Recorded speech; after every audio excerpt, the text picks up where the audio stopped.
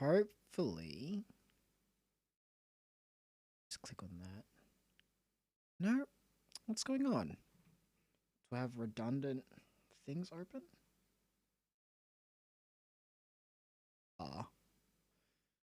Hopefully that fixes it. So yeah, what was I train of thought? Steampunk kind of slime steampunk kind of good concept. A slime steampunk. Slime steampunk. That's a fun idea, I guess. I imagine the slime would be in like a. Hold on, let's see if I can get a bigger. Slime steampunk. So like a.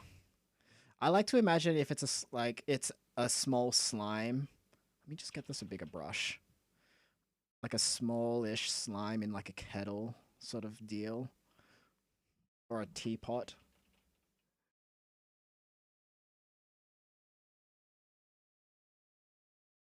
And I like that. Slime. We'll have a nicer cyan slime sort of deal. Darker than that.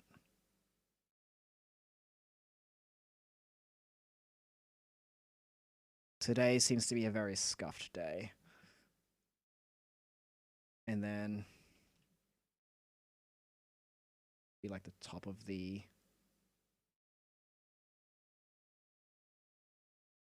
test.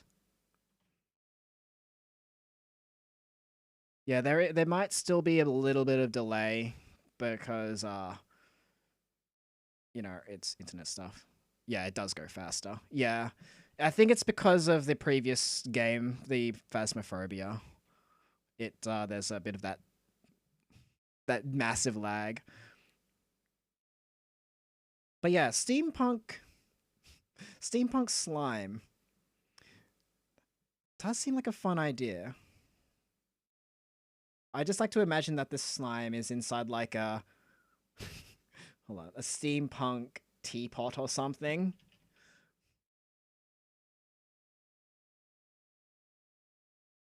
Maybe it has like little goodness me.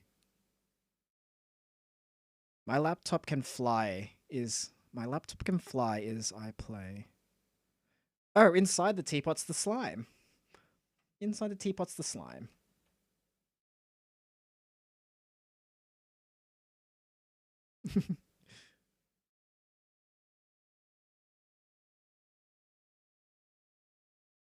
Oh, yeah, okay. Yeah. My PC setup is like it's quite old. So, I can play Astroneer. Yeah, it does. Whenever I smile, it goes all sparkly. Oh, thank you. Thanks. Yeah. No. We want like a teapot slime sounds fun. And then I'll have have this slime teapot with little spindly mechanical legs. Hold on, so how can we do mechanical legs? Like kind of like oops, shoot. Kind of like those Dwemer what do you call them? Those little spider bots in Skyrim. I imagine a human-like slime, but works. That works. It's cute. Oh, okay. I don't know. A human slime would make more sense. Yeah. I know. Whenever I think of slime, I immediately think of those Dragon Quest slimes, the ones which are like this. Well, let me get a better. I'm using my painting brush. I should probably use my felt tip brush. My marker pens. I imagine those like. Is it this right blue? I imagine the. I googled Skyrim. Oh, is there spiders in Skyrim? Yeah, no, maybe not outright spider. I think it's called like dwarven spider or something. Oh, hey there, Mola. How you doing? Yeah, not Skyrim spiders, but like dwarf spiders. I can't remember what the actual name for them are. Splendid you. I'm not too bad. I just came off a collab with Cherry, which was very fun. A bit scuffed on my side, but fun nonetheless.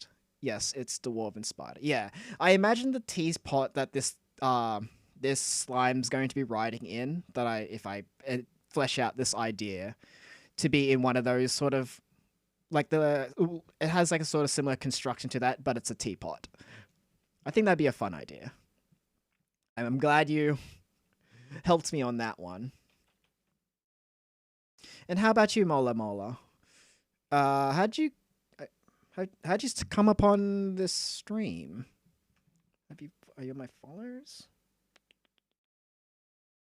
Yeah, how'd you come upon here? How'd you find this place?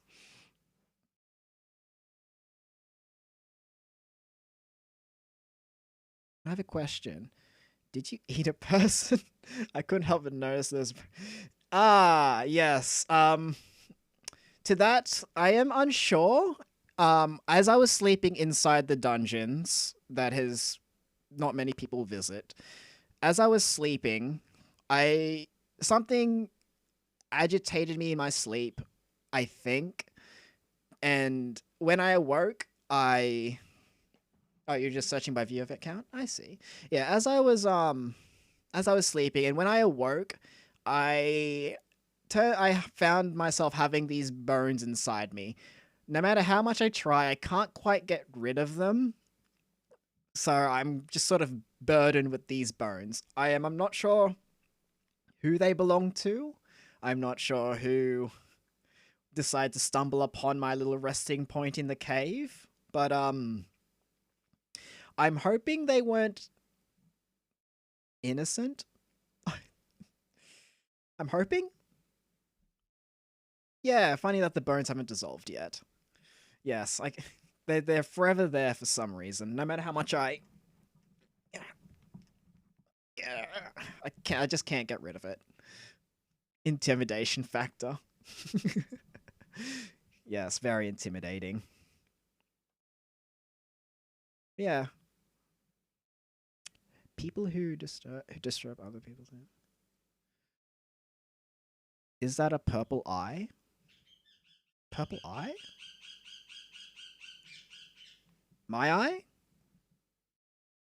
Is my eye purple? Is that what you're asking?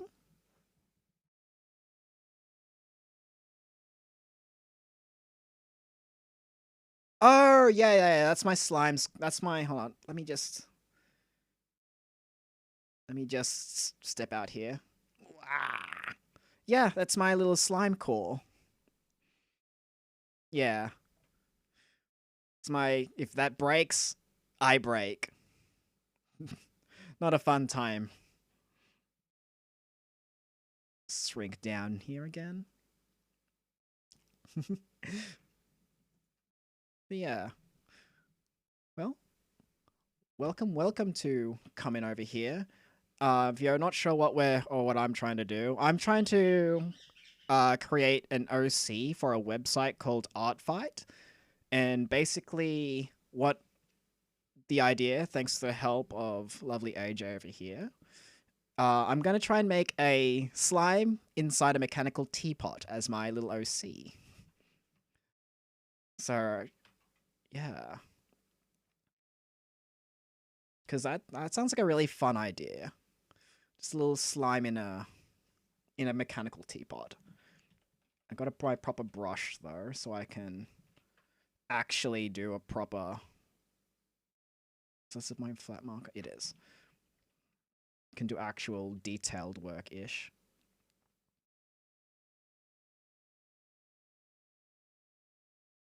Yeah.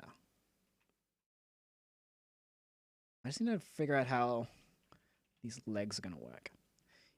Yeah, I think it would be a copperish teapot. I think the copper aesthetic would work well. Especially if this is going to be like I don't know, steampunk-ish is what I would describe it. I don't think it's outright steampunk, but it gives that sort of that vibe. Sorry, if I like, um, I may like release a little bit of gas bubbles. I had something to eat prior, so hopefully it doesn't uh interrupt me too much. But yeah, this is like a little steampunk-ish teapot, I guess. I don't know. What kind of name would you give this creature that inhabits this sort of thing? All right. Oh, I always wanted to make a fantasy game that focuses on magic. So for me, slime cores can determine the slime shape. Low level slime does not have shape, thus slithers around, while high level slimes can shape themselves into anything. Okay, that's pretty cool. Hermit slime. It's a hermit crab, but a slime. Oh, that's pretty cute. I like that idea. Like that name. Hermit slime. So that would mean there'll be like different variations of this. So there'll be like imagine the teapot slime is like a pet because the teapot is small. I would name it Buoy. Buoy. Hermit slime. Hermit slime named Buoy. So we could have like different variations of this little guy here. We could have him in a teapot. We could literally have him in, I don't know, a shell? How would that look? If you put him in a shell.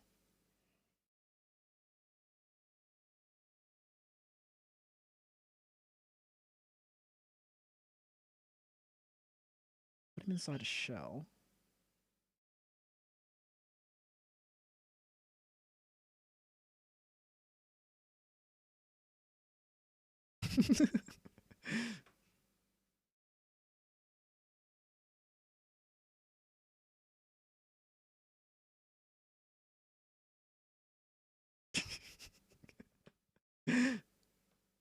Oh, that's adorable. That would explain why he's in a teapot. They are small and weak, so they use they use things to become stronger. Yeah. Well, hermit slimes.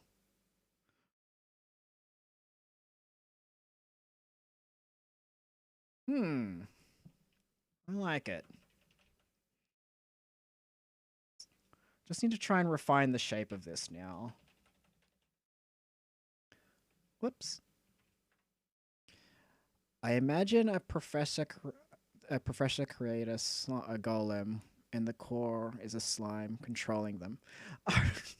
Like a mech, like a slime, like a golem's a slime mech or something. Sorry, the golem is the mech suit for the slime. Ah, okay. That seems like a fun idea to play with. Very fun.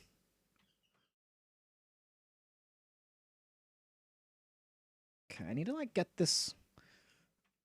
I need to get this idea more refined. We have the idea, but I just need to get the thumbnailing for it more better. Or better, rather. So let's get the silhouette again. So here's the main teapot. uh, as they level up or become bigger, they move into things, massive carriage slime, house slimes, and at max level, whoa, that's a big slime. Do you know the dungeon that's have the knight armor side gate? Imagine slime can control that when they move. Yeah, these are very fun concepts, guys. Very fun concepts.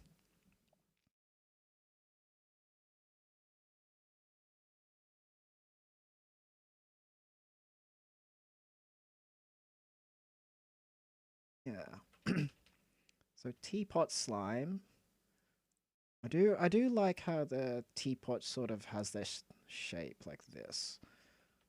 So that's a general silhouette, how I'm going to have that.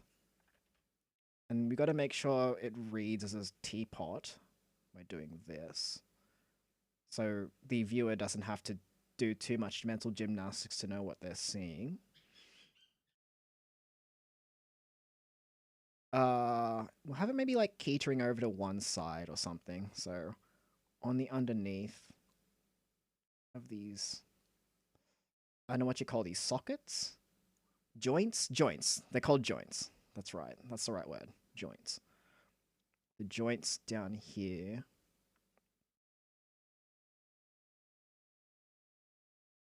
So one of the things I do enjoy about drawing is just trying to do the thought process behind trying to make things look 3D despite it being 2D. I just sort of enjoy that process of imagining how to apply the ink or the paint onto canvas or paper. I know. I get some sort of joy from that. I don't know if others do, but I definitely do. Like that, I think. And then if we just use this to bring out the silhouette a little bit. I think that might be a bit too big. So I'm just gonna erase a little bit here. Don't want it too much. Don't want that too much. What did I do? If you heard a bird, yes, you definitely heard a bird. We have birds here. No matter how much I try to noise suppress, I can't quite. The birds will be heard. Don't eat the bird, please. I won't. I'm trying not. I won't. I'm not even gonna try. I will not let the bird scream. Yes. I have two adorable birdies. One's a very noisy one, and the sibling is of the quiet one. And when the sibling does want to be noisy, it's barely noisy. Very quiet.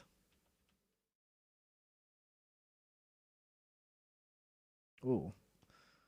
As I enter the old house, I hear shuffling in the kitchens. When I walk in, a slight metallic clatter can be heard from the table. But all I see are plates and cups and a copper teapot. As I approach the teapot shakes. I stop and the lid of the teapot opens. 4 metallic legs spring forth and a small slime head pokes out of the hole. It looks at me for a sec and flees out the room down the hallway.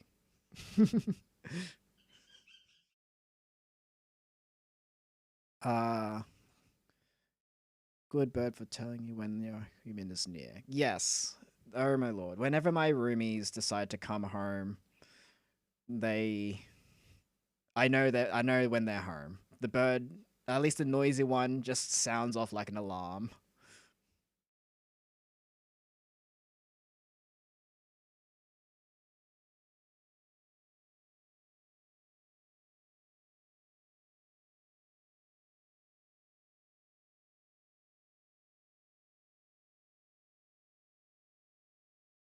So use this one to bring into the foreground a little bit more. Just try and working with 2 colors, just so I don't have to worry about too much of. So, boop.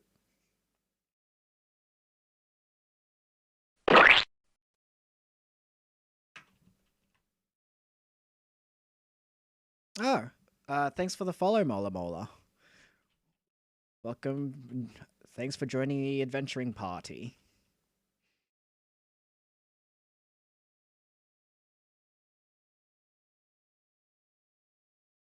Yes. Mainly this channel, the channel? Is this a Twitch channel? Yeah, it's called a Twitch channel. Mainly on this channel, I do art, as you can clearly see, but from time to time, I do join in with others for collaborations. Next week, around, as long as you don't eat the riding sunfish, we are good. Okie dokie. Yeah, around next week, I think, yeah, around next week, around on the weekends, there will be a post about it. But I'll be doing a art collaboration with 3 other VTubers or V streamers, whatever you want to call them.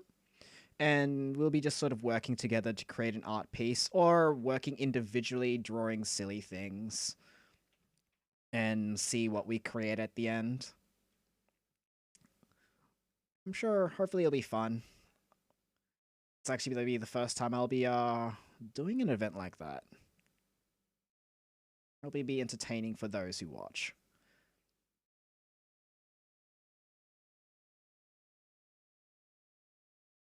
Right, so it has the spike leg there.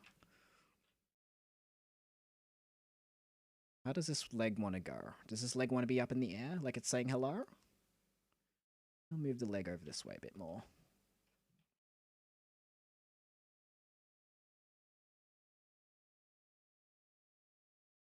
Like this, I think.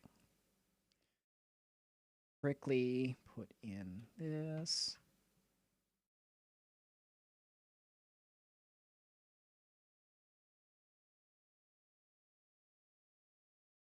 Down, up. No, I don't want it to break up the silhouette too much. Yeah, I'm liking that. I think that will work. I don't really want there to be too many, like, tangents to, like, I think this here's, I think that's a tangent there. Yeah, I can, if I, like, sharpen this off and cover a little bit more, maybe it'll be a bit better.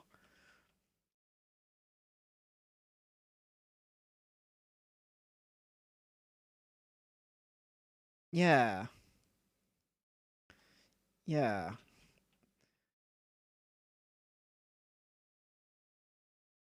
This is so different.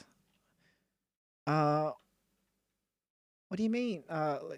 Different way of drawing or different way of. I think I can make this as a real life robot. Oh, okay.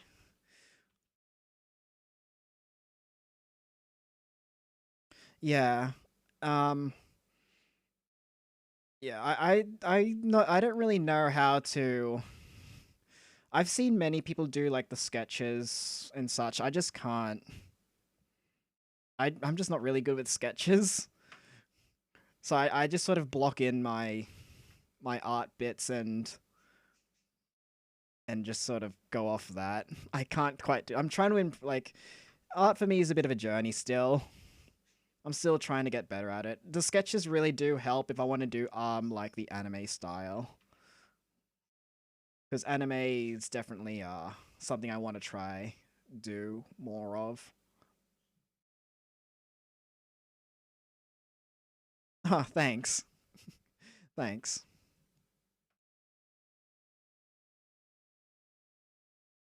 Yeah. Um yeah, it's basically probably one of the probably yeah.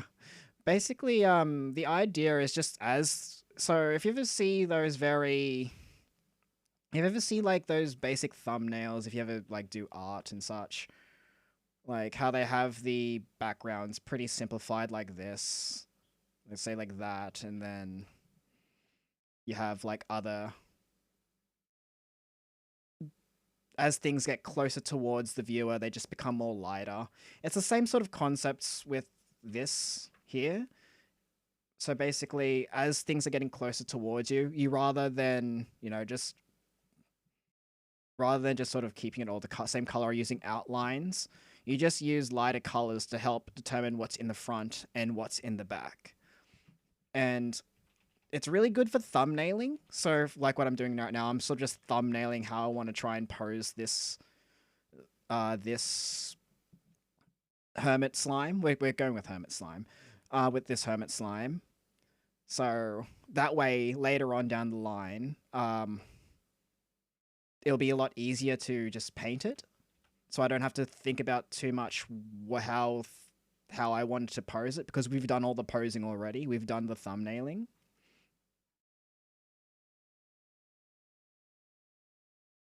I think that may be too long.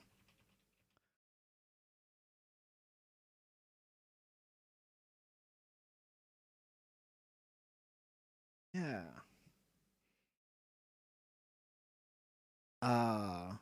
In the slime can be solid thing. Yeah. Find ideas on how the slime will operate the mechanics of this teapot.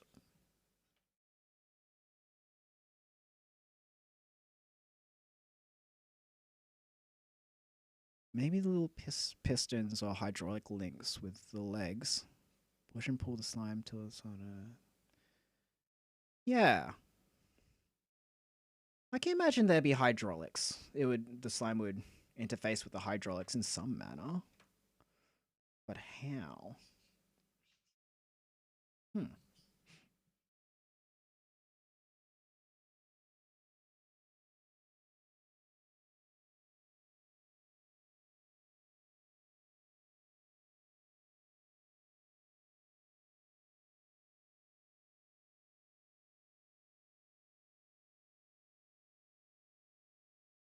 Why is it not? There we go.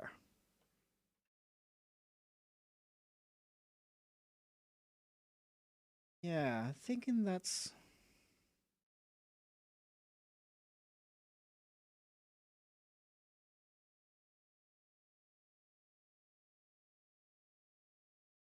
Okay. Alright. Why is my brush not doing brush things? Alright.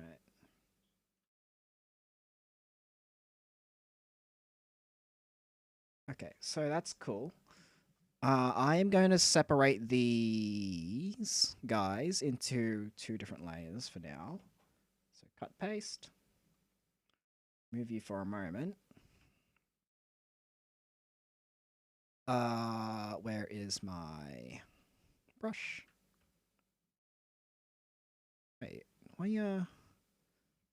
what's going on? Oh, there we go. So clean up here.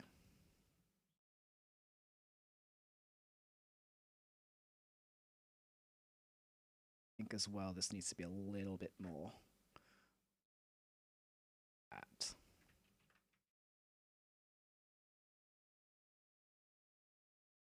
Yeah, I have my own. I have a small 3D printer. I think I can make it. Don't know if I should though. Spikes would be slippery, so the flat ends with grips. Okay. Yeah.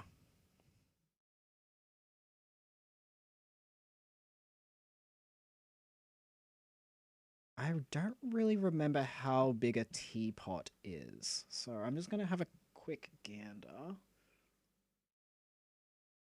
Okay. I don't really know how big a teapot. I don't have teapots. I have kettles. Let me have a quick gander. How big is teapot? How big teapot?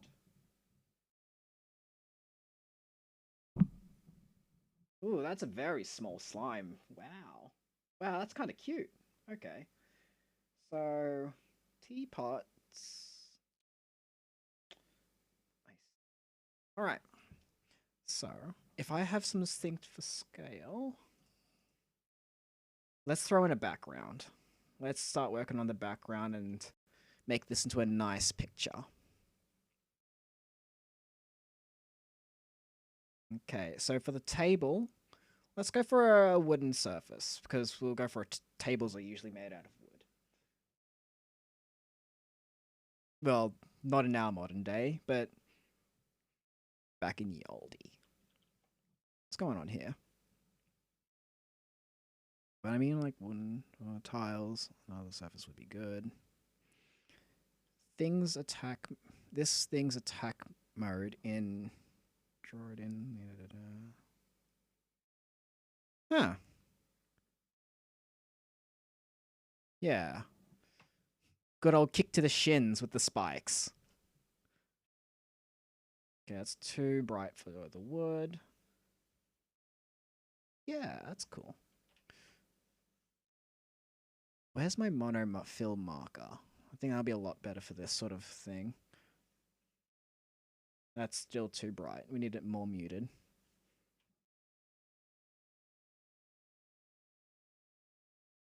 Okay, that's too bit deeper. Nope.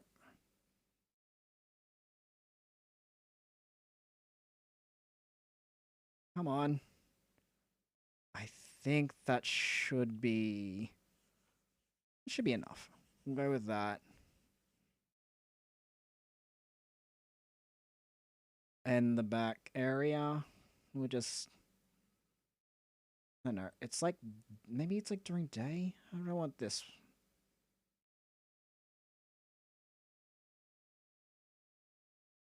Yeah.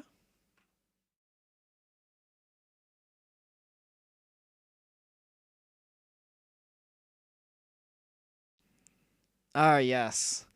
The good old poison damage from the teapot slime. You got the poison debuff or the poison condition. All skill checks are now made with disadvantage.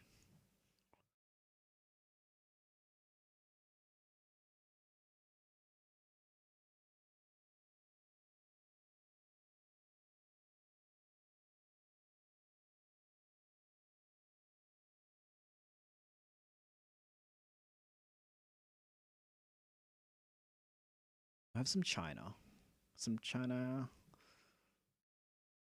So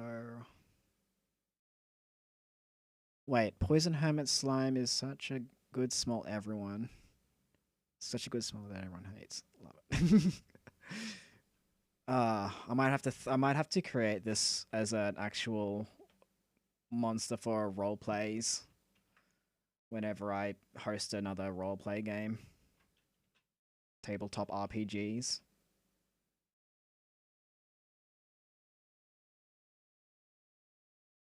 I wonder.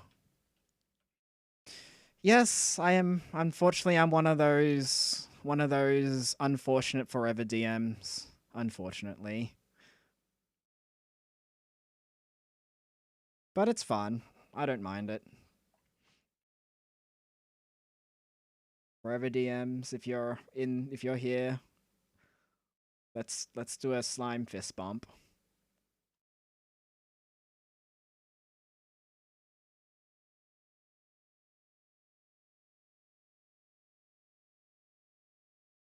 Yeah.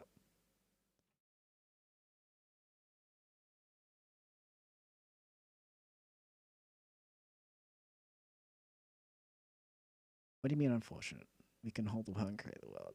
We can kill their favorite issue just because. Yeah, that's true. That's true. That is very much true. Yeah.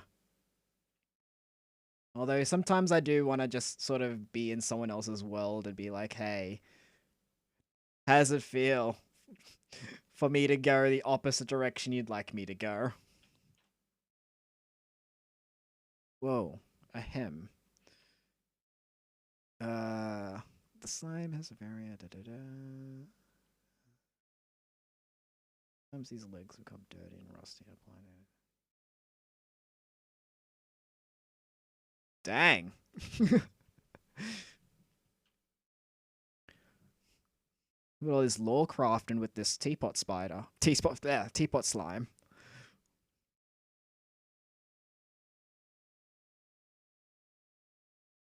This will become an actual thing now.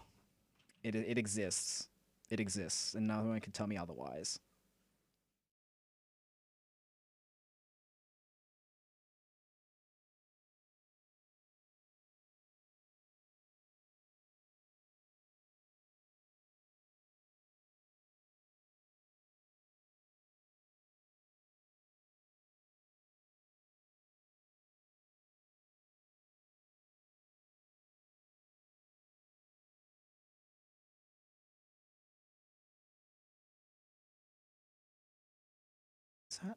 Hmm.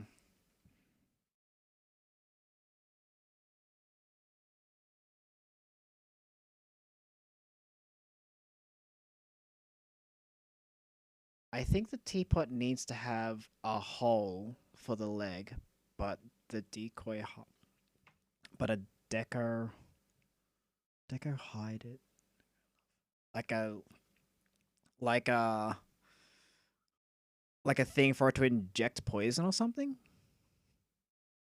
Why would a little hole in the leg?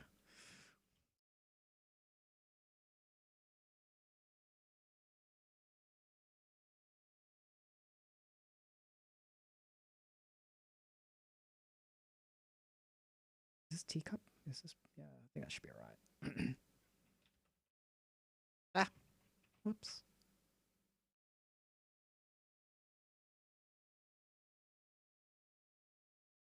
On the plate. Excuse me.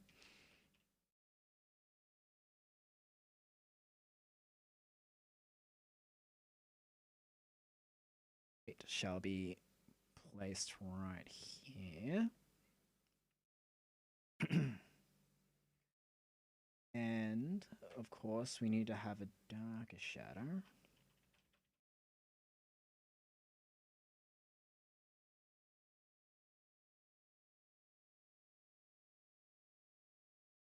Do, do, do.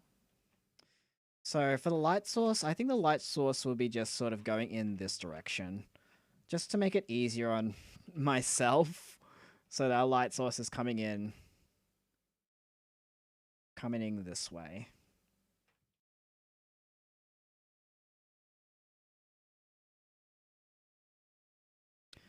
I I think I want to learn how to draw like you.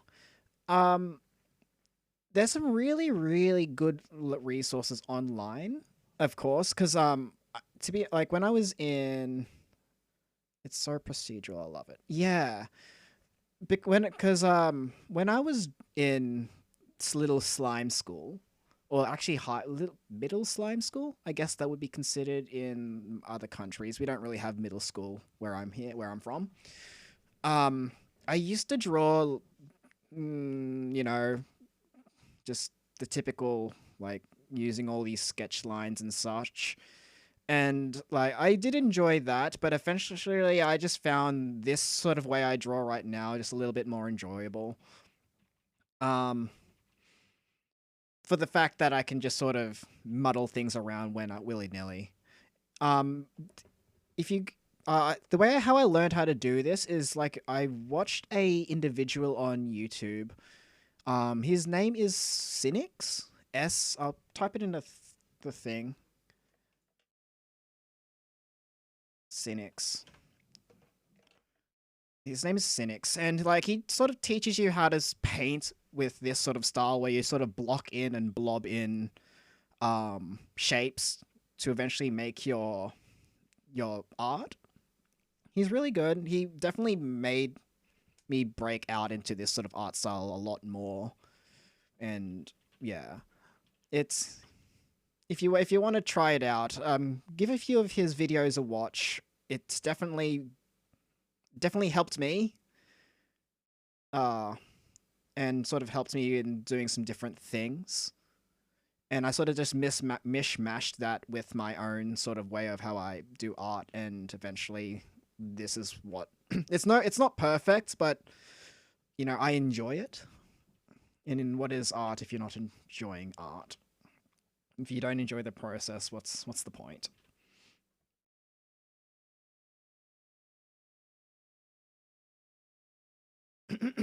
Excuse me.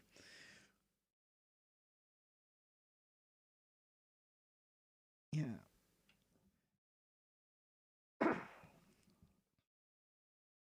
So yeah. As for the background area, I think maybe I'll have like a window, like right here.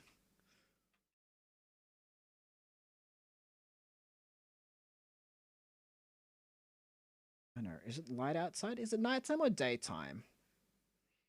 Nighttime or daytime? Hmm. What do you want it to be, guys? So Wiggly, Are there other colors? So Wiggly, are there other colors of slimes? Or only green? Um, I myself am a green slime. I'm sure there's different others, but I've only, I'm kind of lonely down here in the caves, so there's only green, at least that I've only seen. Um, but I'm sure other colors exist. Oh, yeah, but if you're talking about this teapot slime, uh, in my world, slimes are green is poison. Yeah, I'm poisonous. You touch me, you're poisoned.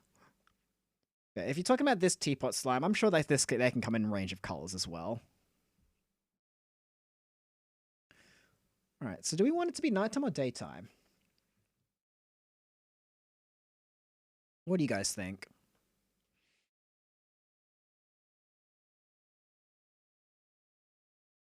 Nighttime? Okay, we'll go with... Yeah, okay, nighttime. That'll be a lot nicer.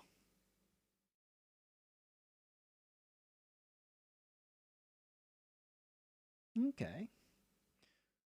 So sort of like the slime roams around during the night. It's not as dark as I thought it would be.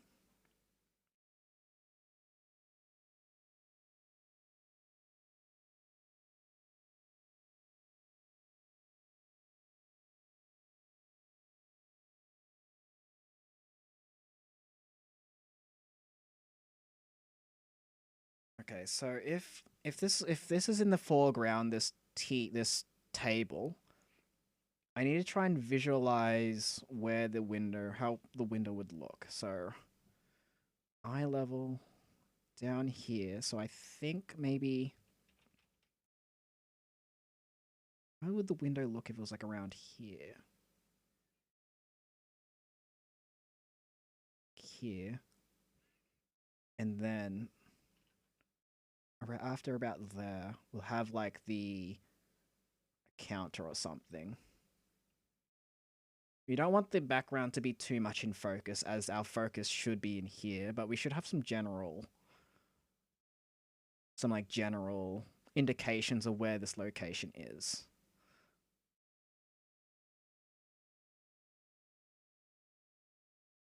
So here would be like a counter, and maybe some like cupboards up here. I don't know if this is how kitchens look. I'm just going to pretend this particular kitchen looks like this. So we'll have cupboards up here. The counter here, is that too low for a counter? Let's go with it. We can always adjust. The good thing about this sort of way, the way you can adjust anything. You can just adjust.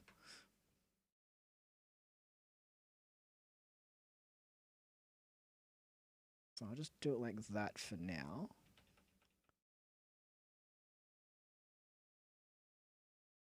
Let me flip the canvas. Another good tip, if you want to take up art and you're using a digital program, flip your canvas. It allows you to see things which are not balanced. If they look funny to you when they flip, you can adjust them while they're flipped. And then when you flip back, if it looks decent when you flip it on both sides, it means your art piece is balanced, I guess is the word. Like with the slime here, but we'll work on the slime later. We're just trying to get everything. I plan to draw on a Huon H420 to start learning. Good enough, yeah. Let me have a look what a Huion H420 is. Nice numbers, by the way. I'm sure they did that unintentionally, but it's funny. Huion H420.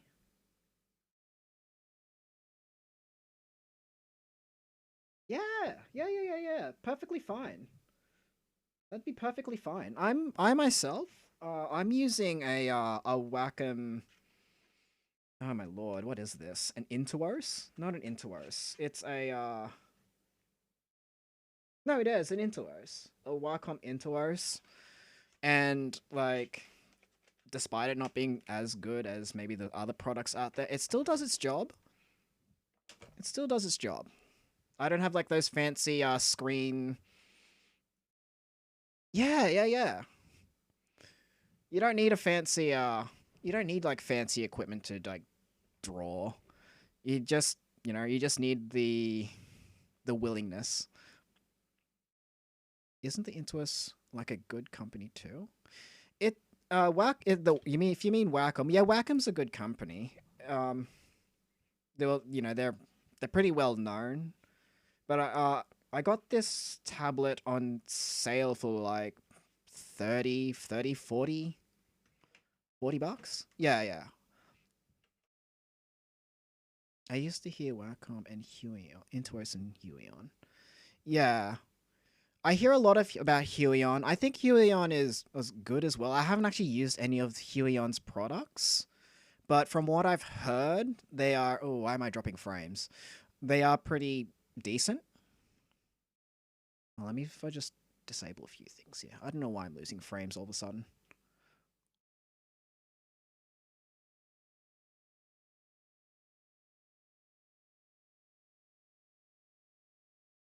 All right, so we got the window. What about for the wallpaper? The soundtrack stuff.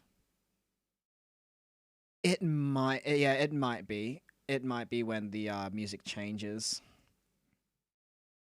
It might be. Yeah, that's just unfortunately how it has to be every now and then. Yeah. So long it's not like when it was like with the Phasmophobia, where I'm literally every like every second of playing that, just there's like no frames. I felt really bad for those who are watching because they have to suffer suffer that. But so long as it's not like dropping a lot, I think it'll be fine. Um, I think maybe I don't know. I don't. What kind of wallpaper do I want to place here? Do you want this to be like one of those old people houses where they have that that like this is like an old person's house with the muted wallpapers like it's like Dolores Umbridge's room. I don't know.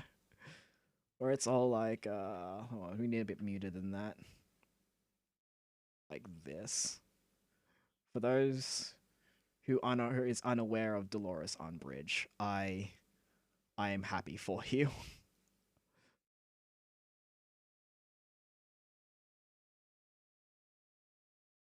Worst villains other than Voldemort.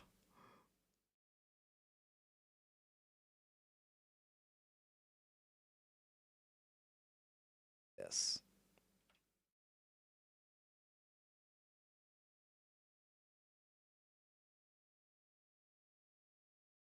I googled it. She is the worst. Yeah. Apple. Apple? Apple Momo? Apple? You want Apple? I'll give you Apple.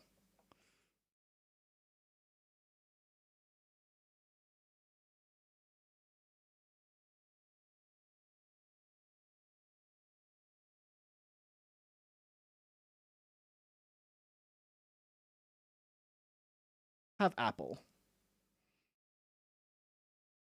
I think apples have stems as well.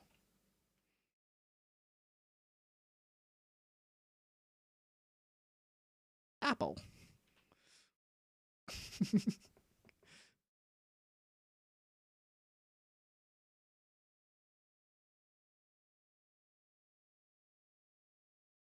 Be a little bit darker than that. It is nighttime after all.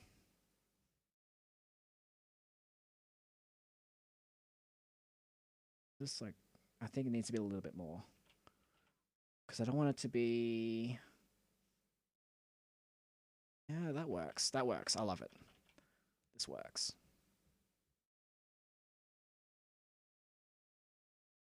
This arrow connected to? I need to cut this arrow. Bam. Boop. Okay, so this is one of my brushes I like to use for the backgrounds. It is a, you can't see it because it's the same color. Where is the thing? So there's a brush I created. I still need to tweak it a little bit because how this brush sort of works is, when you apply pressure to it, like a nice hard pressure, it paints, but as you press lightly with it, it sort of smears, and it sort of gives off this sort of painterly vibe that I like to it. And I'm going to use that for the background because the background doesn't require me to be like super sharp with the details because it's in the background. We don't need to pay attention to it. So I like this brush for doing the backgrounds because it's a lot quicker. I don't have to pen in too many things. I can just go la la la la la la and background's made. So we need the countertop, which countertops. What happened? What happened? What happened? What happened? Did I miss something? Something happened? There's so many fireworks in my area. The weather is... Oh, yeah! Charlie did say it was 4th of July for y'all. Happy 4th of July. I don't know what exactly it's about, but fireworks are fun.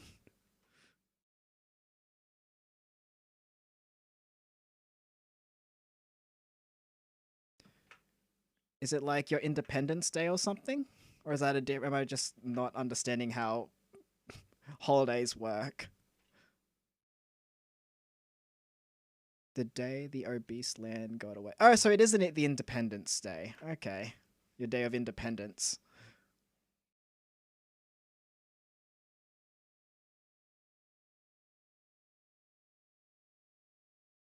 Free from the from my prison warden's control.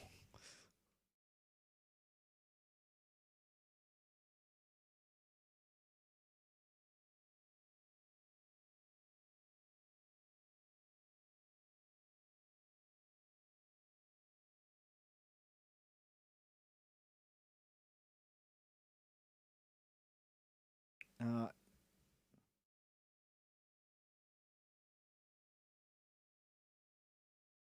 think cupboards or something. Yeah. So I think a little bit darker needed. It is nighttime.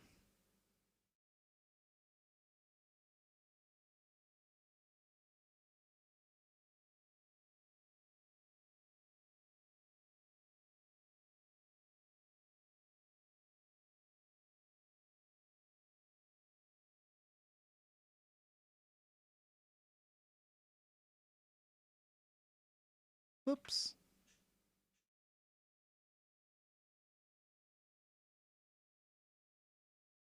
Okay.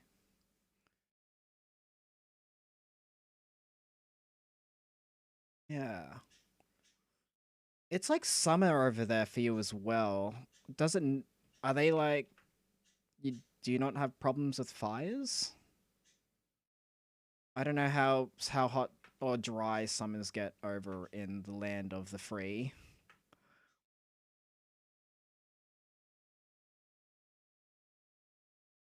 I'm certain if we had fireworks available down here. we have to... I forgot those things are people do they still do those?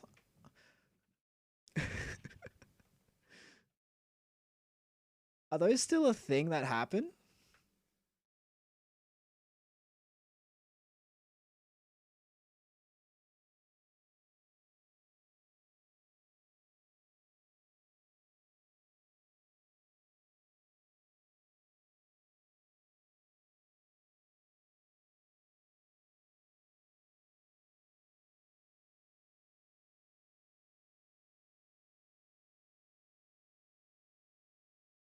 Oops, this needs to be that.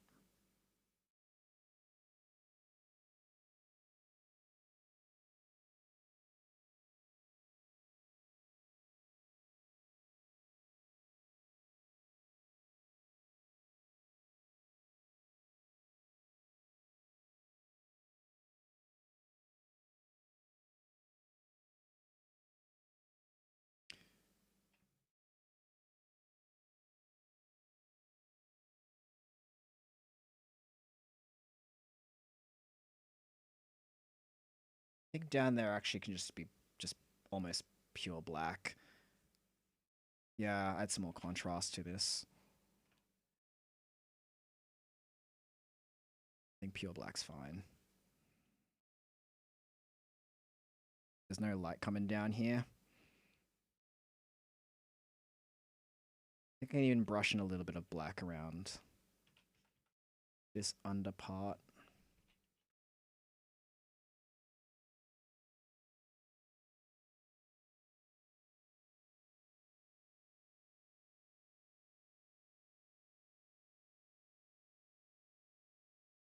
Just a little bit of black. It's turning out a little bit more than a little bit, but it's adding a little bit of texture. It's just to make this visually look a little bit interesting. So it's just not pure color there. Welcome back, AJ. Welcome back.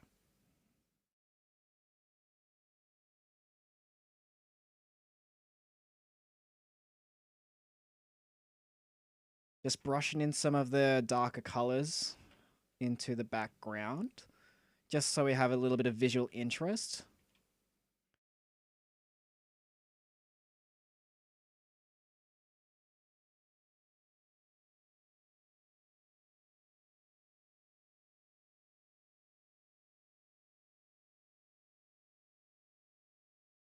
Yes.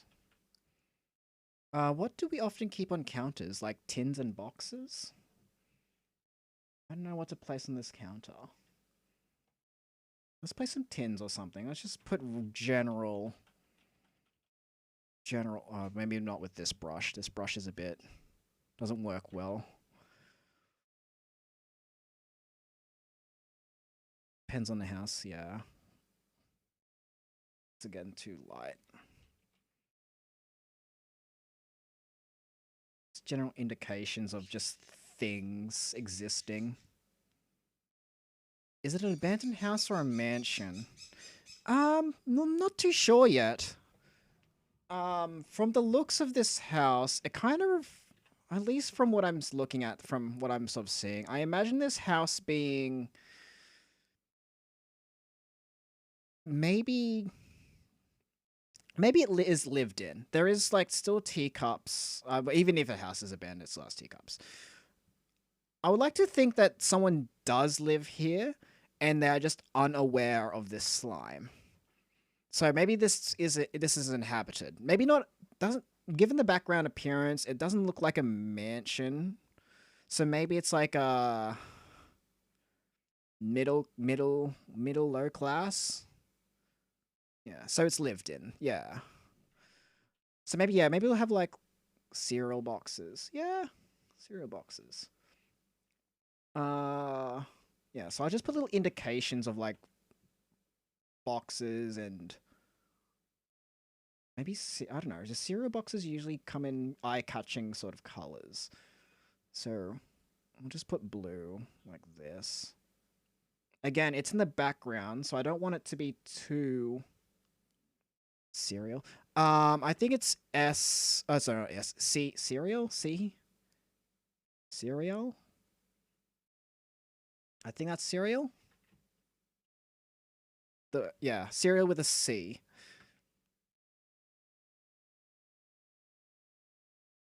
Yeah, so we don't want the boxes to be super bright though, because they are supposed to be a background element. They're not the focal thing. If we want bright colors, we put the bright colors up at the front, not at the back. Generally. If you do put bright colors in the background, they could be something to help the viewer anchor their viewing point. Dishes and sinks? Yeah, we could probably plop down a sink right here, right? Because I think usually sinks are near a window. At least, at least my sink in this place I live at has the sink's like at the window. I wonder what's the reason for that. Yeah, I wonder if there is a reason why sinks are usually placed with the window. Maybe as you're washing the dishes, you have something to look at while washing. I suggest it looks like a yeah.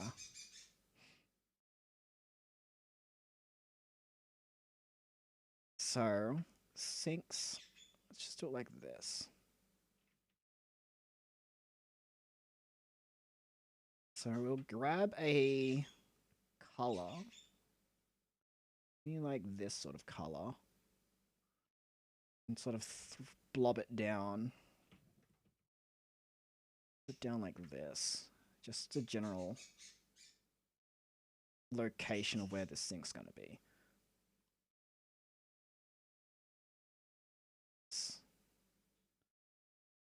And then to add that depth, it's going to quickly blob in. Where is it? Let me just lock this layer, make it easier for myself. Blob it in like that, I guess.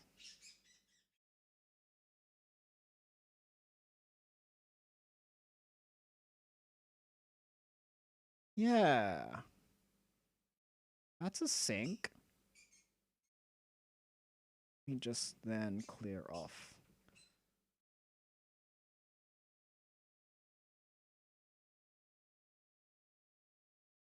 Okay, maybe that's a bit too much.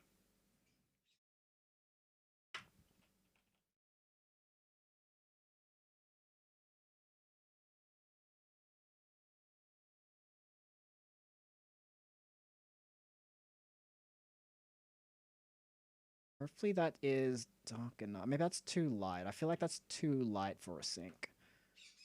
A little bit darker. Yeah, I think that should be fine.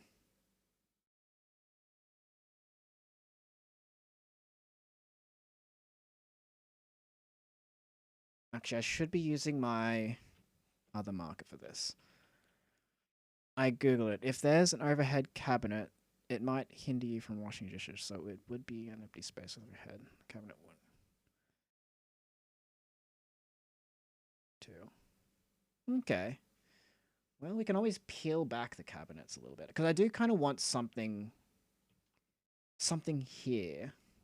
Also, I think this cabinet still is like way too low. So we can always peel back. It's a good thing about this. We could just peel it back.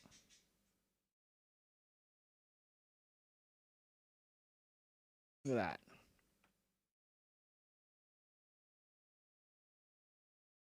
Magic.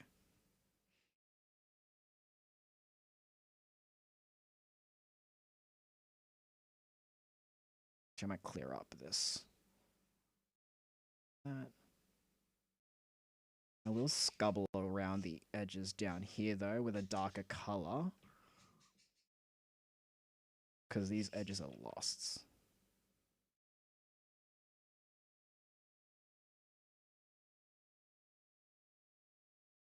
My cabin is full of spices. Ah, nice, nice, nice. Do you cook? Or... I guess you do have to cook, huh? If you're using spices. I don't know what else you would use spices for other than cooking. No, sir. These are just aesthetic spices. I do not cook with them.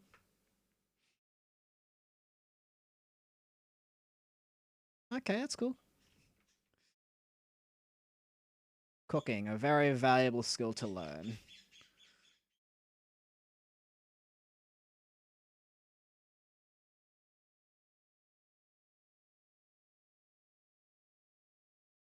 Best I can do is very basic cooking.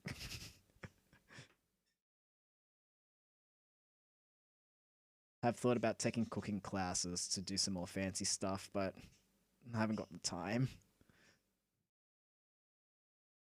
Butter slime. Love it. Jam slime. What about some jam slime?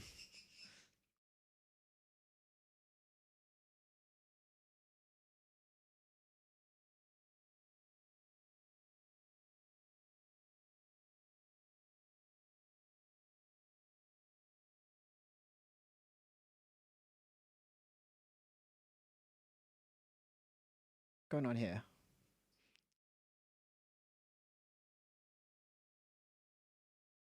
Think a faucet or a tap would definitely be here.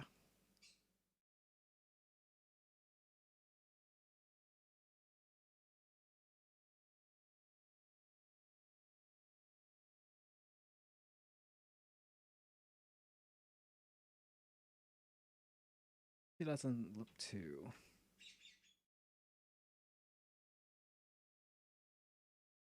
Imagine if the slime produces butter. The owner of the house just confuses the butter. The butter never ends. I would absolutely love a butter slime. I would like to have one.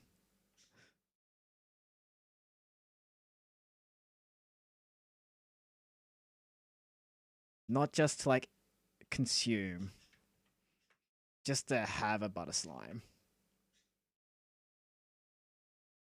I don't think butter slimes seem like they would cause much damage if you were to have one.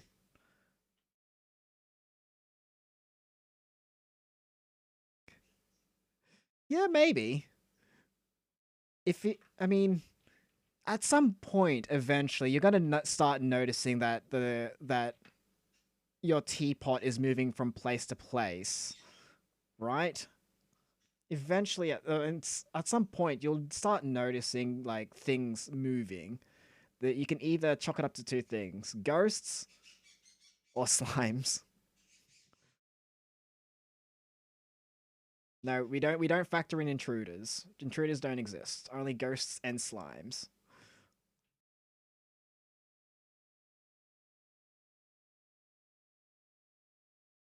Well, I'll start working more in the foreground now. I'll go back to the background in a moment. Let me just separate these two though, because I do want to work on the slime a little bit more.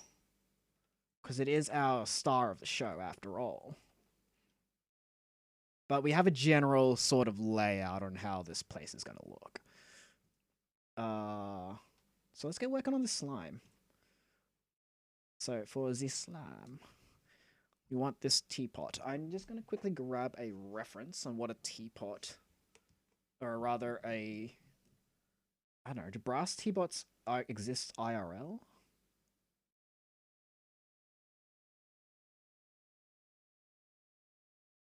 Oh yeah, they kind of exist. Yeah, yeah, I'm seeing a couple of brass teapots from the early 20th century. Wait, what? Okay, that's... Oh, I'm on the shopping. I'm on the shopping tab. I don't want to buy a teapot. Yeah, so... Yeah, they're very, like, browny yellow. And with the current brush I'm using, I can definitely sort of get that texture. Flop that over here. And not destroy my everything. Alright. Cool. So... let's work on this teapot.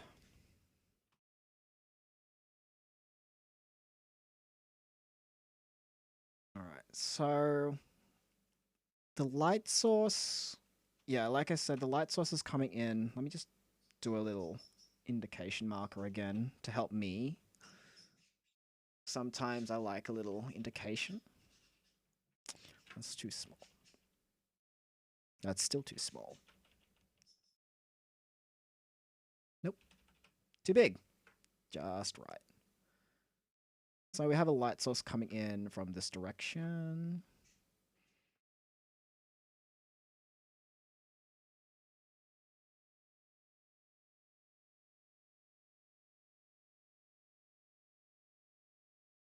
light source.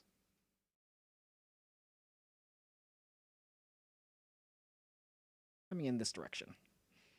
So that means as light hits towards here, it is rusted metal, so it won't be as shiny. So that's a plus for me. So that way I don't have to worry too much about reflecting light too much. Because reflecting light is a little bit annoying if you want to do some painting sometimes. Because basically, the way to imagine reflecting light is when light comes down, let's say this is a shiny surface here.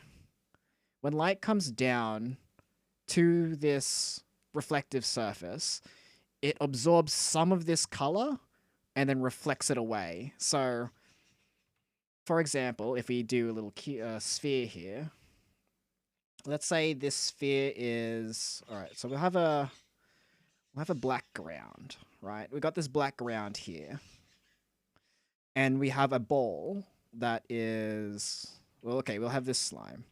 We'll have this ball colored slime. You have a slime like this. And if this thing was like very quite reflective or has like some degree of reflection to it, let's say the light source is yellow because we're in the sun, I guess. When the sunlight or the light source hits this surface, it absorbs some of this light and then reflects it away. So that means when this thing reflects, you'll also see on various surfaces that this thing reflects on, there'll be always this slight tinge of the color on its surface. Usually, this is not all art styles use this, but majority with some painting styles where they use a lot of like detailing into them. Light reflection is just a little bit annoying sometimes. I don't know if that's going to be popping up on the capture, but yeah, there's always that mixture happening when you have reflective surface between the light source, and the surfaces that it reflects light upon. But because this thing's somewhat rusted and not very shiny, I don't have to worry too much about that, which I'm glad about. Less rendering for me.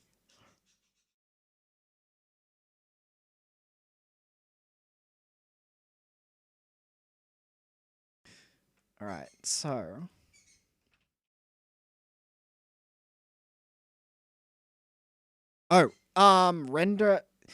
rendering shading. They can be used into I say rendering. Some people say shading. Shading and rendering are essentially the same thing.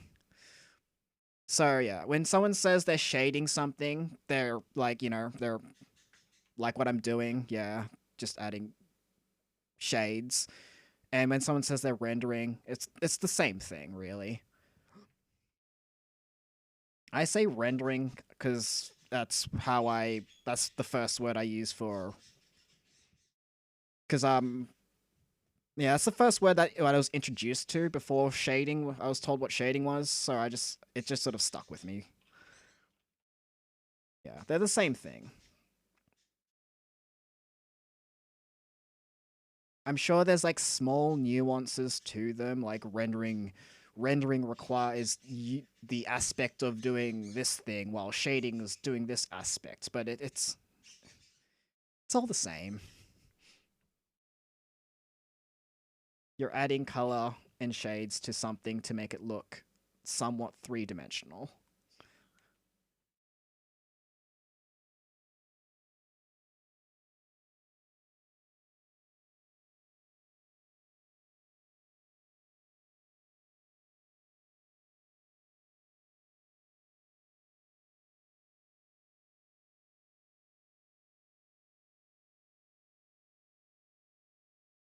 Okay. I think this needs to have a little bit more yellow because it is like brass. A little bit more yellow onto this.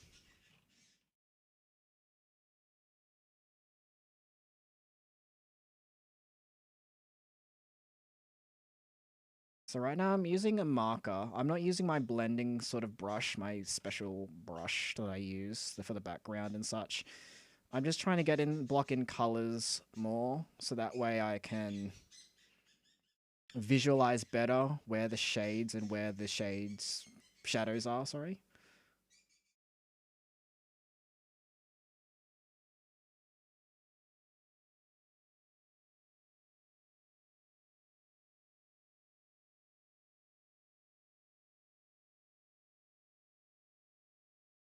Yes.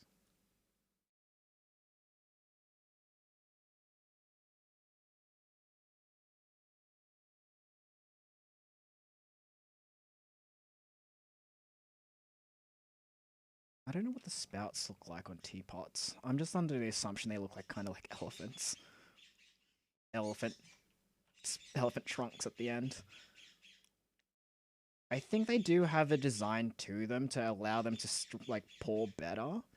So I think it's like the bottom's like longer, believe. Where's my reference again? Look at references. References are the best thing you can do when doing art. People who say don't look at references because it's cheating, they don't know what they're talking about. Yeah, so it's like the lower section. It's like longer.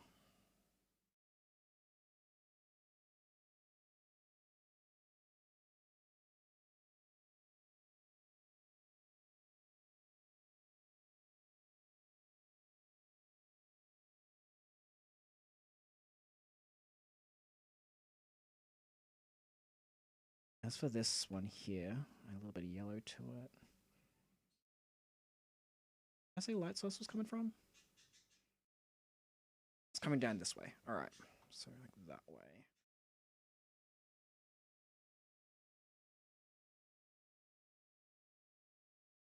Got it?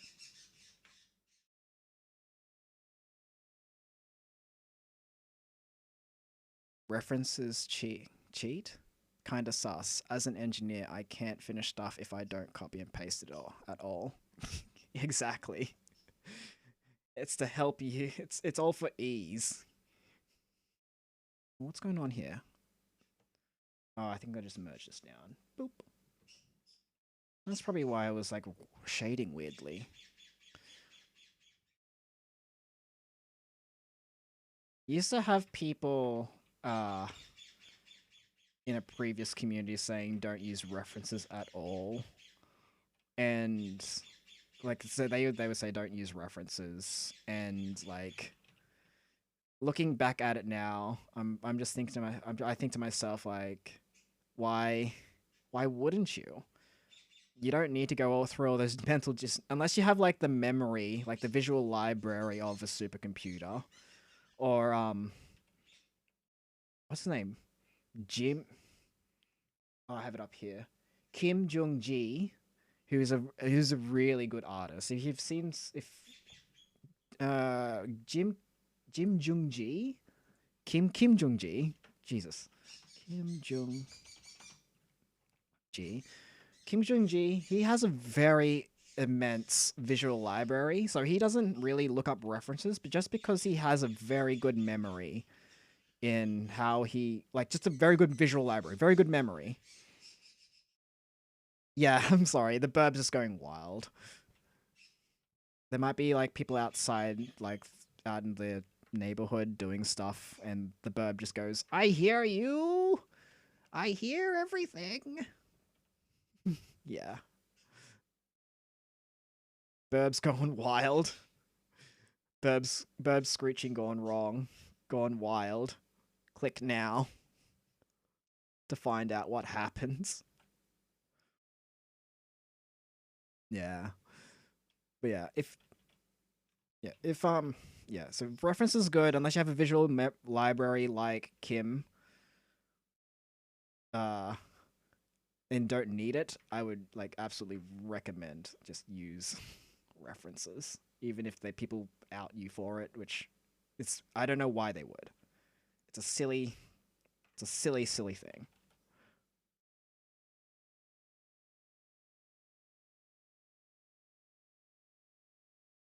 Over here, I need to work on this leg again. You know. Eh. So right now, I'm just trying to get some base colors down, and then I'll start detailing it once I'm happy with the base colors. Yeah. Need to get those base colors down.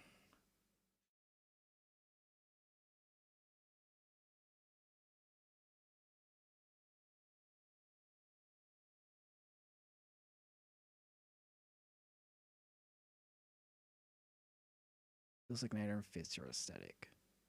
Oh, okay. Yeah. Out outside the cave, there's a lot of wilderness. Outside.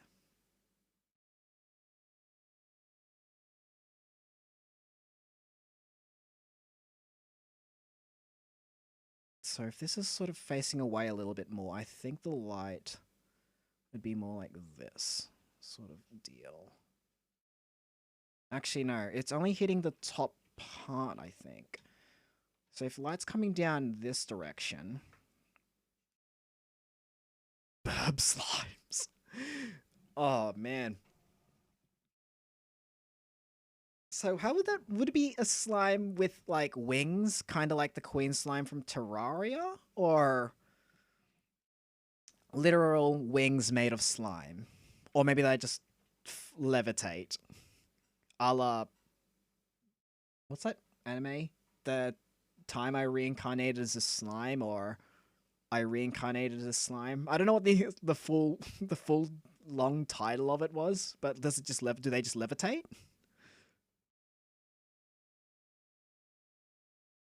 A slime with wings. That's what I found. That's the slime. Wait, I'm having like a mental fart here. I just call it slime daken. Dataken. Huh. Dataken. Dataken means... I don't know, my Japanese is very bad. But I see. A slime with wings, that's it. That it found. It found wings. It found wings. Okay.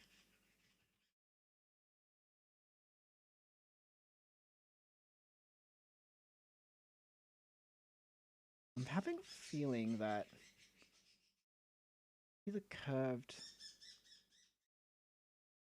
Be more side on. I'm trying to think like how I want the shape of this to be.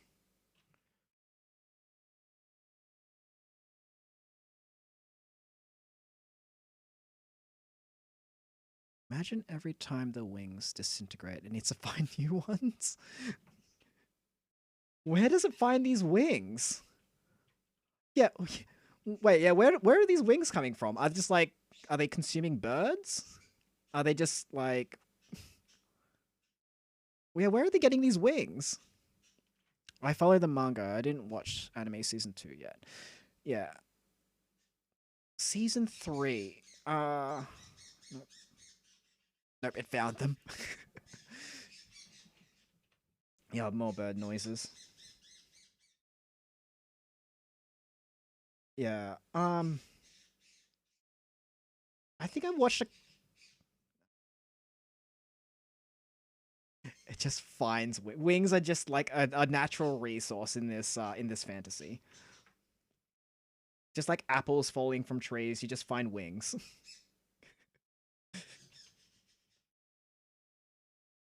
um, yeah, I've seen both seasons. They're all right.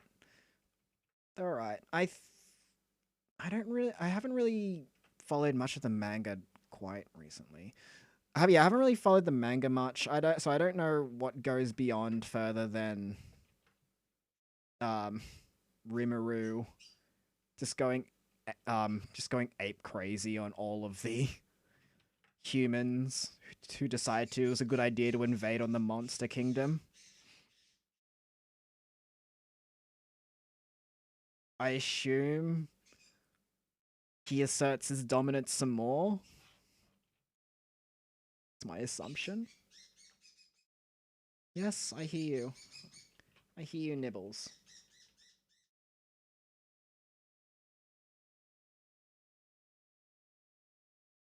No, I'm an engineer for slimes. I make the wings. What material and how are they used?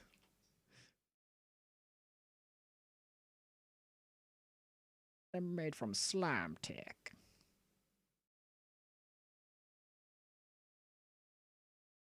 I take requests. You do commissions.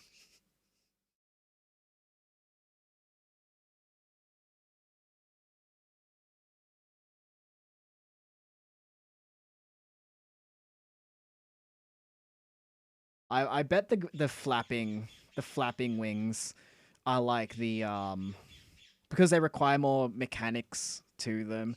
They're like the upper the premium wings because they can also get altitude as well. Man, my bird is going nuts. Holy crud.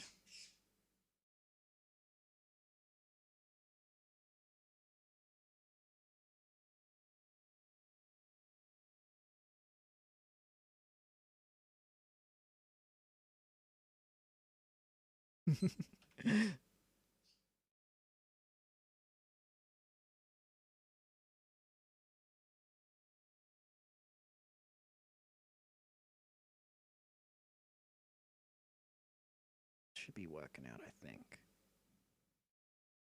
think this design probably adds a little bit more interest to the legs.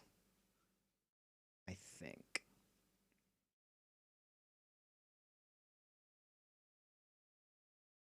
And I think on the other side, just to make it look a little bit better, add a little bit more darkness to here.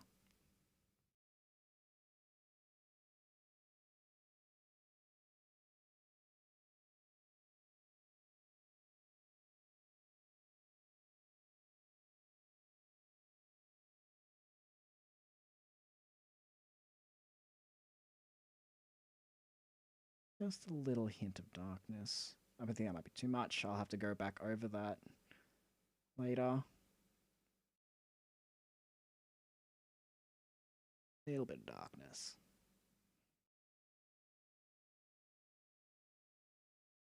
Excellent.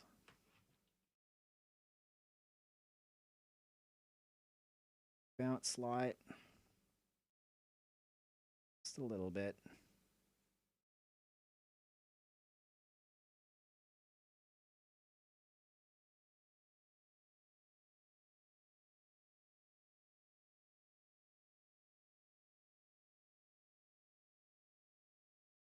I think that should be good. I'll get to the detailing parts later, but again, we're just trying to get down basic shapes.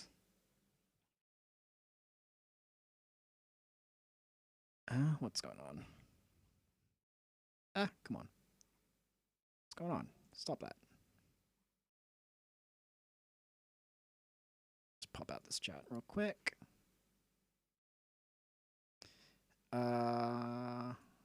Beep.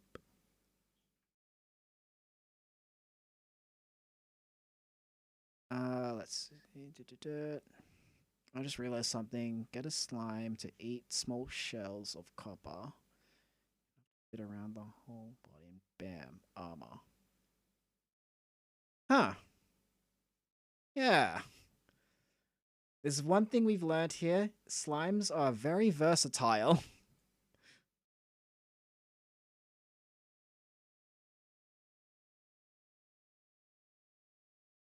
I'm learning more and more about myself.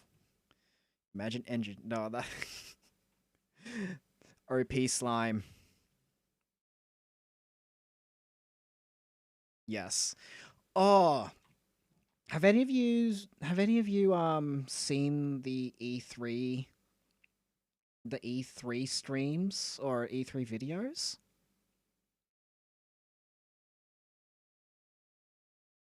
Yeah, yeah. In Slime Rancher, yeah, kind of. You basically turn like the slime poop you turn the slime poop material into like technology stuff. So you can have like automated bee drones to do most of your ranching. You can have turrets and stuff. What E3? There was like an E3 stream. I don't know how many weeks it is now, but a few days ago. I don't know. Can't quite remember the exact date. But it showed off a trailer for one of my most favorite games, Slime Rancher. It's Slime Rancher 2. It's a fun, it's a nice relaxing game. If you like if you like adventure, because it's very much like a farming adventuring simulator. Because you can do the ranching, but there's just a lot of things you can explore as well. It has like a very broad world. Well, you know, broad single player world. Don't expect anything like Skyrim, but it's or Elder Scrolls in general, but it is a very fun, relaxing game to play if you want to wind down from something.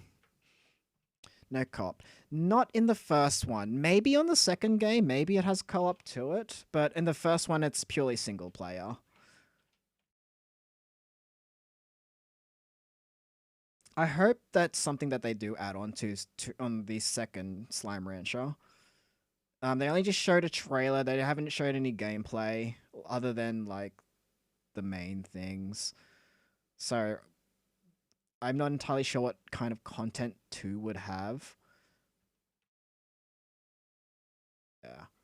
If Slime Rancher had co-op though, that'd be a very fun experience. What am I doing? I shouldn't be detailing that part. I need to be working on this thing. I don't know how the hydraulic. Maybe it has hydraulics. Yeah, we'll put some hydraulics on this. It'll sort of indicate some sort of hydraulic system or something. I don't know. I don't think the hydraulics would be on the bottom. It'd be on the top area. So maybe like over on this section, I'll indicate it some more.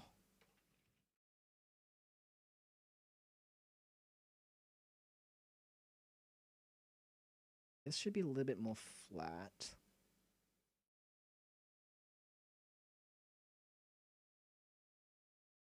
Ah! And then on the underside, kind of like this. We do need to have it like very rigid because these are mechanical parts. They need to be more rigid. Hydraulics usually have tubes and pistons. That's it. Yeah. Yeah.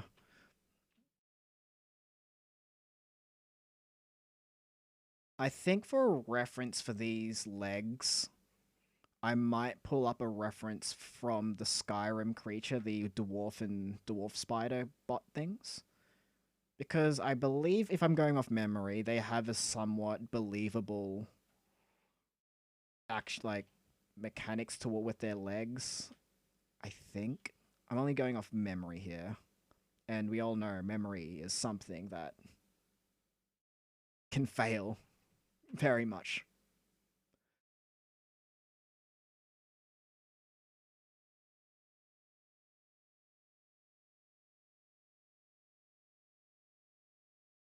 Let me just rotate this back to normal.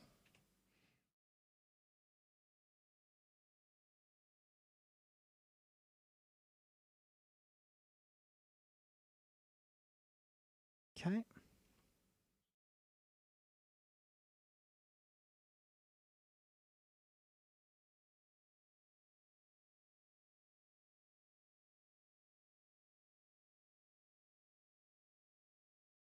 Yes.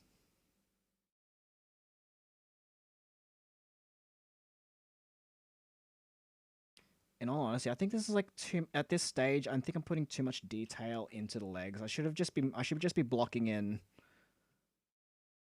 colors, but it's a bit of a habit of mine now. I can't help but do the small details. I should definitely just be blocking in colors right now. Okay, I'll get back to you later. Gotta stop doing that. Need to start painting more efficiently. Okay, so light again, it's like coming down here.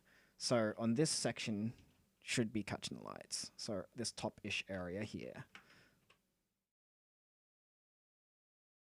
This section here catches light. Side area, I'll work on that little socket area, ball and socket. socket and ball later. Oh, there is this shadow being casted, so I'll have to work on that later. But for now, just trying to get the shapes down. I think behind here would be another sort of... I don't know what the actual name for these joints are. Maybe it's like...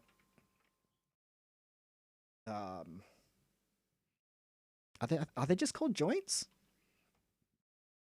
I think they're just called joints. Hinge? Hinge! That's it! Hinge. Hinge. I think there should be a hinge there. I'll have to detail it out later.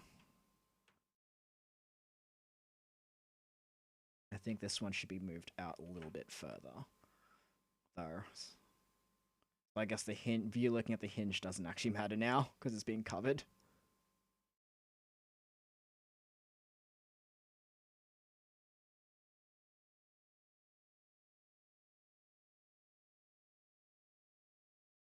There's still light coming down.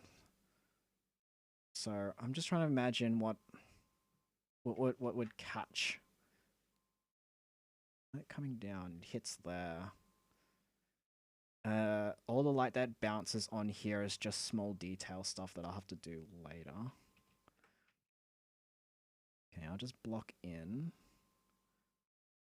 I think I need to just adjust the position of this leg a little bit more. Just a little bit more. Well, the actual shape as well. Boop, boop. Ba-doop, ba-doop.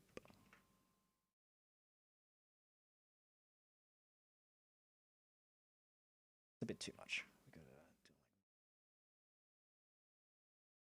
and I might adjust the height where this connects onto the leg again.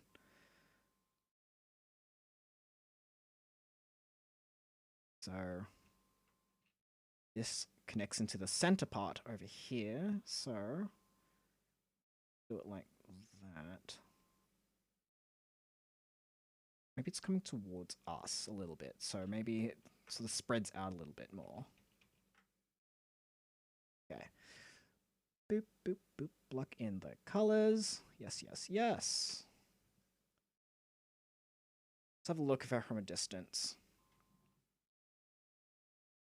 Yeah. It's getting there. We're getting there. Let's... Is part of the background? It is. Let's add some visual interest onto the table a little bit. Maybe this thing's on like a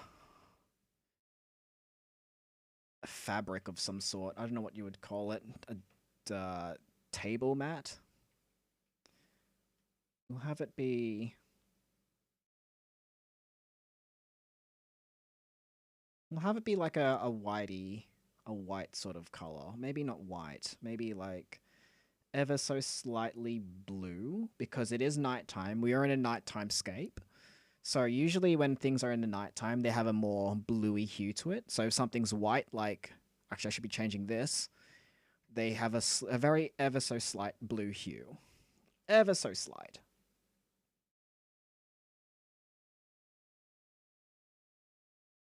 Usually. There are some special cases, but I believe this is not a special case.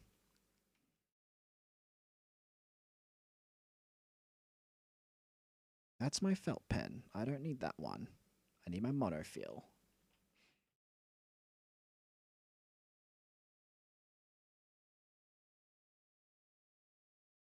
I know how big I want this to be.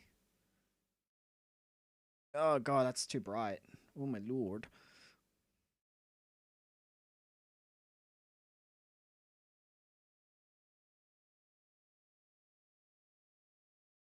Okay, maybe...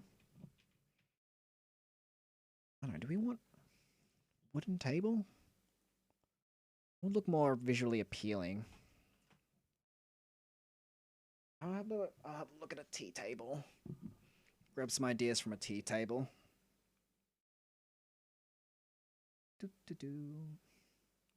Tea table.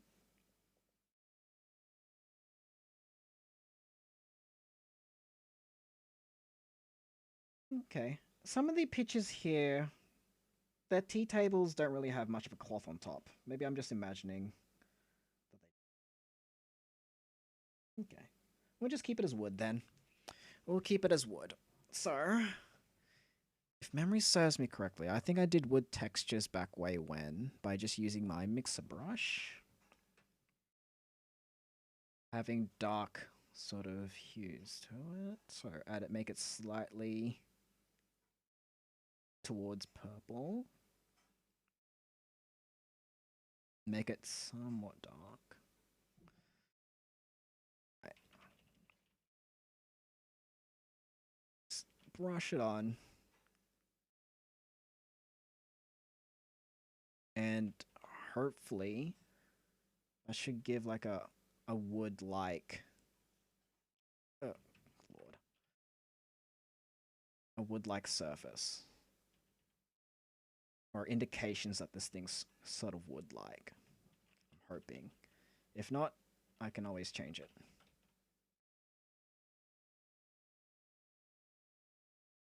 You also got to remember that this little spider creature, this spider slime, this hermit slime, is also making a shadow.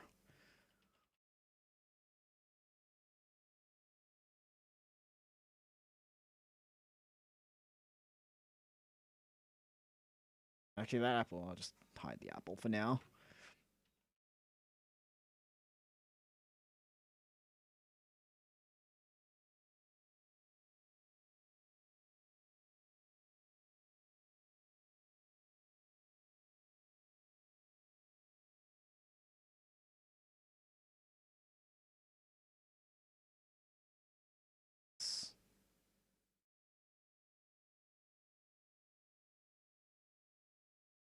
Do, do.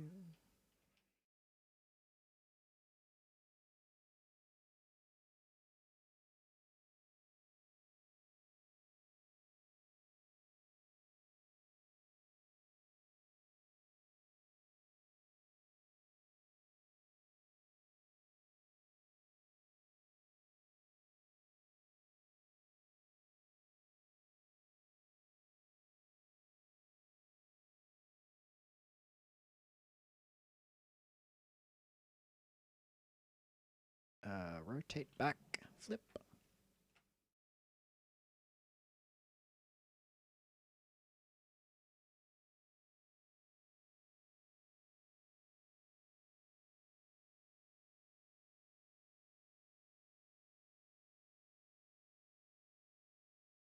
Darky.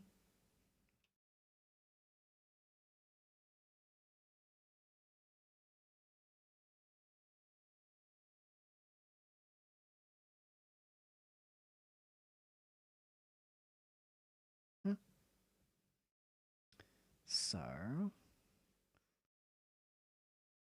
I think on a separate layer, I'll add like small indications of shadows, just so it's easier for my mind to process where this thing stands in its space.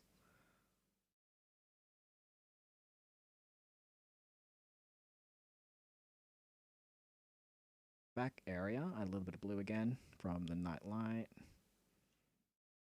A bit darker than that.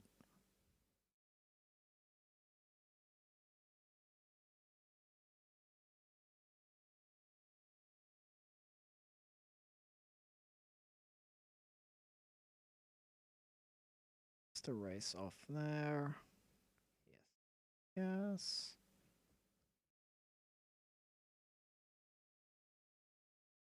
Yes. You know what I forgot to do? I've got to turn on the time-lapse feature of this. So Clip Studio Paint has like this cool new feature that I found out, or rather was told to me, that it has like a time-lapse function.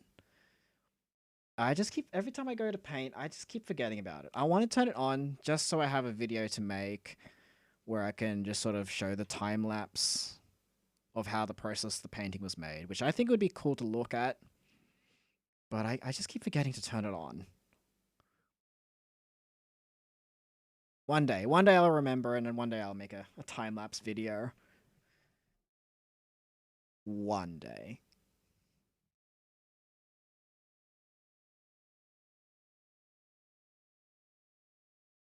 Yeah, let me just zoom out just to see how this looks again. All right. Uh-huh. YouTube? Yeah, for YouTube. I intend to at some point just like put up short drawing videos, mostly time lapses. I don't know what kind of art content I would make for YouTube as of them now, but I definitely do want to post up some time lapse videos because I don't know, time lapse videos are quite fun to watch. At least from my point of view. I absolutely adore them. Ever since Little Slime School, I like watched those time lapse videos in awe, and like I think to myself, maybe one day I'll make one that's good enough for many people to view and hopefully learn something from. Because time lapse videos, you can actually learn a little bit from them. At least I believe so. You can like see how people do their art process just from the time lapse, similar to how I'm doing, I guess, where you can sort of see how they would thumbnail things, how they would draw their construction lines if they're doing like the anime style sort of images. Yeah. Yeah.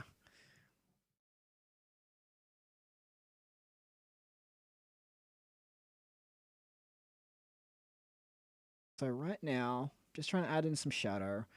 And a cool thing with shadows as well, um, at least that I find that looks visually appealing. If you have a shadow, and let's say this is our, let me just put on a separate layer again. If you have a shadow, like let's say there's something here, and we'll have like a, sure, we'll just have a visual aid. There's a floating ball. Okay, that's two. Yeah, a nice. Whenever you're doing a shadow sort of thing, if a shadow is like being attacked by in the front sort of area, like let's say the light's coming in this way, it's a fat brush. It's a really fat brush. Is it going in? Why? Okay, there we go. Going in this way, you would often see the front of the shadow get like muddled up, and this is what I like this brush for. You can sort of okay, let's fix that a bit. You can sort of muddle up the front of the shadow, and it looks a little visually better than it was if it was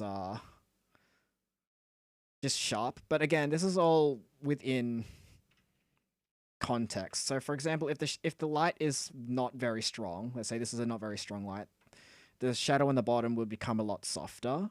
But if this light was like a super intense light, like for example, you're shining one of those extremely light, those like when I don't know what the actual flashlight is called, but it's like a really strong light. But if it was like shining an extremely strong light upon this, you would often see like the shadows be extremely sharp because that light is just too intense, and the shadows can't like diffuse out into the environment. But yeah, it's a nice little visual thing. Just adds a little bit of visual interest to the painting, I believe. It's the stuff I'm talking about. It's more on the painterly side. If you're doing like anime stuff, usually it's all pretty solid. But if you're doing like this style that I sort of learnt, definitely definitely looks nice. But we'll have to refine that soon because we're just trying to get down the basis of all these things so we can refine it later. How long have I been paint drawing for? Say here? Hmm? Doko? Okay. Right, so we got a bit of a shadow going. Have the general shape. I need to fix up the spout a little bit more.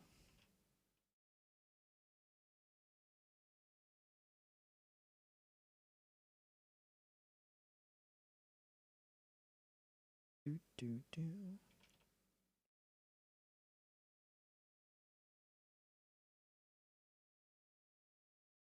Okay.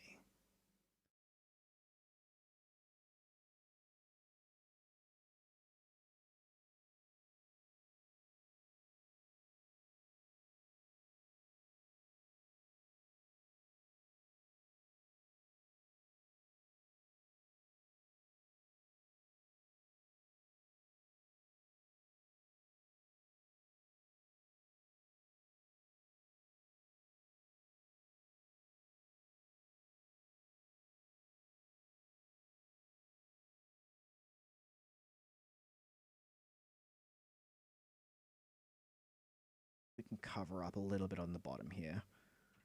I'll have to like do something about the hinges down there. Definitely. So I think I'm gonna add start adding a little bit of orange into this because I think the colors here is looking a little bit flat in terms of like color variation. There's a little bit of orange just to indicate like maybe rust. Copper doesn't really rust. Orange. I think copper goes green, but it's fantasy. It's painting. We don't exactly have to go full on.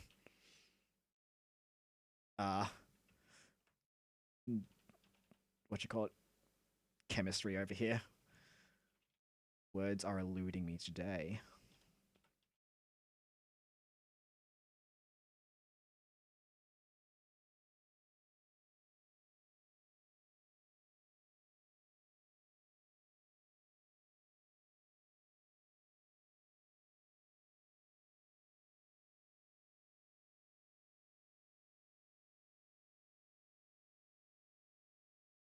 Okay, so this is like the little lip. The little lip of the kettle. The teapot.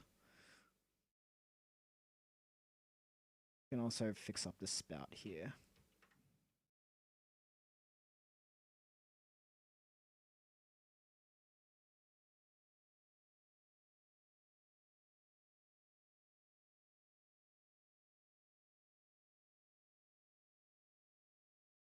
Just a little fix up. Actually, I probably should zoom in a little bit. There we go.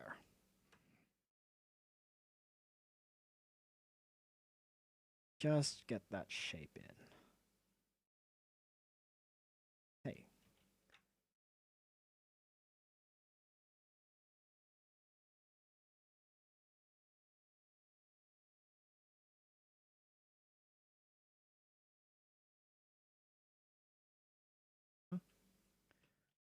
Bit of color over here.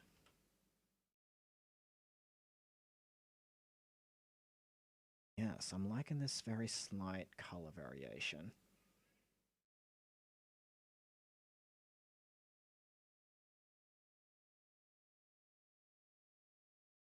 Scubble in here. Just trying to make sure these planes over here don't look too...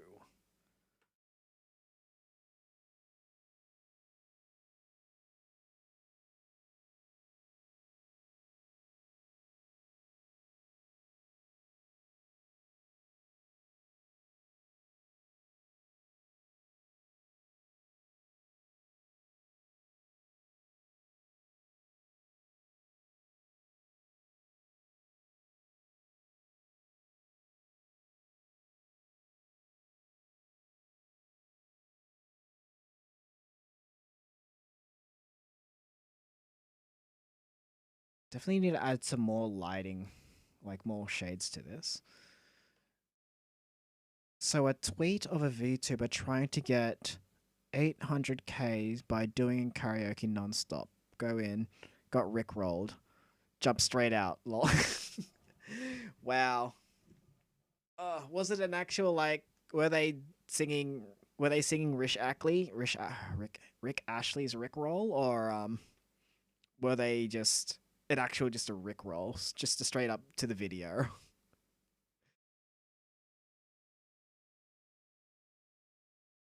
There was, wow, what a time to jump in. What a time. My condolences to you.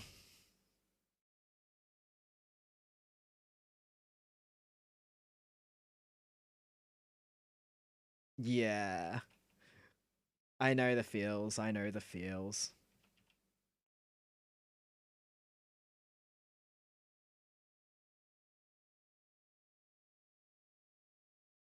It's a song you want to listen to when you want to listen to it, but if you don't want to listen to it, it is absolute pain.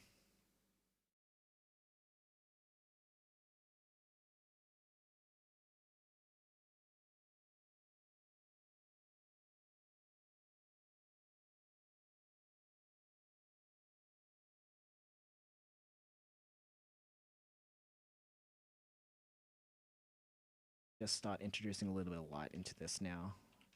Should we use this because this is of the same color or of the same source, so we can just sort of ease it in a little bit.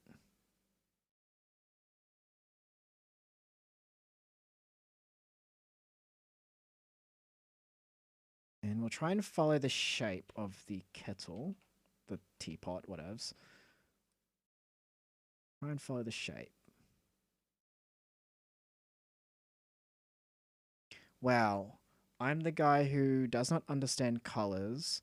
Seeing from where you were 5 minutes ago to this, mesmerizing. Yeah, it's I don't know what about it. Painting does have this mesmerizing effect, doesn't it? I don't know. Maybe it's just like seeing creation. I'm not entirely sure what makes these things sort of memorizing. I totally understand what you mean. That's why I absolutely love those time-lapse videos. Something about it. There's just something about it.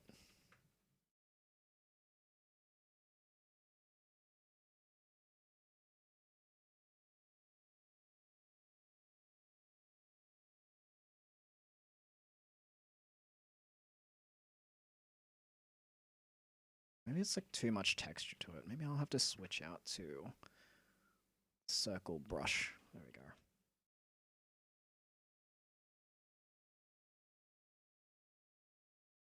Yeah, I'm thinking that's a little bit better now.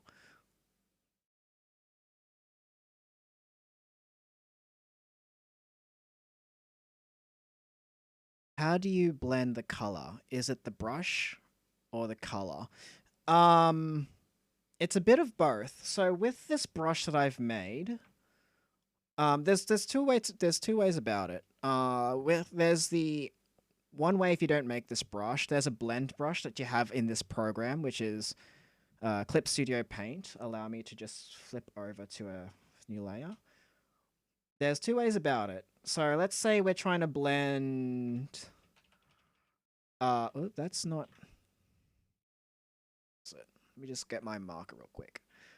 Let's say we're trying to blend blue with something like purple because they're pretty close together, so it's very easy to blend these two. I don't know if that's going to pop up well. Let me just drag them over here, maybe. We'll drag it on top of this. We'll drag it on top of here. That'll probably be better for the viewing. So if we're trying to blend these two things, there's one way about it. There is the blend tool, which you sort of, it's a brush where you sort of do like this over it, but that alone won't work. As you can see, it's not doing its job. So what you would do is you would blend once, pick a color. So I would press Alt and then pretty much select a color within this range. And then blend again, select the color again. And it's eventually, as you keep selecting each color as you blend, it's not doing a very good job. Maybe this blend tool isn't as good as I remembered. Well, what's supposed to happen? Maybe because it's like maybe because this blend tool is the one I altered before, and it's not doing its job because of that. Was it the blur tool? Was it the finger tool? Wait, which one was it? Oh, it was the run-on fiber. Okay, so yeah, basically what you do is you would select one color, the blue, the purple. We'll go with purple, and pretty much run it over the middle. And as you can see, it sort of changes color ever so slightly. So this has now a mixture of both blue and a mixture of both blue and purple, sorry. Now you would select this color and then pretty much you would run over it again. And you would keep doing that process over and over until it's eventually blended out. The brush that I've made does sort of similar to that, although it's a more quicker method. Basically, the color I've selected, if I push down hard enough, it makes that color. So if I sort of push down hard here and then sort of ease the pressure off my pen. What's going on? Is it saving? Oh, okay, my canvas is just saving automatically. Just give it a moment. And if I like press down hard and then ease my pen off, it sort of adds this blend to it. I would still do the brush, the select color again, because you'd still need to. I don't know how to explain it. So basically, you have to blend. You blend by using the brush, and then you select the paint that was mixed together, and then you continue blending again. My brush does the process a little bit quicker, because rather than having to go over to the blending tool, or the blending tool to do it, I can just do it by easing the pressure off my pen. Sorry, I'm not very good at explaining the blending process. I know there's videos out there that can explain a lot more clear, but essentially, yeah, I'm just easing pressure off my pen while selecting colors that the two paints mix together. All right, let me go back to where my thing is.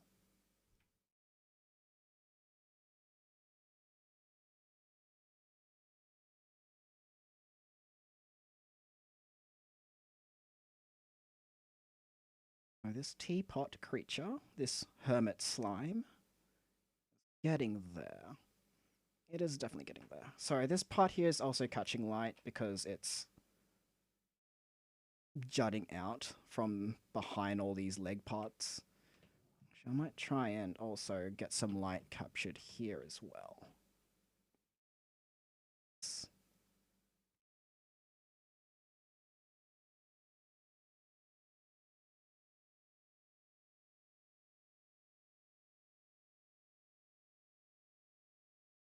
When I go around to painting the slime, I think I might be doing the slime in a different sort of style of painting. Oops, sorry, I just hit my mic.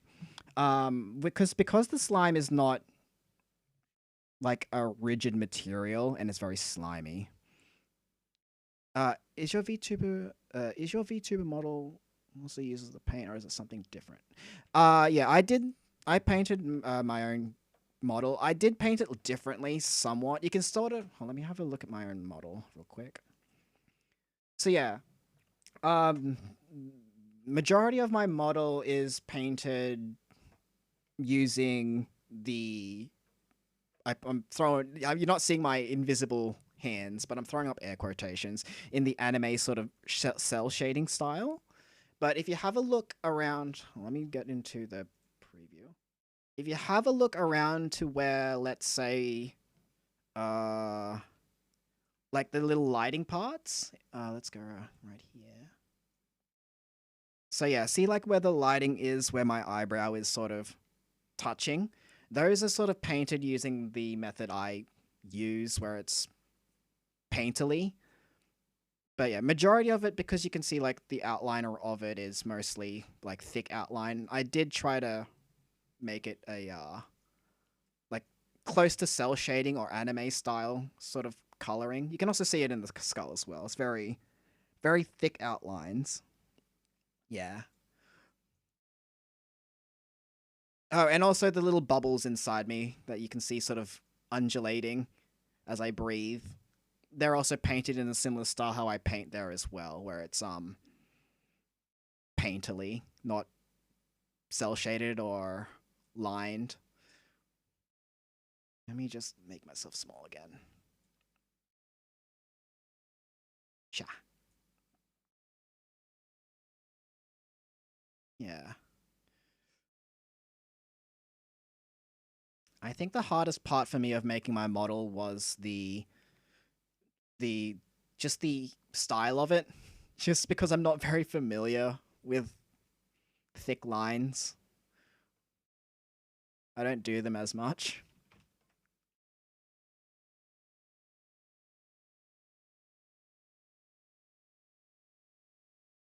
What's going on with my face?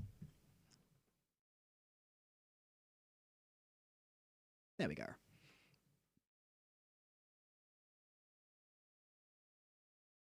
Yeah, I was kind of happy with the results as well. If there's one thing I could, if there was one thing I wish I could add to it, uh, maybe more expressions. maybe like I know I can make myself angry if I angry. But yeah. I think that's the only thing I would wish to add on to here is just more expressions.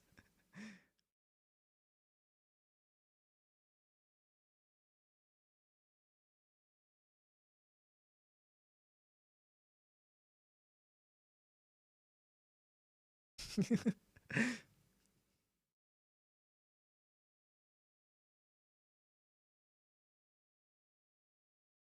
gonna try and see if I can like also add in a little bit more here as well. Because there's I feel like maybe this leg here is not in the correct position. I feel like this leg is way too I think we gotta pull it back. We gotta pull back this leg.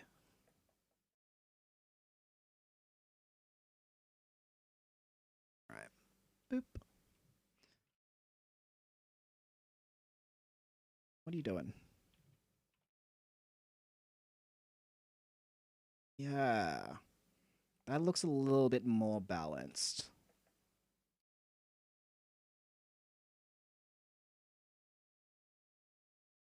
Yeah, it seems a little bit more balanced than it was before. This because I feel like when it was the leg was like over here. Where is it? I feel like when the leg was over here, it was sort of like looking like it's about to fall over. But now that when its leg is a bit further back, maybe a little bit more further back, I feel like it has a better 3D presence, or it looks better because it looks more 3D.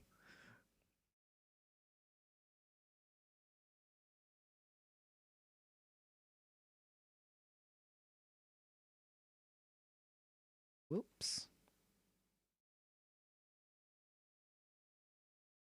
I think I might also have to change up the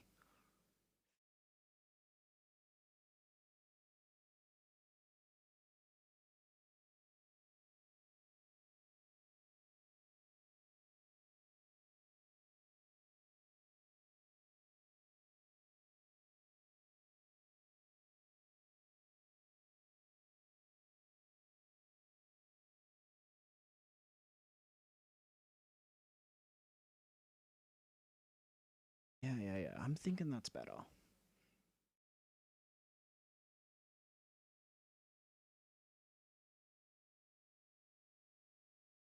Yeah.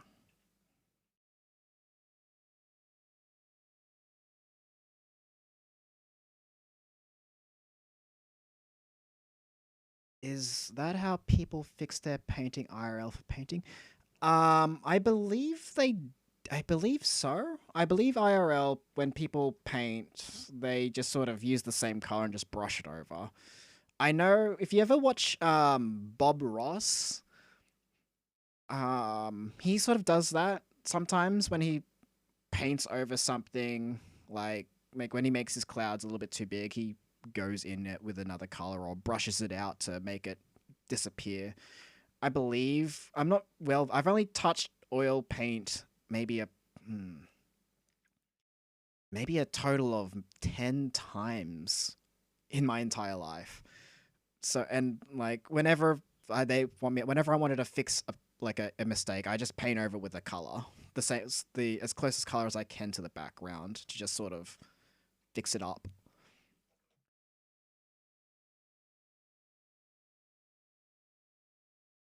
If not, maybe they just if they I think also they just accept the mistake and just work it in. I'd like to do some more oil painting, but it's very smelly. It's a very smelly medium to work with. I made the mistake of working with oil paints in my room at the time, and oh boy, let's say that room was like left open for a few days before I could sleep in it. I never watch. Starting in black and white helps. Yeah, it does. And welcome. How you doing there? Uh, because wait, I never watched Bob Ross because where is it? because I'm not good with color. Painting styles intimidate me. Yeah, so basically, a nice way of like painting as well is again, just using black and white. So let's say we have a canvas. It's the same as what I was doing before in the beginning of the stream, where I was just sort of blocking in values and colors with the teapot spider earlier. The only difference is just you're using black and white and mixing the two to have different values of gray. That's yeah. Color does yeah, colors I admit gets a little bit tricky at times because you got to figure out, when yellow light hits the red, you have to start like I told you before, where it sort of mixes the color of the light source with the material that the light is hitting. It is a lot more involved, but with black and white, you just got to worry about what's black and what's gray and how much gray that thing gets turned into. Very yeah, it's a very easy learning, a very good learning tool to like use.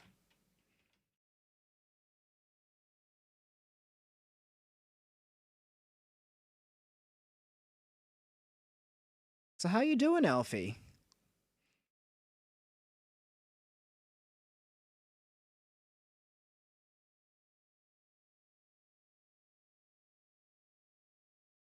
It's one of those first few techniques I started learning going for painting. Yeah. That's great to hear. Good to hear you're doing all right. Hope you weren't there when I was playing the Phasmo with a very scuffed stream. It was alright on my end, but I'm assuming for the viewers it wasn't very fun. Yeah. Looking forward to the art collab. I'm hoping that the website that we use will be alright for streaming.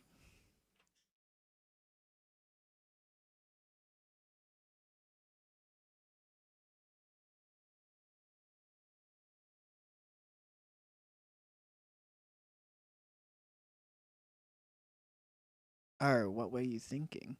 Um, there was like so there's like a website. There's like a website where it's essentially a very watered down art program. It has like the bare essentials. You've got the erasers, the paintbrushes, um, various degrees of opacity, colors. I just got to figure out what this is a website again.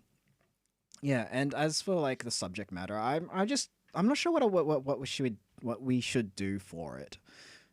If we should like take suggestions from the audience to draw something, or we just draw what we want, or maybe we have like a theme and we all work towards that theme. I'm sure as the day gets closer, we'll as a group talk about what to do. But I'm looking forward to it regardless. Hopefully, it's something entertaining for everyone to watch.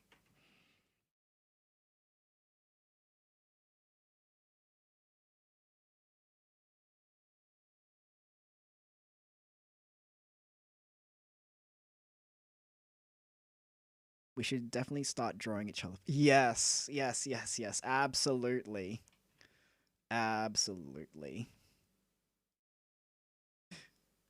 I'm also unsure how we if do we also want to try and like I don't know how that's gonna work.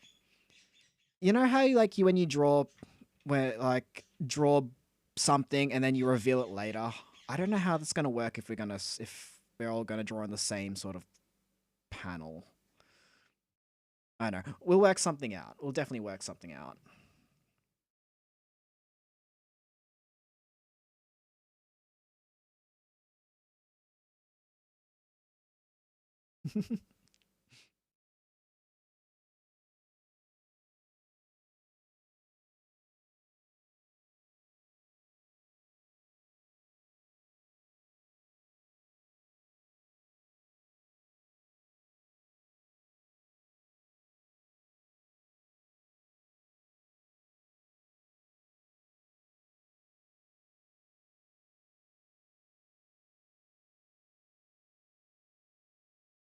I know when the Hololive EN gals did a drawing stream, they were able to show each other's screen, then sort of flipped over to see the others. Okay, I see. So like,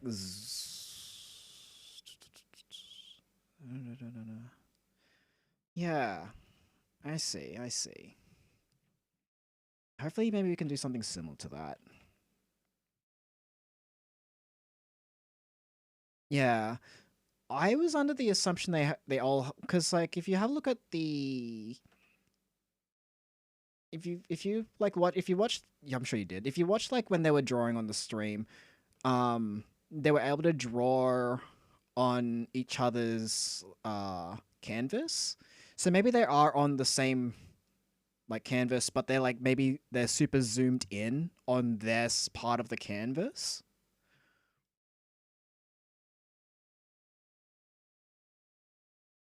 Same way, like for example, like let's say my drawings over like here and your drawings over there, my canvas would just be like super zoomed in on that section. They could have been using draw pile or something. I don't know what draw pile is. I'll have a look at that. Does it allow that sort of that sort of activity, a feature? I don't know.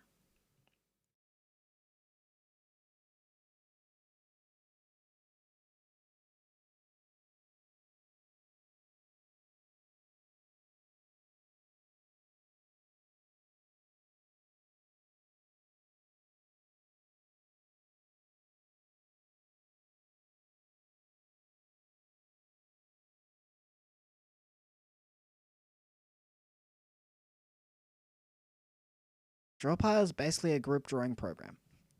Fair enough. Fair enough. It's fairly easy to use and figure out, but it's more in depth like Aggie. Oh yeah, Aggie.io was the one that I used with a couple of slime buddies back when I was in a cave. Because it's an app.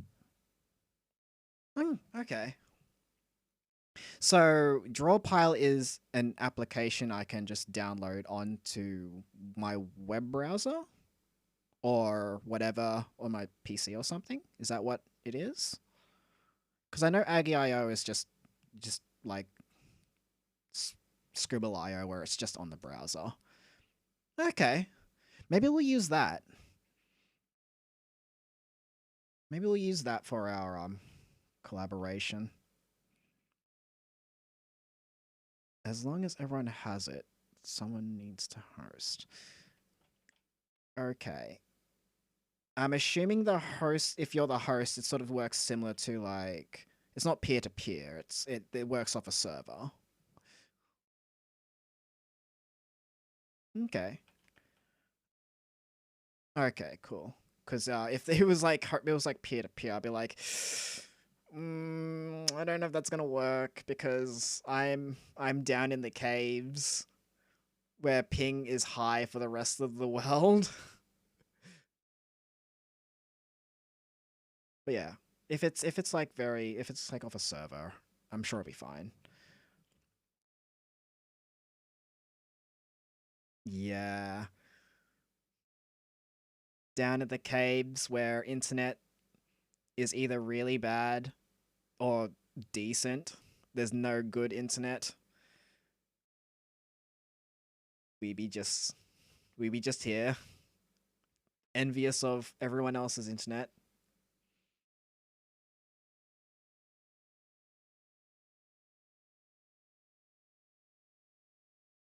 But there are cat slimes. Yeah, I'm kind of a cat slime. Kind of.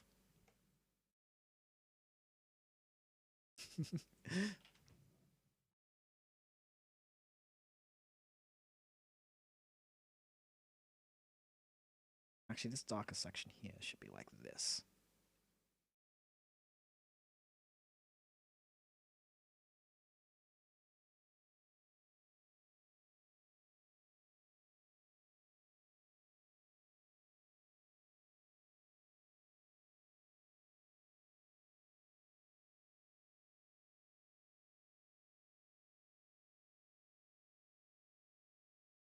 marker.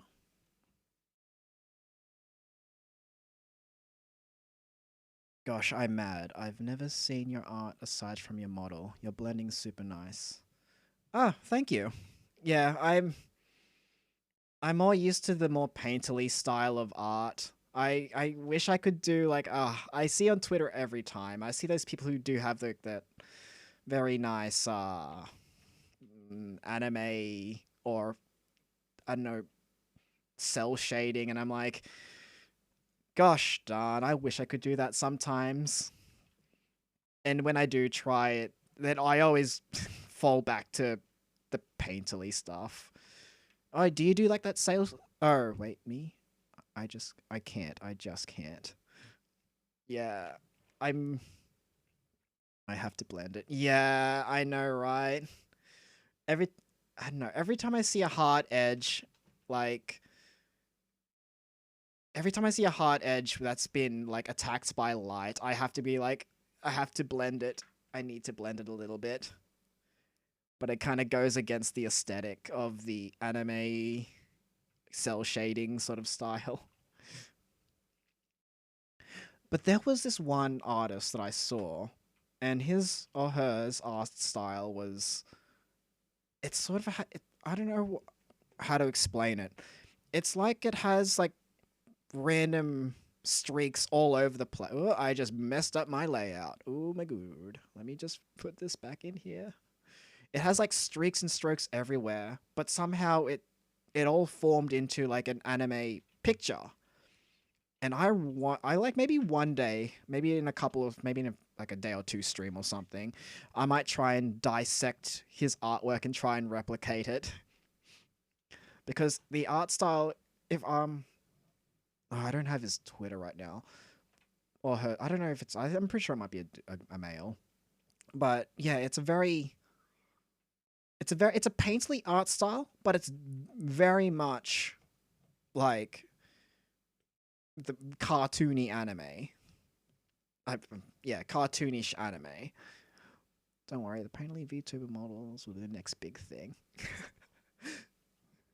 Maybe that's my next upgrade. Instead of me being this thick line, I'll turn myself super painterly.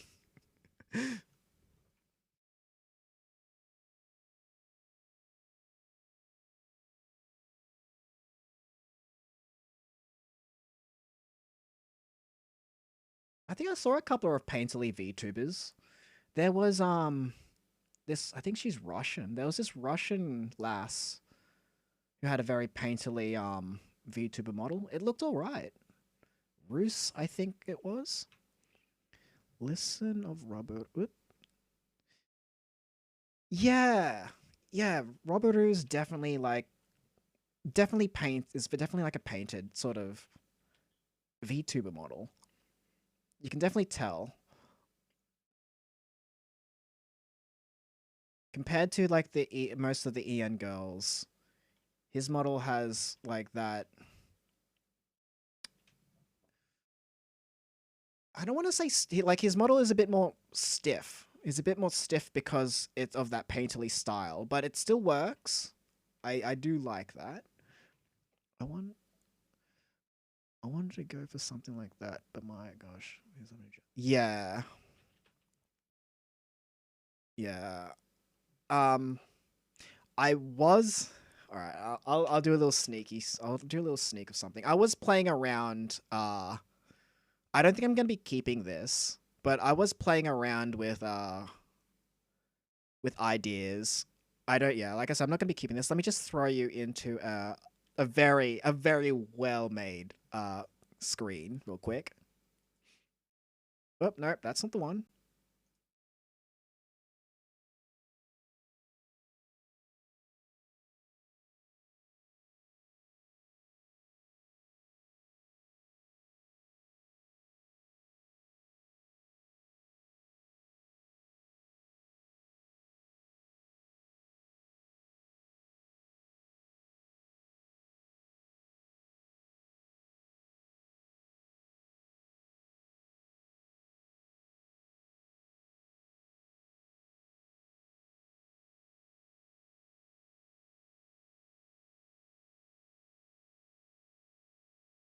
Yeah, like I was playing around with the painterly sort of style with the model. I don't think I'll be actually using this model, but I was just trying to test around with it. Especially because of the limitation of the free version of Live 2D, I can't really like I'm a bit stiff. Again, I haven't perfectly rigged all this up yet. And you can tell my body's definitely a bit flat as well. I don't have much of a turning, but like I said, this is all just a test for me right now. Yeah, just experimenting with different things. That looks. Thanks. Yeah, I'm.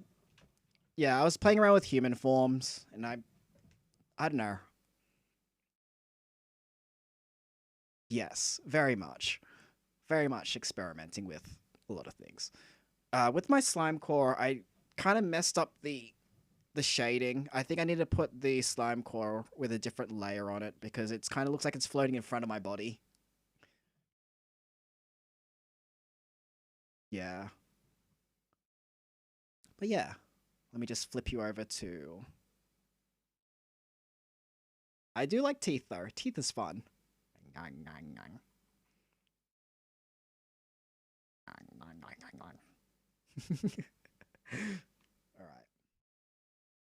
Let me just flip you.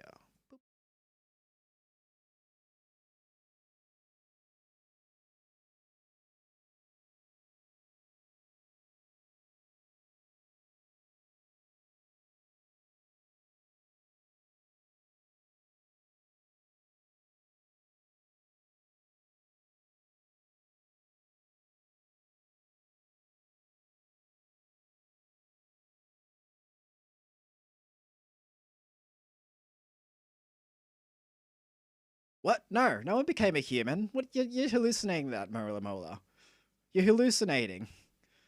It was the magic. It was the poison from the teapot, from the hermit slime. You've been jabbed in the leg, and you got a poison debuff that causes hallucination. You didn't see anything.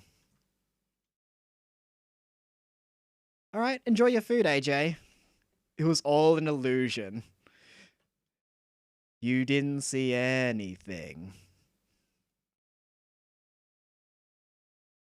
Ah, I knew the magic mushrooms were typing. uh, oh god, magic mushrooms. Oh god, that kind of reminds me of this. Like back in Slime Cave school, there were a bunch of goblins who would just go around the front yard eating mushrooms because in down in the caves, magic mushrooms like literally can grow on your front yard, and they would just like eat random mushrooms, and I'm just thinking to myself, why? What if they're poison? Why would you do that? Silly goblins. Oh my goodness me. Mushroom yummy. Yes, mushroom yummy. Meatless meat. Oh, I don't know how I feel about describing mushroom as meatless meat. I don't know how I feel about that.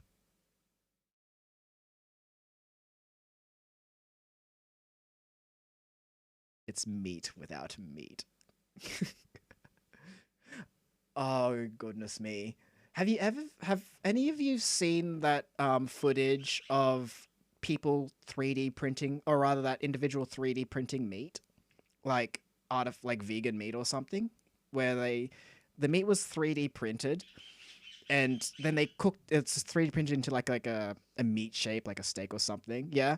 They 3D printed the meat, and then when they place it on like the skillet or whatever they cook it on, the guy who ate it, he had this face on him. Like he ate the meat, he had like two chews of it, and he looked into the camera just before the camera cut.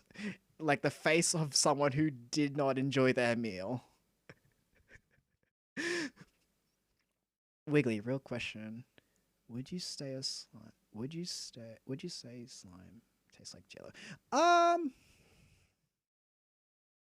I would say yes. I would say yes.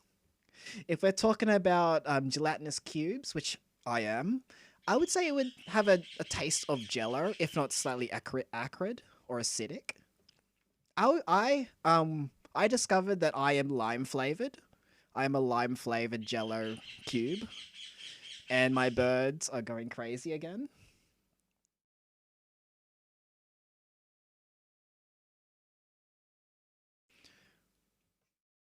They're like Jello that acts like a pineapple.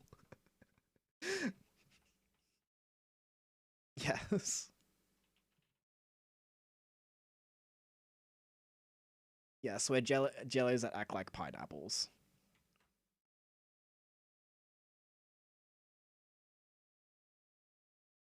Pineapples are angry fruits.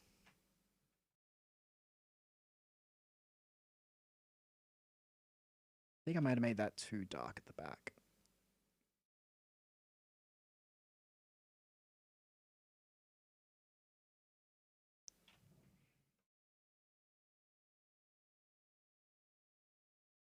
If you eat it, it'll eat you back. Yes. Wait, does that mean pineapple eat you back as well?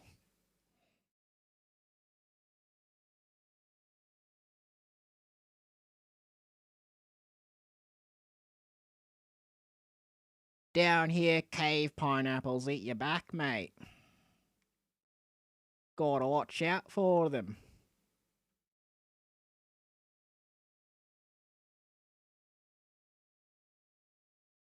Everything down here wants to eat you alive.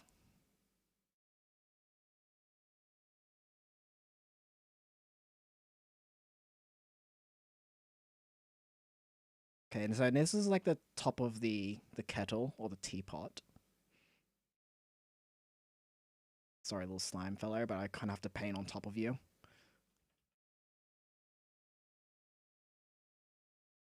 Maybe I'll do the slime on a separate layer. I've kind of been working on this one layer. I need to start using layers more off. Like, I need to start using layers more. I keep forgetting I can use multiple layers. Because pineapple's like the only fruit. Wait, really?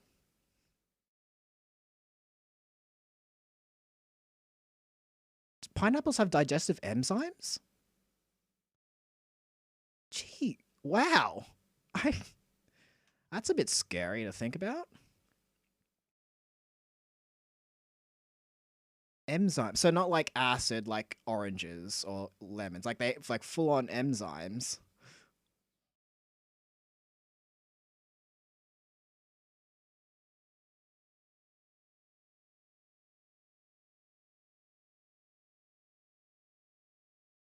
When you digest it, stomach goes. When you digest your stomach acids destroy the enzymes, it's virtually harmless. Oh.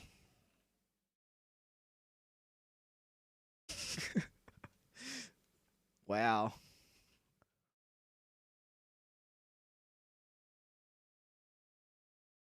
Imagine that. Walking down to your local groceries and then pineapple munches on you. But that's why sometimes they sting when you eat them. Ah, that's interesting.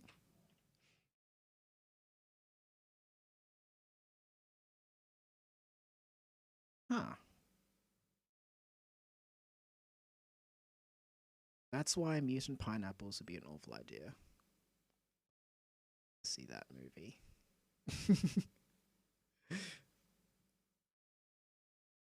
I'm sure it would be a very catching 50s, 60s, 40s? No, I think maybe a catching 50s movie. The Attack of the Mutant Pineapples.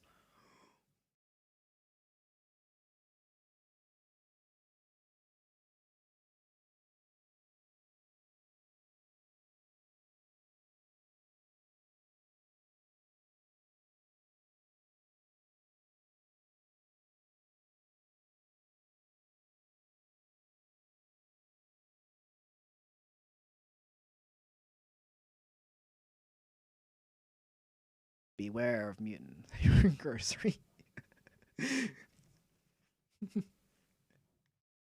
Oh,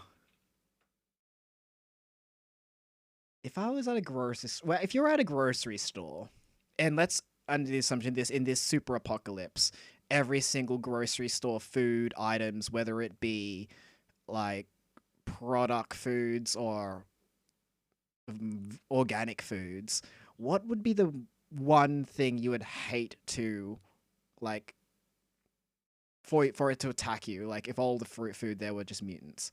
I think for me, I would absolutely hate to be attacked by like milk. Just a milk monster. A milk mutant.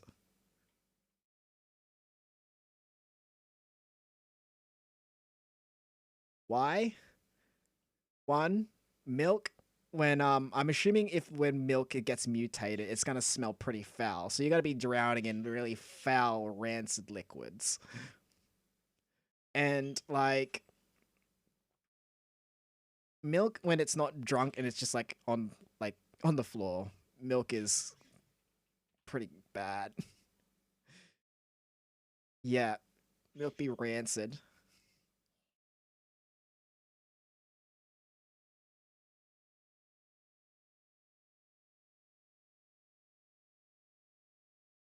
I think also corn chips or Doritos would actually pretty be bad as well.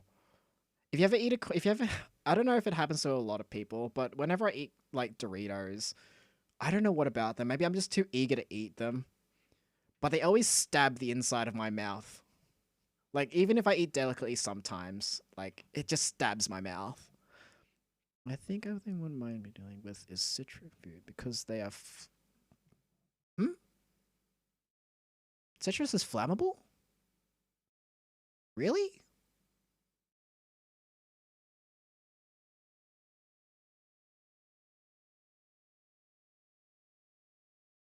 Really? Huh. I didn't know that they were flammable. You can actually make DIY candles out of. Oh, really? Hold up. Okay, but I don't think we have oranges here. I was gonna try it out. I didn't know that. Chemistry is weird. This is why I'm not a chemist. I look at like I watch some like science channels sometimes on the YouTubes, and they talk about all these formulas. I'm like, I think I can do long division. I don't know what all this formula means though. Wait, can I do long division?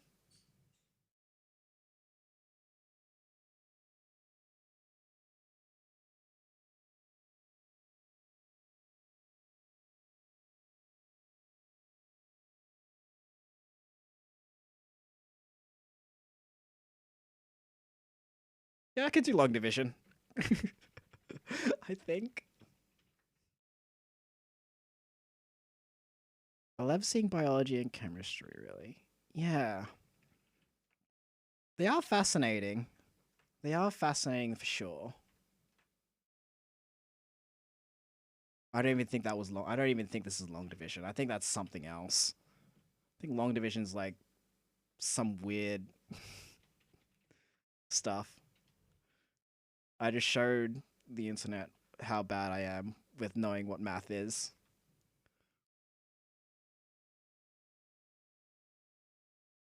I have to scrub my VOD from that. When the VOD gets released, I'm gonna have to just scrub it real quick before putting it on YouTube for archiving. Yeah, that's right. We're VTubers. We can't do math. Ow. Ugh, my legs. I've been crossing my legs until this entire time. They've gone numb. Alright. Eh.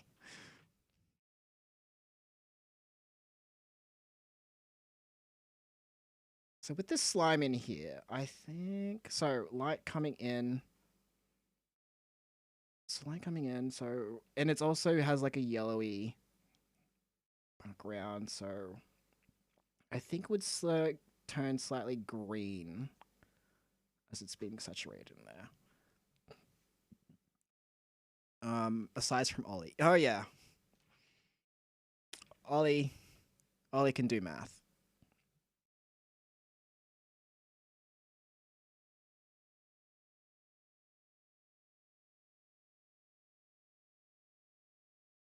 That's for sure.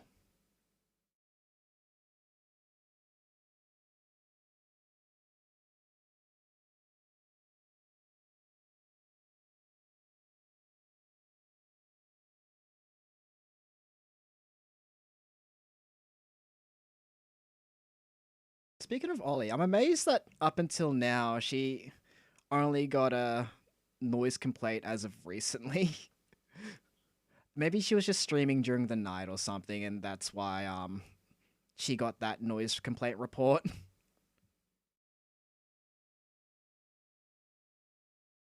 Recently, yeah, I think it was recently. I on my recommendeds, because I don't, I whenever she streams, I'm often busy, so I can't really watch much of her streams. So whatever pops up in the recommended, I sort of like have a view. And apparently, recently she got an email that she was being too noisy in her area of like in her neighborhood from her screams. So I think during one of her streams, she was just being very quiet or more less Ollie like to try and keep down the noise. Yeah,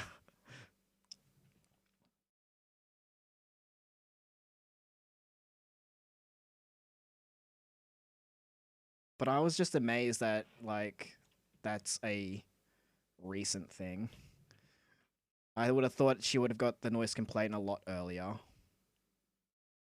I don't know. Maybe she moved to a different residence or something.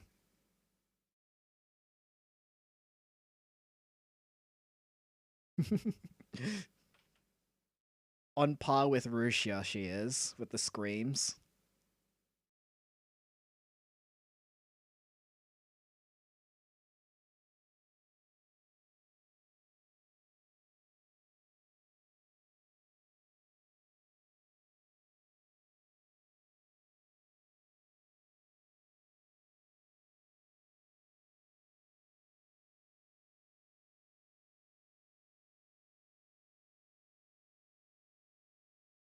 Okay, so I just need to quickly mush all this together.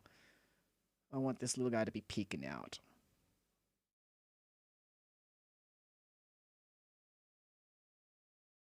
He'd be like, "Hello, I am slime."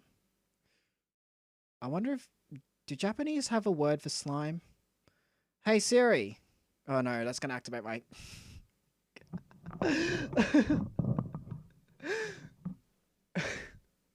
Oh, una memento.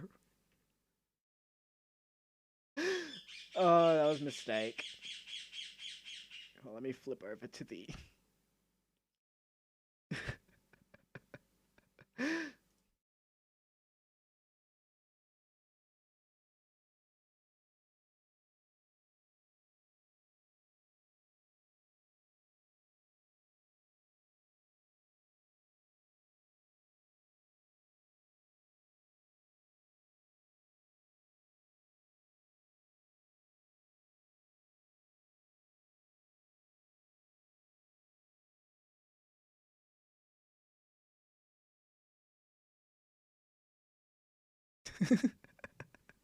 Siri crashed my Siri crashed my VTube studios. All I wanted to know is what slime is in Japan.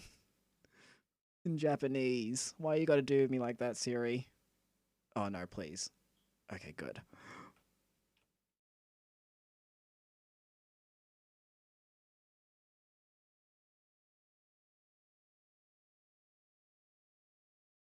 Okay, maybe we can just add a little bit more. I think there's two. There's two? Maybe one. I don't know. One's obviously the noun. There is surai. Okay, the romanization suraimu. And hedoro. Okay. Hedoro. Monster Cardo. Don't mind me.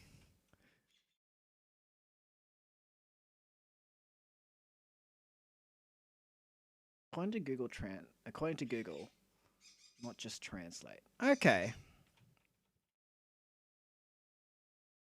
Yeah. I I want to learn as well. I feel like if I learn Japanese, I can enjoy more of their culture, not just of Hololive stuff, but just actual of their culture. I find their folklore very interesting. They're very interesting folklore.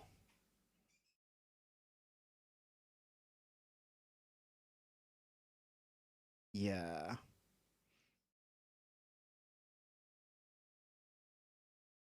Okay, so this is the one annoying thing I do not like with some.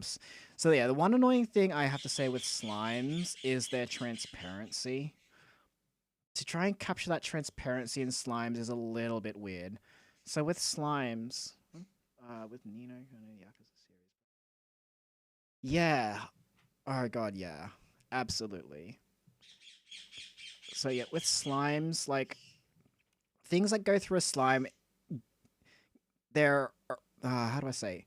The colors of things get slightly saturated as they go through slime, and it's a bit hard for me to do the mental gymnastics sometimes to try and visualize it in my mind how the colors sort of shift. It's the one thing I don't like about slimes. At least painting them. I love slimes, absolutely, and I love them. I love my kind. But painting, doing self portraits, bit of a pain.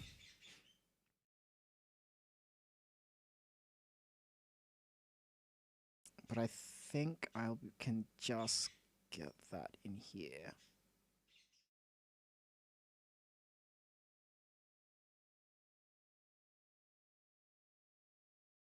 That'll have to do.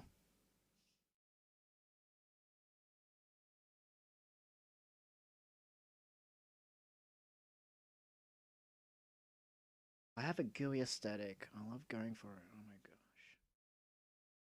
So hard to paint. Yeah, definitely. Speaking of gooey aesthetics, actually, I might put on a new layer. Oh god, I can see something a bit goofy here. I think that's yeah. There we go. Speaking of gooey aesthetics, since this is a slime, do we want this to be like a more gooey slime? I'll put on a new layer and see how this looks. So if I add like a little bit of bubbling overflow here. Oh, my birds are going nuts. Shizuka nicht der?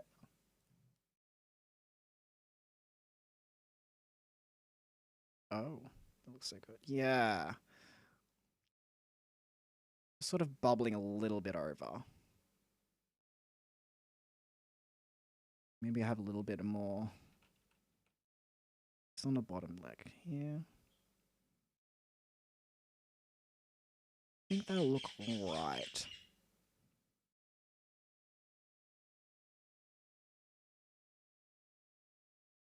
And I need to like add a little bit more lighting to it as well, just to separate it from the main body.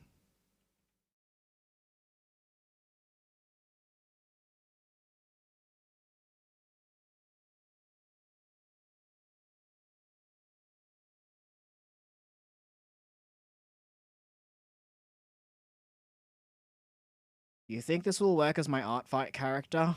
This is definitely this was originally supposed to be for my Artfight OC, but I don't know how what's the etiquette for Artfight OCs if you have to draw humanoids or something.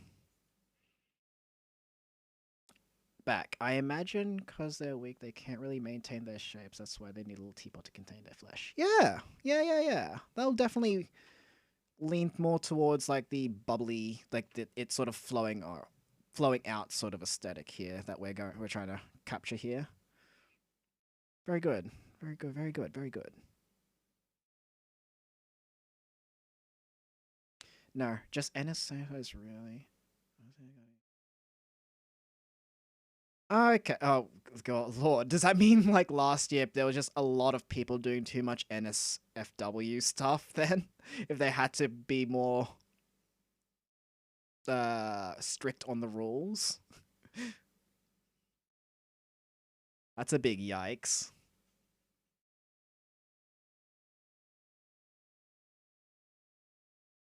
Maybe. Maybe because there's a lot more money. Oh, yeah, actually, yeah, that probably make more sense. That would probably like make a lot more sense. They had a rule for a long time since all nipples. Okay. So no male nipples. Ah, nice. I'm liking the equality with the nipples.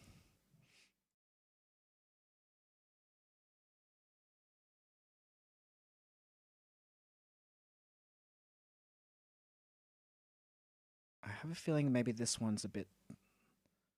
Have it leaking over like this, maybe, because I don't want them to all be sort of the same shape.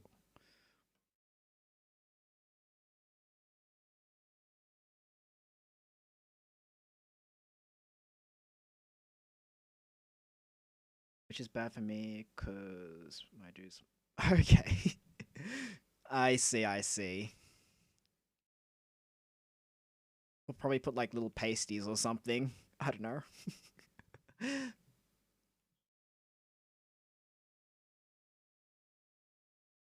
Dude, I cannot get over your coloring. Oh, thanks. Yeah. It's very much inspired. Have you ever watched a individual or seen a individual's YouTube called Cynics? Cynics? I'll type it in again. I think I typed it in for AJ. Have you heard of Cynics?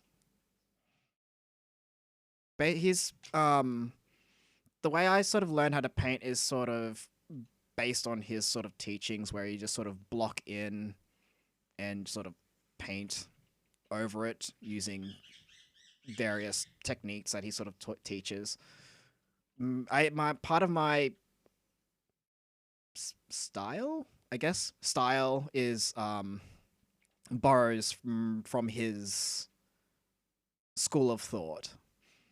But yeah,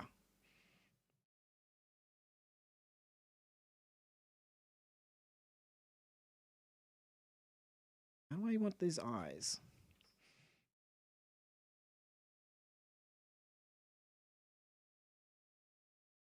Do you want them?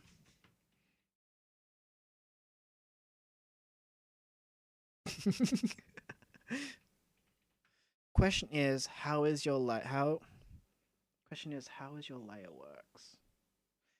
Um, how my layer works? So my how can I? So basically, with the teapot subject, apart from the little overflow here because I was experimenting with the teapot subject, it's all one layer. Like it's the entire thing is on its own layer, and I just paint on top of it. Um, some elements such as the teacup in this is backwards, right? Yeah. Some elements such as the teacup here is sort of its own layer. Oh no, it's not. Well, it's supposed to be on its own layer. Majority of the background, the actual background area here, that's all on its mostly on its own layer. The sink I did on its own layer because I was experimenting with it. Basically, unless I'm experimenting, I usually have things on one layer, and if I have like multiple layers, I just forget to merge layers down. But yeah, most of my work is majority on single layer, at least for the subject, and then I merge things down. I definitely want to try and improve my layer management. So for example, if I'm working on this thing here, I want the legs probably on a separate layer so I can work on things behind, like on this teapot here. And maybe I would have these legs on a separate layer so I can, you know, do them without having to interrupt the actual thing. Yeah. Yeah, it's I don't know what it is. Maybe it's a certain style or a certain school of thought that makes these sort of layer habits happen. Maybe we just render in a way that borrows from the same sort of school of thought, where you require the actual subject to be on the same layer to the paint. Because in order for me to like scubble, I don't know what the actual word is, to blend, I need them all sort of on the same layer to blend two colors together. If this was on a separate layer, I don't think the blending would be as good. We have a traditional... Yeah, that's probably what it is. Yeah. I think that's the more correct way of saying whatever I mentioned before. We have a traditional artist mindset.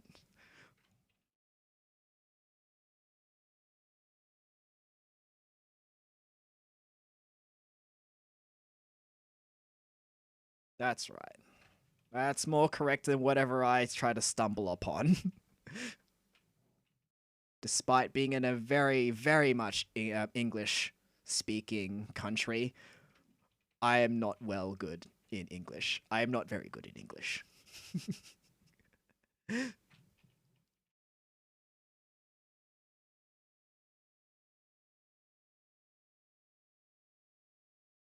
I've tried to find good words. I'm glad to hear. I'm glad to hear.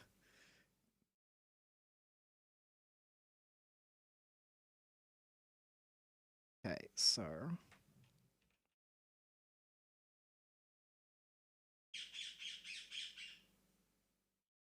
just need to just do this a little bit.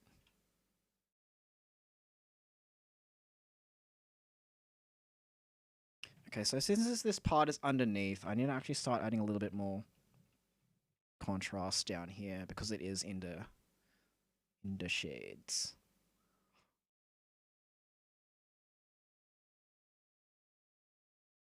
So light coming in, it's going to reflect there, so it needs to cut.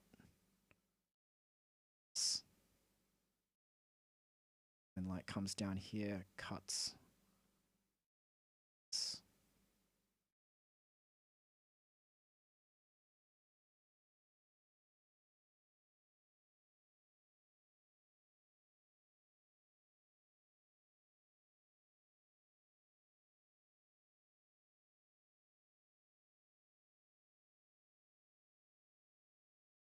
And here a little bit now.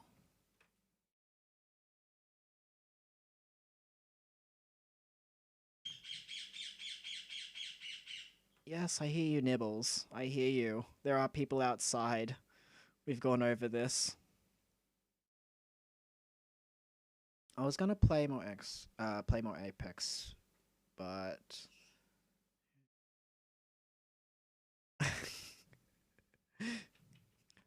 that's good. It's a my bird's it's a her. My bird's named Nibbles. I can't quite remember why I stumbled upon the name Nibbles. I can't quite remember the origin of it, but yeah, her name's Nibbles.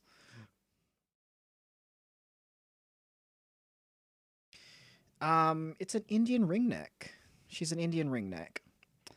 And oh lord, Indian ringnecks, as you can tell, they're very, very loud. They're very, very loud birds. I'm glad that I live in a place where, one, we don't have... our neighbors are like far away from each other, so I don't get noise complaints about it. And two, the roomies that I live with, they don't mind the bird because the bird is cute.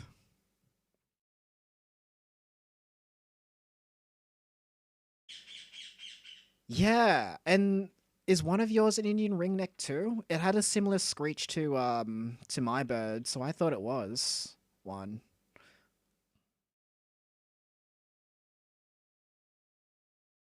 Oh, I wish. Really? But does the bird like the roomies? You have two Quakers and four cockatiels. Ah, but does the bird like the roomies? She gets along with everyone except one. The one individual she would nip at all the time.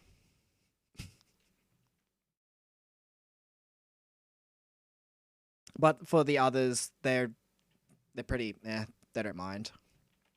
She doesn't really mind them. I don't know what my roomie did to him, to her.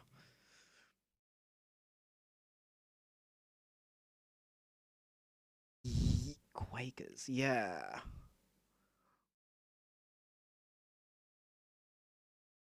That one person must be depressed. Um, I guess they don't mind because my other one, Peppermint, which is a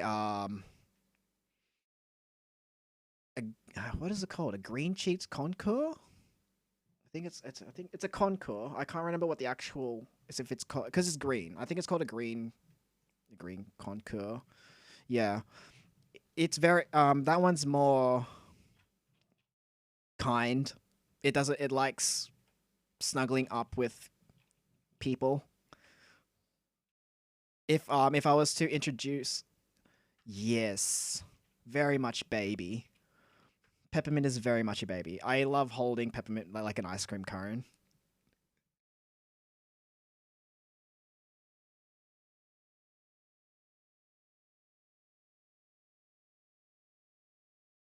Yeah. So if they can't, yeah, if they can't, if the roomie can't interact with Nibbles, they interact with Peppermint. Peppermint's very sweet. I want a sun console. Yeah, I want one too. So I'm pretty much I'm very content with my two birds. I also kind of like want a cockatiel, but I think cockatiels are a bit they're kind of like cats, I think. They they're either sweet, then they like um all of a sudden get angry on you for no reason, then they go back to being sweet again. I don't think I haven't owned one, but but a friend told me that. I love burbs. I don't have this.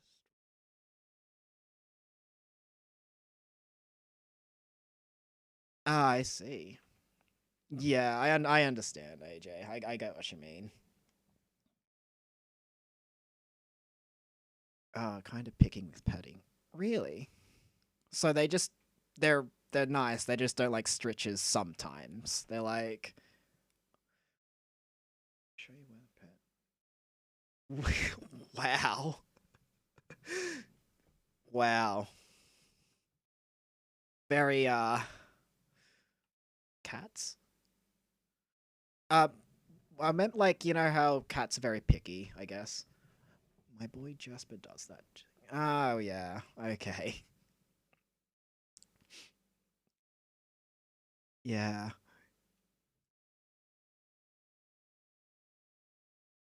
Other is a three-hand shy. They tend to keep to themselves.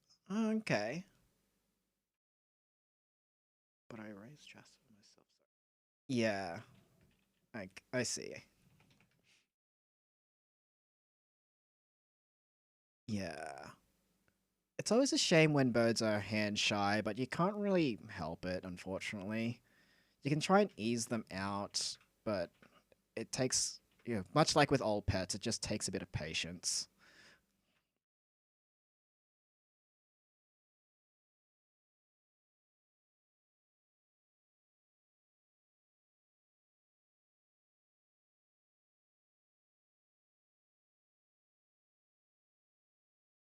Yeah. It took a while for Nibbles to be hand like no longer be hand shy. It took a very long a lot of biting of my fingers where was made for that to happen. But now she's okay.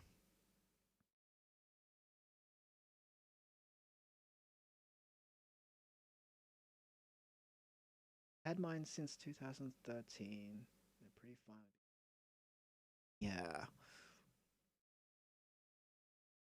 Oh, dude, the youngest. Yeah. How are Quake? So Quakers are territorial. How big of a cage do you have to give for your Quakers? Because if like with my Indian ringneck, I have to give it a somewhat big cage. because, you know, they need that space. Oh, it doesn't matter. Like, yeah.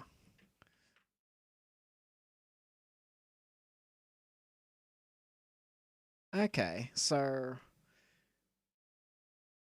okay. So what? No matter how big the space, whatever the space size is, they're just gonna go, yeah, this is my space. You go near it, your finger gets it. I see.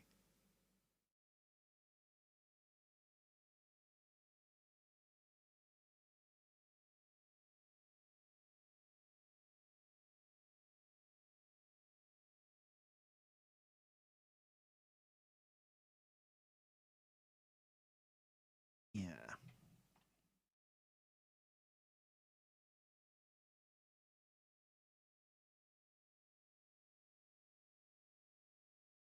But it's fine. Yeah. I let my birds out too as well, because they need that movement, that exercise.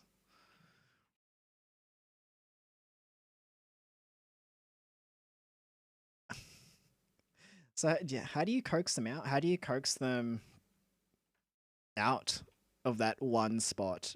Do you have to like bribe them? Pay the bird Mamphia? Yeah, you do.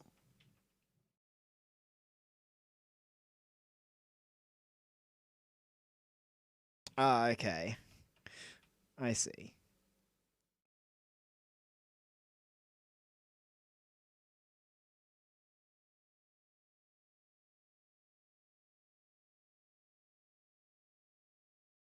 Eyes in here real quickly.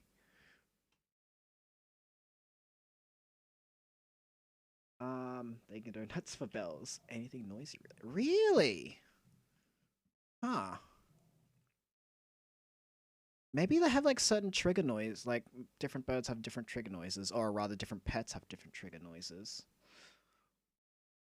Because whenever I boil my kettle for whenever I wake up in the cold mornings to make myself either some hot chocolate or some hot coffee, whenever my bird hears the boiling noise, she makes a very distinct noise. Not like the screeching you hear, but she makes a very, I don't know how to describe it.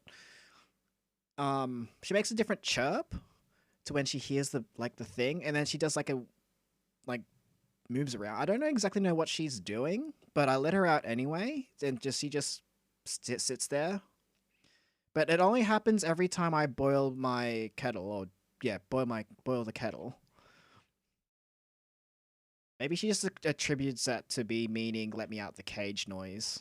Maybe I'm not entirely sure.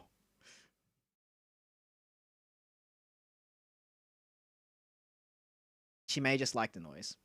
Maybe.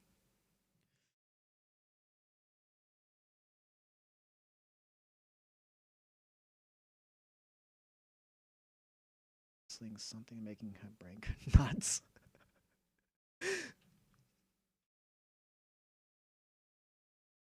Ah, that's cute. So do you have like a win in like a whistle nearby or something that you just play when just to keep them entertained or something? Or is it like whenever they hear like maybe you have wind instrument music or something? I have an ocarina. Oh, okay. I think with this slime I have like big round eyes.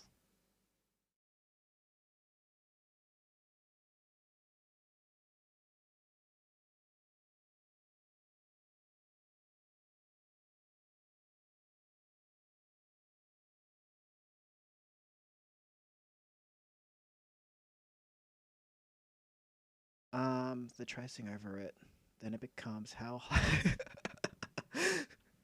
Wow, going out of control really fast. I don't want the slime. Maybe would it be too much if I were to add? Would this be too much? Oh, this is what the experiment layers are for. We're experimenting.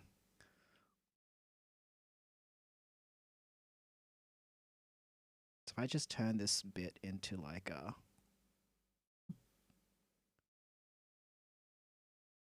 Well, imagine teaching to do stuff with an ocarina sound. That'd be kind of neat. That'd be kind of neat. Yeah.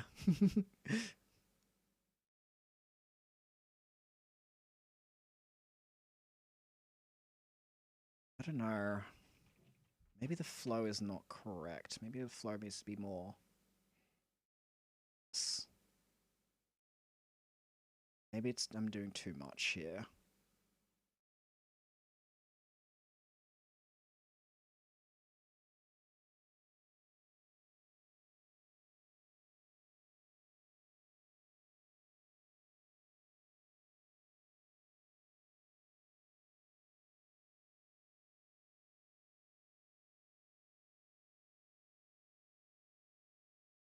Should be alright. My brush. There we go.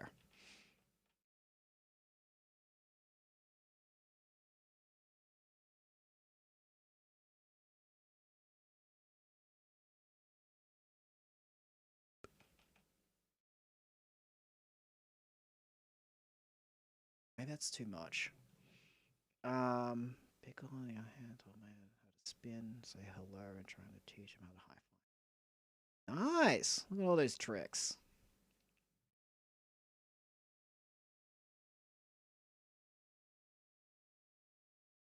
Ow.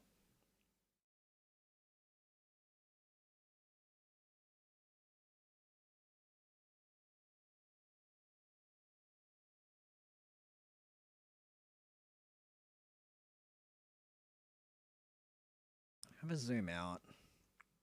So let's see how it looks thus far.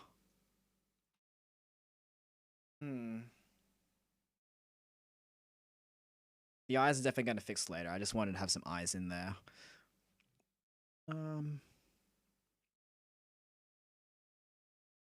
Maybe the drip needs to be... That drip, yo. Maybe the drip needs to be, like, more centered, I think. More dripping towards the middle rather than going towards the outside. I feel like going towards the outside is a bit... To be honest, the one cute thing you can add to slime is a little... Wait, where is it?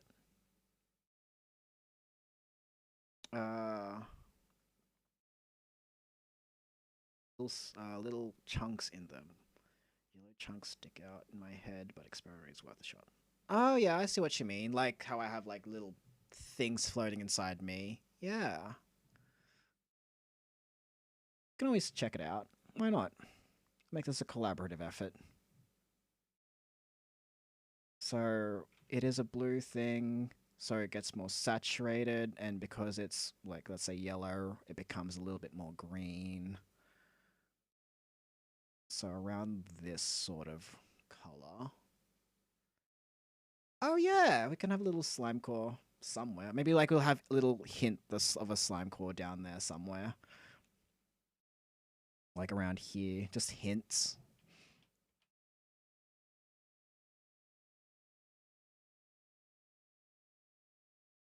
Maybe this slime in the teapot is stealing our yellow substances. I don't know.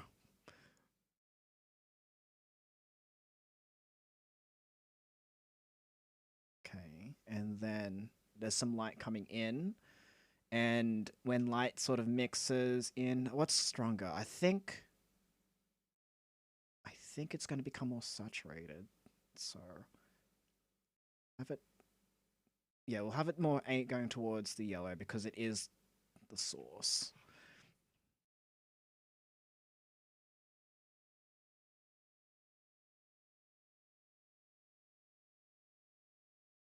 Yes, fish snack things. He's stealing your butter. That's where the butter slime went. He's eating our butters.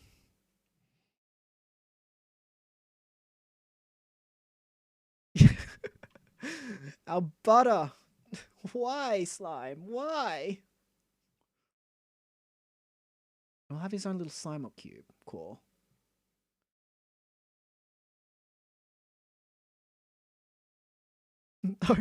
He's stealing all our dairy products. Maybe the core will have it like around here, like sort of indicating around there.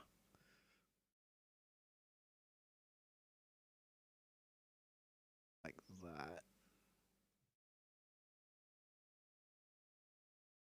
I think that might be two. Lock layer. Okay, that's a little bit better.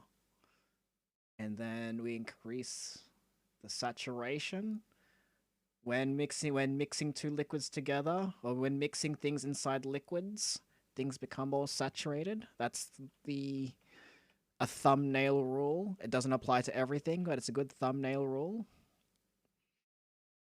Okay. Just a little indication of a core or something down here.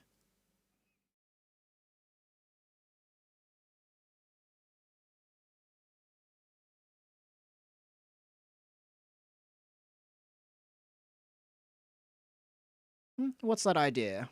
What's that idea, Elf?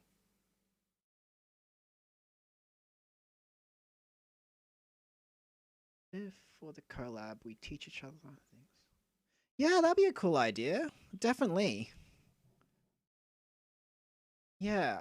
I had a look at each of one of like your guys' arts, and there are just a few. There's like a few elements in your art pieces, and like each one of yous, there are just some things there that I'd like to know about. Like when I threw up the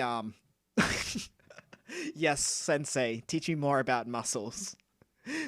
Like there's like yeah, some the original intent when I threw up the idea for the collaboration up in there was for not only for like networking with other VTubers, it's also because, you know, to sort of show off the different styles of how people draw.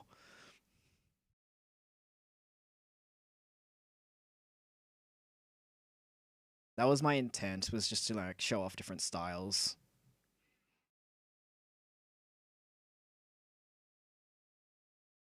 Yeah.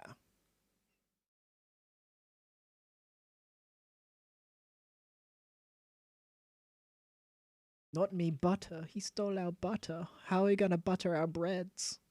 Maybe there may be a few more cubes in there. I'll throw in a few more.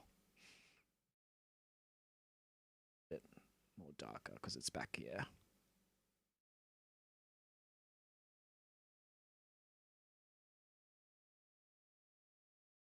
Oh, I'm on the wrong layer. This one should be on the experimental layer because make sure I can on and off it. Oop, boop.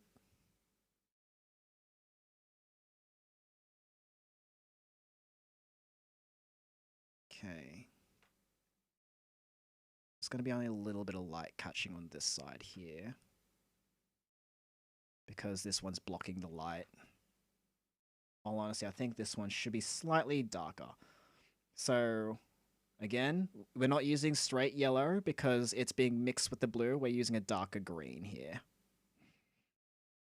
It's not it's not a pure yellow, it's a green. For those who don't know, fun thing with colors, it's all context. Colors are they're all context clues or context based.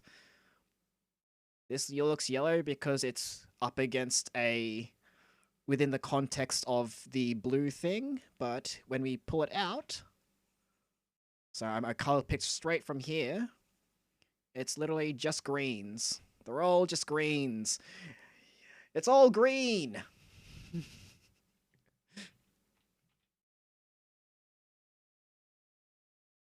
Life is lie. Everything green. Green. Hell, if all goes well.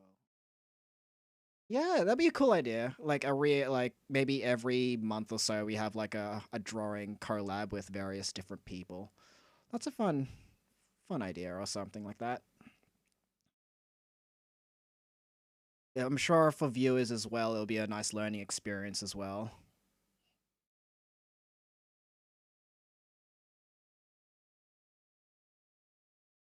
Gotta have knowledge. Knowledge.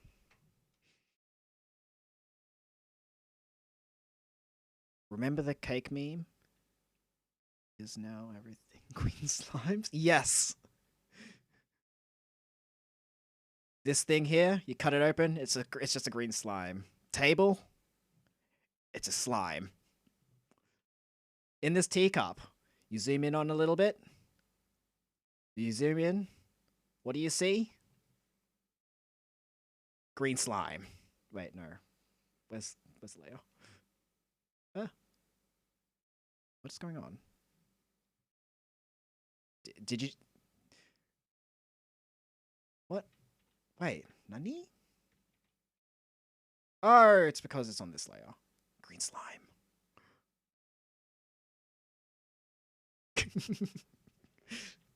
Everything is slime.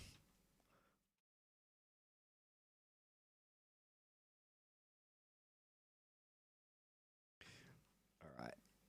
Back to the kettle.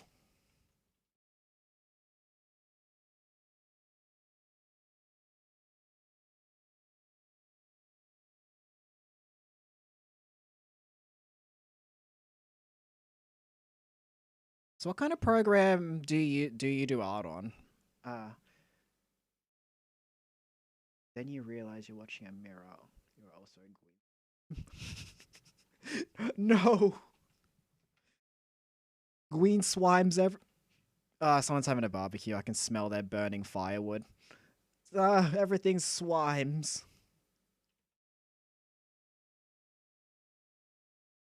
Don't want to sound like an arson or anything, but the barbecue really like the burning wood that they're using is really nice smelling. It's like eucalyptus wood. Oh yeah, I was asking what kind of art program do you use? Do you use Clip Studio or do you use Psy? I think those are the two ones I often hear: Psy and Clip Studio, or in Photoshop. Clip Studio. Oh, cool. Yeah. Oh, funny thing with Clip Studio. Actually, I used to use Psy. Oh yeah, I'm in the same boat. I used to use Psy. I used a very legal copy that I got from a friend of Psy. But I end up just buying Clip Studio. I use Illustrator because I have fun making logos. Yeah, I think I've heard of Illustrator from a couple of my previous friends when I went to before I did this, rather before I did like clip studio stuff. Sorry, slipping thing of the tongue. I yeah. Is I can't remember. Is Illustrator a freeware or do you have to pay for it now? No. Okay, I see. It's Adobe. Oh, it is. Hmm. Oh, okay. So you have to pay the subscription stuff. I have legal. Nice. Everything's legal here. Everything's legal. Everything legal. Only legal software here. I condone legal use of software. Yeah. But yeah, I used my legal copy of Psy for a very long time. But then I end up buying Clip Studio, which a funny thing about I only realized how old my clips like when I was talking to an individual, I think maybe like 2 weeks ago. Um my Clip Studio was extremely old. So like, you know how you can input hex codes to get your colors into like Clip Studio and any art program out there? My Clip Studio so old, you couldn't even do that. You couldn't input hex codes into it. Only when I updated my Clip Studio, I think like 2 weeks ago, which is when the person told me about it, I realized how much functions they added into the program and how much easier it is with all the updates added to it. They don't always like to tell you when to. Yeah, they don't. I was stuck there in the cave. I was a cave slime bashing together rocks trying to make artwork while people are out here using really good stuff to do things. I was just happy that I could use hex codes, let alone all the other stuff that they added into the program. You know it's bad when you get when you're happy to like just input numbers into your colors. Oh goodness me. Yeah, everything's up to date now. I am no longer a Clip Studio Paint troglodyte. When you add Photoshop brushes, importing, you could do that? Wow. Yeah. Like, I wish there was an announcement, or maybe I did see the announcement. I just decide not to. I just decide to ignore it. But like, when that individual told me that my Clip Studio Paint was like very old, I was like, "What you talk about?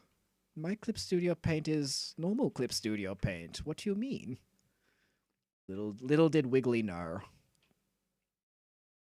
Little did Wiggly know. I brought brushes from the digital painter called Crabat. They're all Photoshop. Yeah.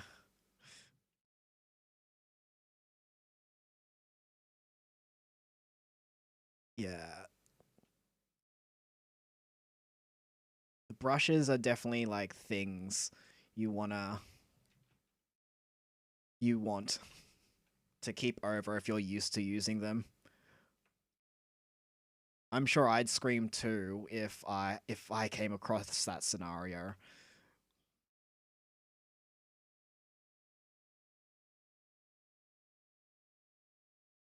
I'd I'd suggest looking up their tweet.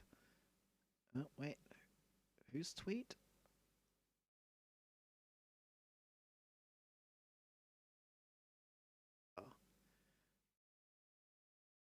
Uh, Crabat?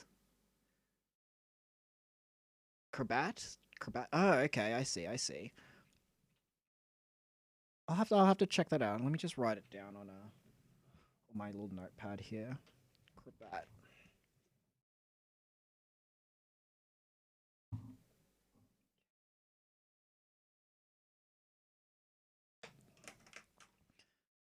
They have super nicely textured sampled brushes for painting. They're so good. Ah, nice, nice.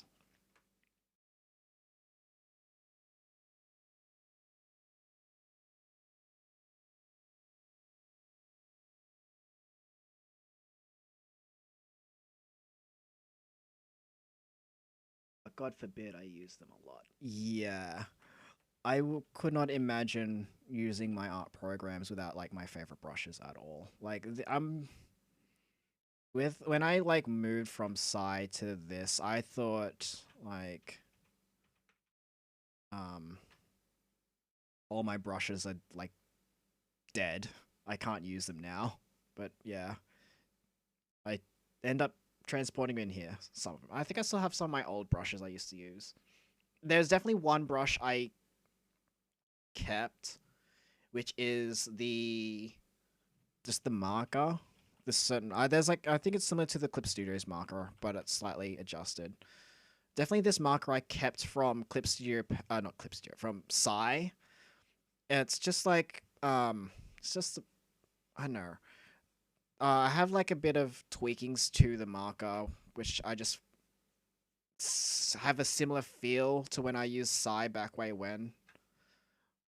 But yeah, I could not imagine like using this program without like my favorite, like with the markers that you like or the brushes you like.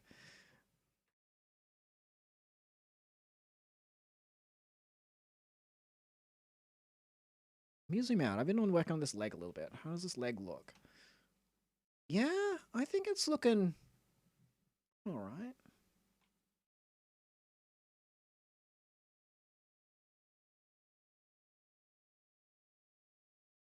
That's looking like mechanically, kind of.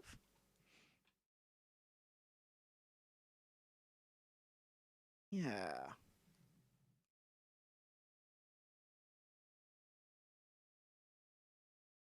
All right, let's try on this side here. So this one's sort of coming towards us. I think it needs to be, still needs to be parallel. Like, ah! So this is one of my favorite parts of this part of the painting process is sort of detailing out things. Now that we have like majority of our subject blocked in, like most of our colors, we can just start doing some of the finer details, like the I don't know what you would call this, the decorative part down here. I'm going to do the same thing here. With these back legs, they're a bit undefined, although they're very undefined. I actually have to fix up this leg here. But yeah, I can just start blocking in and render them a bit better.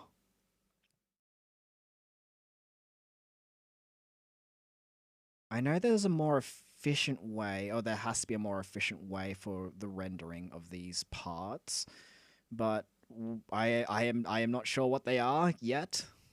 I'm sure I'll discover them, maybe through experimentation. So hopefully. Actually, this is like bending weirdly. Hold up, what's going on here? It's bending a little bit. Okay, I think maybe just because it's... Is that it? Let me have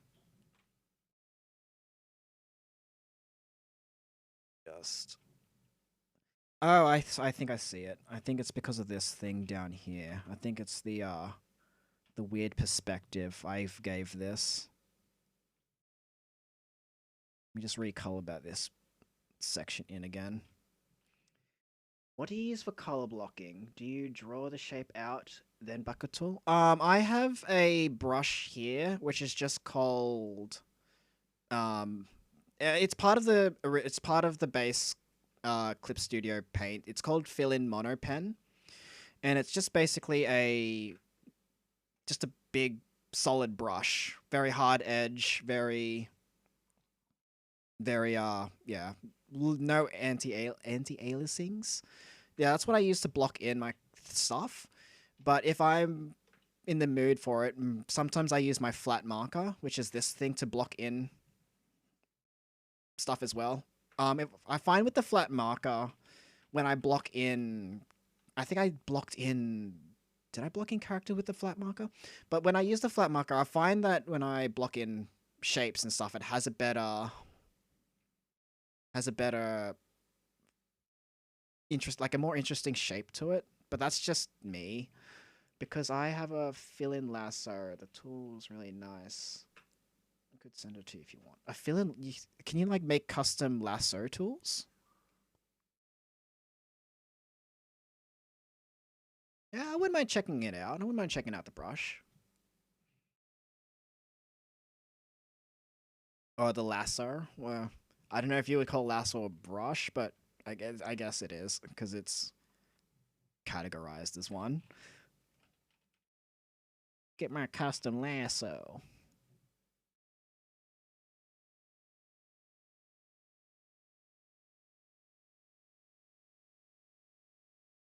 I got from another artist. I don't know how they made it, but I remember them posting it. My brain like give.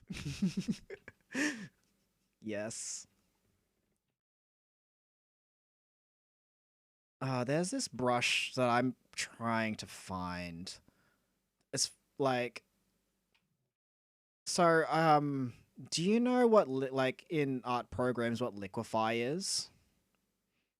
Like how you liquefy things to like move them around?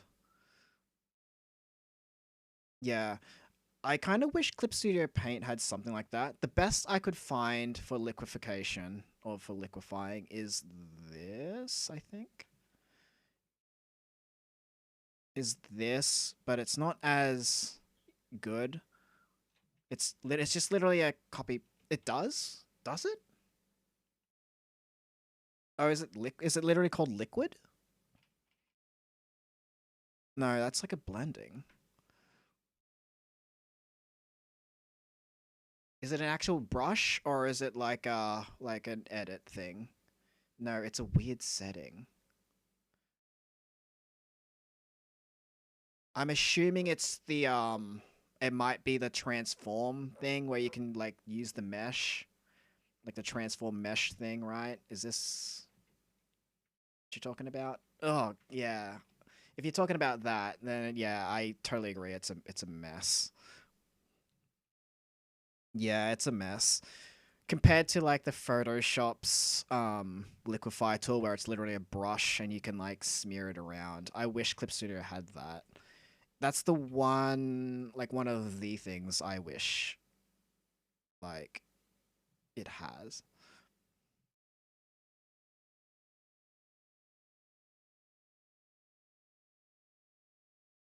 It might be the one that I yeah, I think that might be the one that I just used. Yeah, it's might be this one where it's like you're clipping and it's essentially copying the thing over and over. It's not really a liquefy. Oh, shoot. Cherry Cloud. Thanks for the raid again. How was your Vroid stream? Or Vroid making stream? Oh. Hey, Virtual Fate. How you doing? We're just making some arts here. Got a lot of work done. I see. I see. Yeah. Oh, and thanks for the follow too. So what you end up getting done on your model? Like, I think the last time I checked, you were working on the hair, but that's like maybe a while ago now.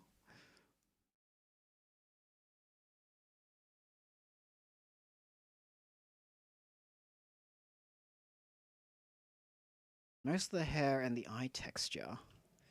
Ah, okay. Okay, okay. Getting there, getting there. What, so, are they done? Oh yeah, you got a lot of work done. I'm glad that's going well.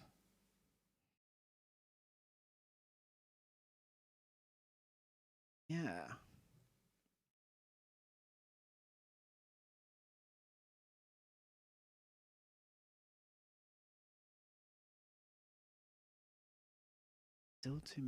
Still many textures to make. Oh, textures sound like a fun thing to do. I saw you mucking around with it last stream where you just sort of scribbled onto a thing and it made the hair look all funny. Yeah, I'm. I kind of want to try. Maybe I'll do a stream where I play with Vroid because I do want to make myself. I want to exist in VR chat. I really do. I'm hoping that Vroid supports cube kind and allows me to exist as my natural self. Here's hoping. Maybe I'll do it as yeah. I'll probably do it as a stream or something. Be like slime attempts to. You can actually import Vroid models into a game called Craftopia. It's like Breath of the Wild. Oh, I heard of Craftopia. Wait, you can Cloud, you can exist inside Craftopia.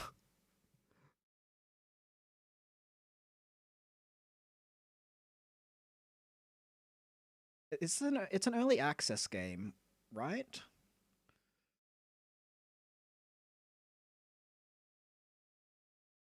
It's fun for early access, but definitely needs work. Ah, I see, I see. I've seen crazy avatars in VR chat. I believe in you. Okay. Vroid is free, right? Maybe I'll do it next. Maybe in the next few days, I'll try playing with Vroid. Okay, sweet.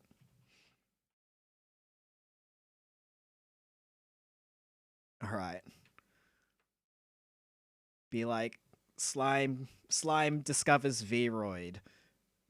Unable to learn, doing best. That's the title. I'll name it exactly that.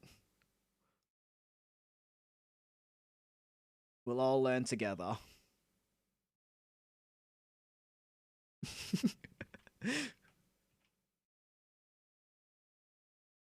We'll do it raw.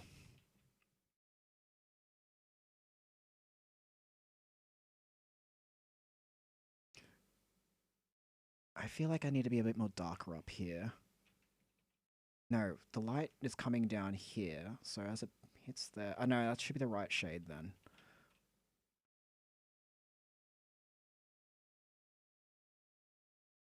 So how much more do you... other than the textures, how much more do you got left to color in, Cloud?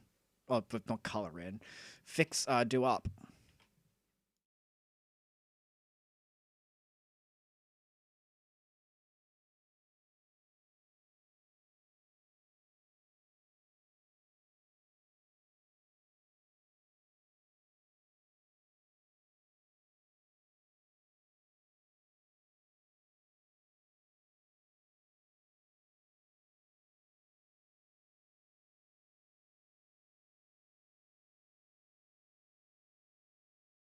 I think I need to use my marker for this because my brush just tends to eat up this part here.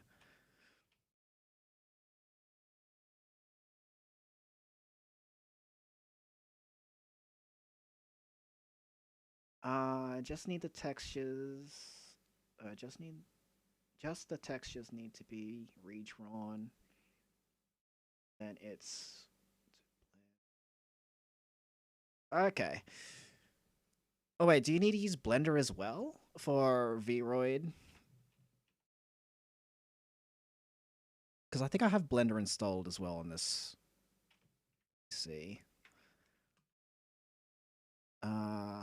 Booty perfection. Thigh queen, let's go.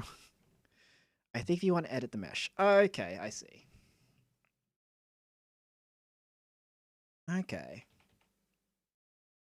So it's not required, but it is needed if you want to add those unique touches.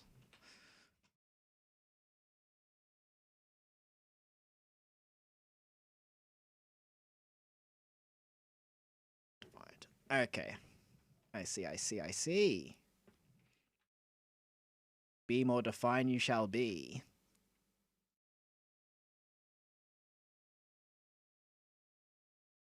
V-road meshes are messy and limited. Maybe change the clothing physics. Okay. Oh yeah. It's been how's the 4th of July? Is the fireworks still going? Are they still shooting their explosions in their guns? Is 4th of July still going? Thankfully they're done for me. How about for you, Cloud? They finally stopped. Wow. Celebrating the freedom. Oh god, I think I might need to add more orange here. I think that's where it's looking a bit weird. You know, add some orange. Yeah, it's a bit better. And I'm also using the wrong brush. That's the wrong brush. There it is. That's the wrong brush. Bro, why is this brush so flat? What's going on? Wait, is this my right brush? Where'd my brush go? What's going on?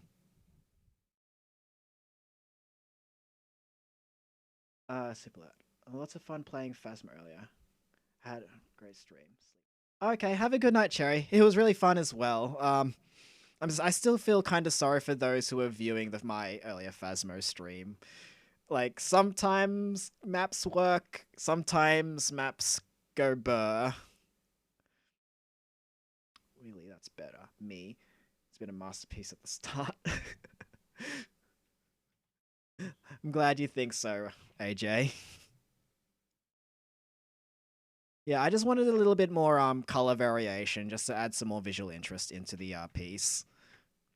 Because it's a bit bland color-wise, so I just wanted to add a little bit. So like how with this pot over here, instead of it having it be this one sort of color, this one color, there's like a bunch of different, like see this orange here, or this, it's actually more of a red. There's like this red here to like help add some more interest into it. And now honestly, I think this orange is like way too bright. I need to like drop it down. Yeah, so have a good night, Cherry. I'm sure it's like super late for you over there. It's like, it was like 7 when it was like really early in the morning for me here.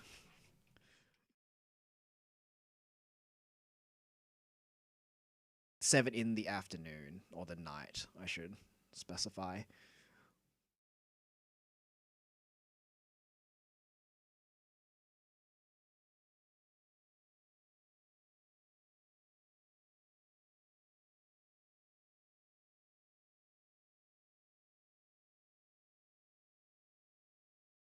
Yeah. I are you Australian? Yeah, I'm Australian. I live in the Australian caves, down under, down where the Wajamaji River, where the crocodiles come and get ya. Yeah, I'm in Australia, or I am Australian. I guess that's the better. That was the question. Are you Australian? Yes, I am Australian. I'm Malaysian, so it's afternoon right now. Yeah, so that means, yeah, you're up north behind a bit. Yeah, that would make sense. I think the only other place that I know that would be ahead in time, if not the same, is New Zealand, I think. I don't know what else sort of shares my same sort of time zone, or rather this, very close to it, rather. I think it's New Zealand's the one that comes off the top of my head. Maybe I'm thinking of Ping. 2 a.m. Wow. So early. I think maybe Japan? I have a feeling it might be Japan. No, Japan's a little bit behind. Like, behind on the... Maybe it's Korea. Because I feel like... Because whenever the Hollow Live Ian girls, like, start streaming, it's usually, Yeah. I honestly want to try out, like, a stream where... You know that game where you have to, like, where it plops you down in a random place in the map, and using the context clues around you, you have to guess where you are. I kind of want to play that game. I don't know what it's actually called. I have to like re-Google it or something, because like it seems like a fun. Yeah. It seems like a fun game to play, because I am just yeah, like I am also geographically challenged. Apart from Australia and a few other places, yeah, actually no, scrap that. I don't even know the other place. It's just Australia. Um, like I want to see how well just using context clues. Maybe I'll have like maybe I'll use it as a collab, and I'll try and get someone from X country. So maybe like if they're like maybe from the US, I'll try and collab with them and try and get them to help me pinpoint a place. Uh, pinpoint the place I've been dropped in. Or if they're in Britain, I'll try and get them to help me. And if they're in Australia, if we'll do vice versa, I'll help them try and find a place in Australia. It was just an idea that I thought in my mind that I haven't really wrote down on paper yet. It does seem like a fun idea to do, in my opinion, for content.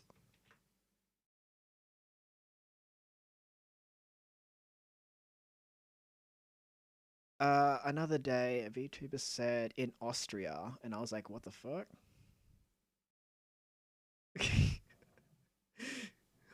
Austria or Australia? Though they are the same place.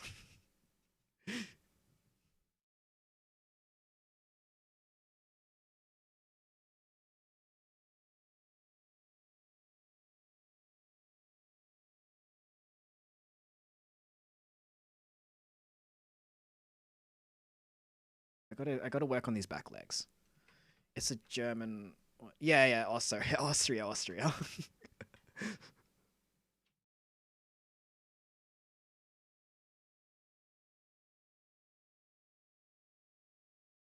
Okay, I gotta work on these back legs before I neglect them too much.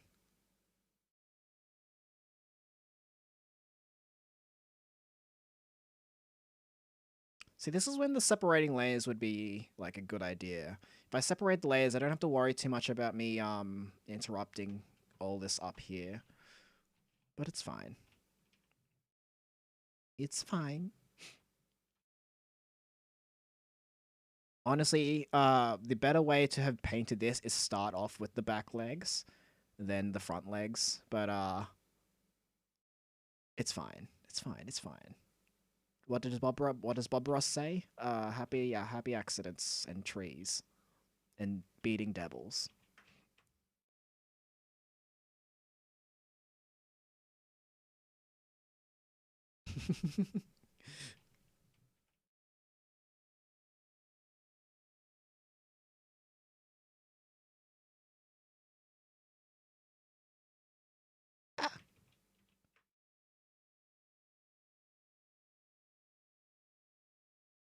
The way you draw the leg kind of makes sense in real life. It's like the metal leg. It's like the metal plate is bended to cover the wires and the tubes. Yeah, like I'm kind of so the way this was made. Have you ever seen the I'm not sure. I'm sort of referencing like really old YouTube videos, but there's like a robot someone made where it's a ball with various like I think it's like eight legs. So basically it would form into like a ball, and the eight legs sort of make that ball shape, and then when the eight legs sort of spurl out, this is the kind of shape I sort of borrowed from it, though it is very altered. That's the idea what I got for the legs, was this spider robot thing.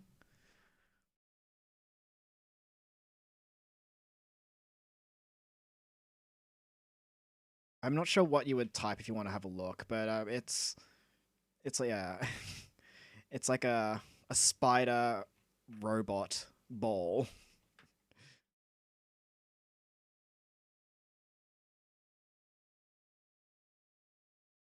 How much what's going on? There we go. Yeah, I don't know. I don't know how to explain it any more than that, other than spider robot ball. Yes, I do. I do speak English. I do know how to express my thoughts and opinion with English. Yes.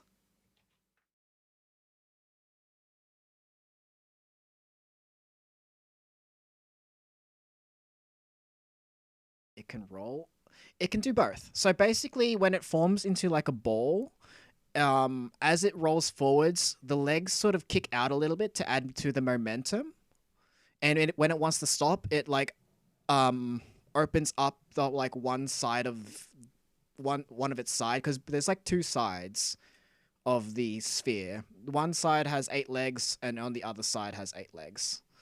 Yeah, and then when it rolls on, as if it wants to stop, it just unfurls one side and it just sort of plops and just sort of stays stationary, standing up. Ball spiders.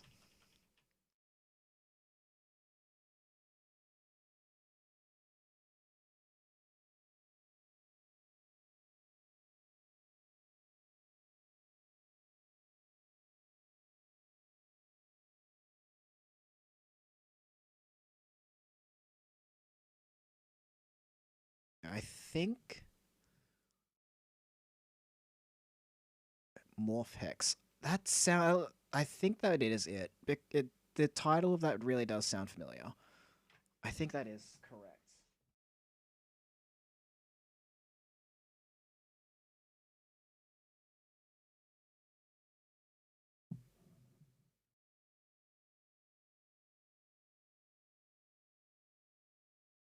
Yeah. That's the one. That's the one. Yeah, I just sort of like borrowed the idea for the legs from that robot when I was drawing this.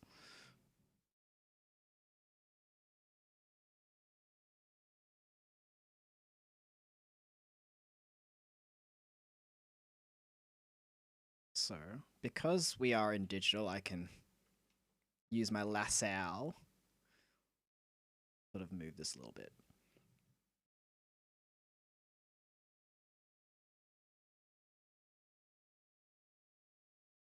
Just a little bit, because I think that the way it was positioned wasn't quite correct.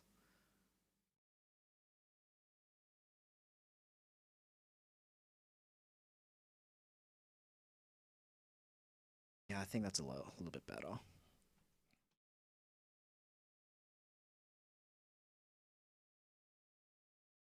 Brr, starting to get a little bit cold. What's the weather like in Malaysia? Is it winter for you?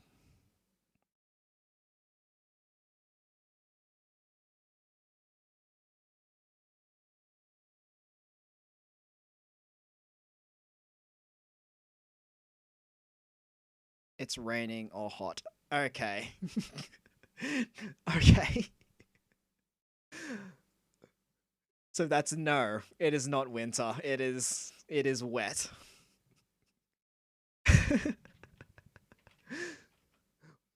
Okay. Florida. Florida be hot. All right.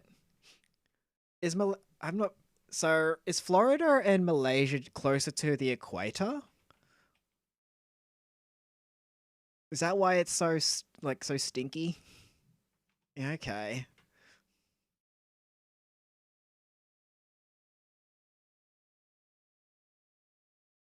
God, I hate if there's one type of weather out there, ain't stank as Georgia. Is Georgia more closer to? Is Georgia just worse in terms of humidity and uh stinky because it's just humid. It's it's humid and like when you sweat, it just sticks on you and it gets all stinky because it's sweat sticking on you. Very swampy. Yeah, if there's one type of weather I absolutely hate, hate, it's humid weather. Put me in the Sahara or something. I don't want that humidity. Lyrus smells more like heat and salt, I'd say. Huh. See.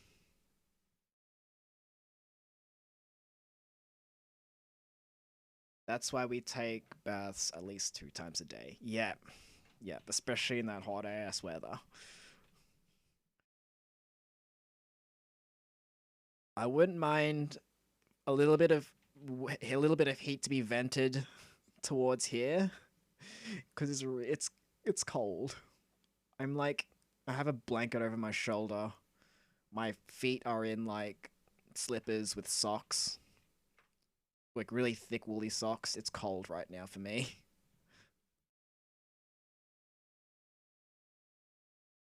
Yeah, it is. It is winter. It's winter down under. although it may not be as cold as America's winters, it's still pretty cold. We don't get snow. I think the only place that gets snow here is this one mountain area. Yeah, really chilly. I think, what was it called again? Thread Threadbow. I think there's a place here called Threadbow, which is like, I think located in Queensland, the north part of Australia, where it actually snows a little bit. But other than that, I don't know what other places like snow in Australia other than that one specific place. I don't know what about that place makes it snow, but it snows there. And that's the only place that snows.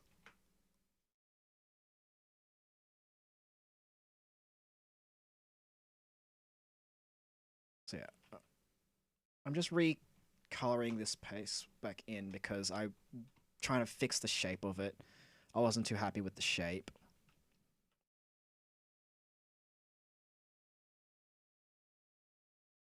Let's get that.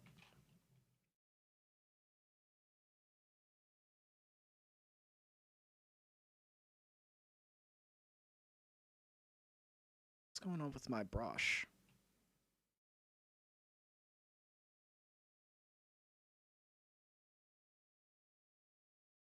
Wait, is this... Oh, that's why I named them. Oh, goodness me. It must have been when my Clip Studio crashed. I named them wrong. That's probably why my brushes are not doing what I want, because I'm using the wrong brushes.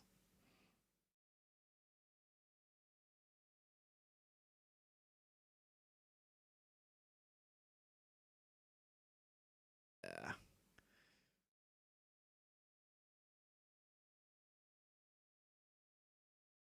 Oof. Here, dogs. Big dogs go bark bark. Yeah. Yeah, I think that's, again... So the way this leg is moving, it's sort of moving in, like, up here. Let me just remove this for a moment. So, like, the leg is kind of over here. So I think this leg is going to be actually tilted out more. Like, up here, I think. And I actually need to cut away some more of this shape.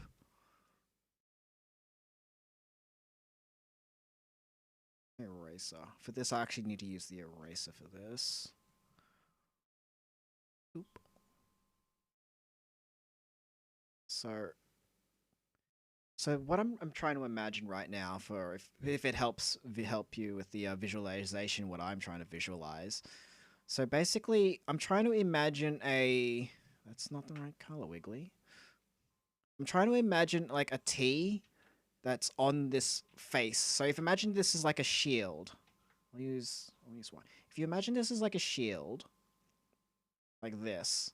In my mind, what I'm trying to do is I'm trying to um bend, stretch, and where's that mesh thing here? The mesh thing actually would work well here if I wanted to. Okay, I can't do mesh transformation. And basically try and like squash parts of this leg in my mind to try and make it fit the dimension. So this T shape in the leg here would actually be more... What's my eraser? Would be more like this sort of shape. And I'm just trying to visualize how to achieve that. So it's more like this. It's me, Wiggly. I'll just do it like this. More like this. I think a little bit more like that, actually. Yeah, more like this sort of shape here. It's what I'm trying to visualize in my mind. So I'm trying to just change this into like something like this. Something that makes sense in terms of in relation to the picture.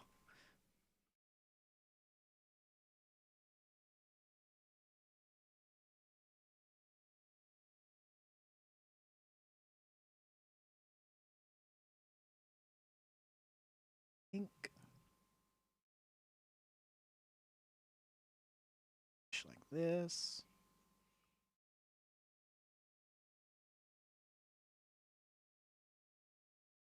I think the top of it as well needs to be. Yeah, yeah. Get out of here.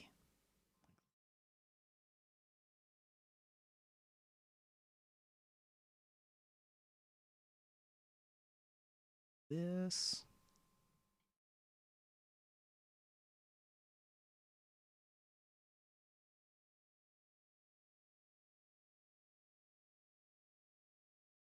I think that's a little bit better. Yep. Auto save.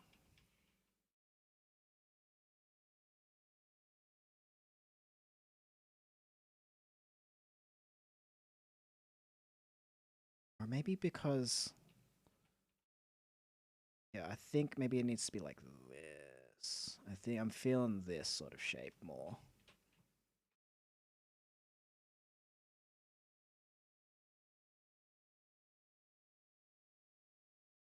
Yes, yes, yes.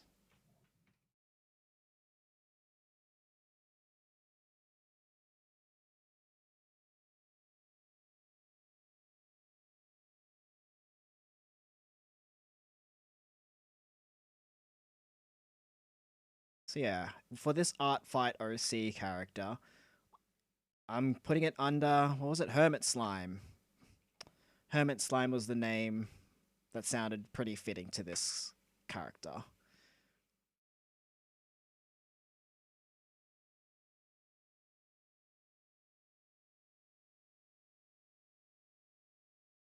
T Slime? T Slime sounds like an off-brand T virus in Resident Evil.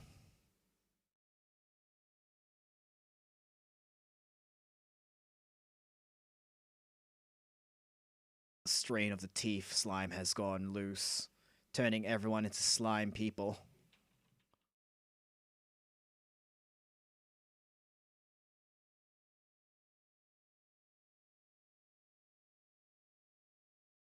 Okay, so light coming in there again. So the T thing here. That.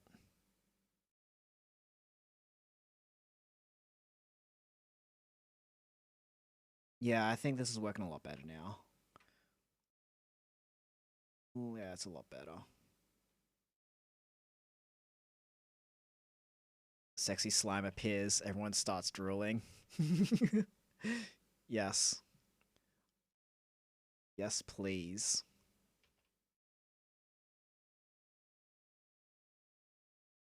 I gotta see if there's like other slime tubers. Like I know there definitely is other slime tubers such as myself out there. I want to try and collab with them, just for the funs, just for the novelty of having like two slimes.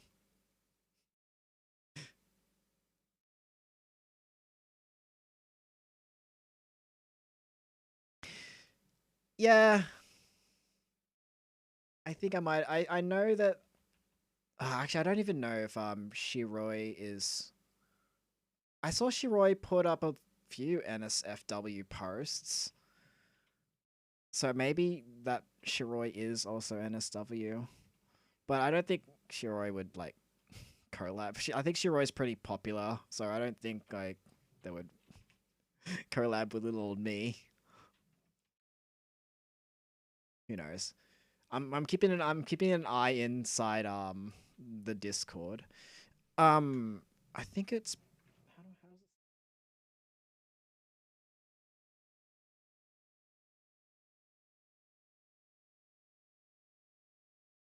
he is a slime person, or is it Shiro?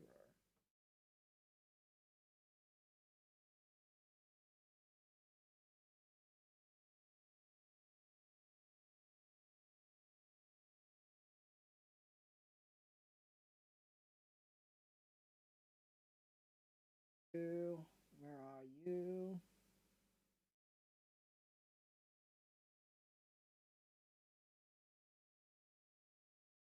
Nope, I was completely off. I was thinking of a Twitter account. The Leaf It. I was thinking of a Twitter account that has a slime girl. It's the the slime VTuber I was thinking of was Leaflet.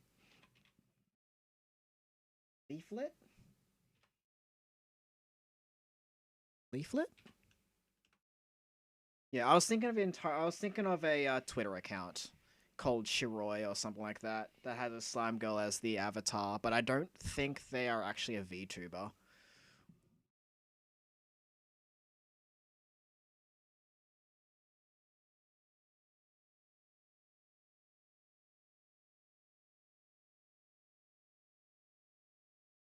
Yeah, I was thinking of Leaflet. I don't. I think Leaflet's actually just is safe for work. I don't know. I don't think I've ever seen her put up anything NS la- la- la- la- la- la- la- NSFW. Not safe for work. Yeah. Yeah, so she's completely safe, I think.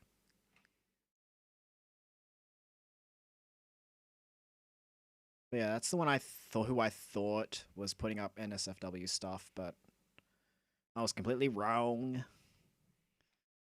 The slime brain is beyond smooth. It is jelly.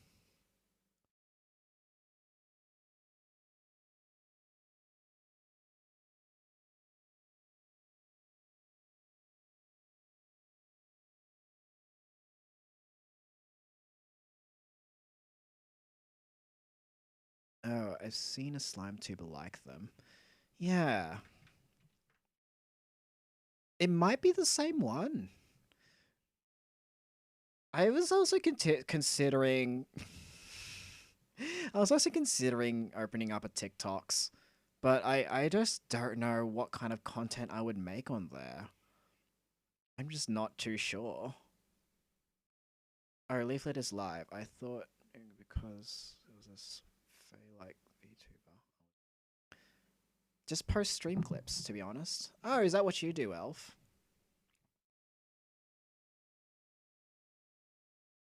Yeah. Yeah. I don't know.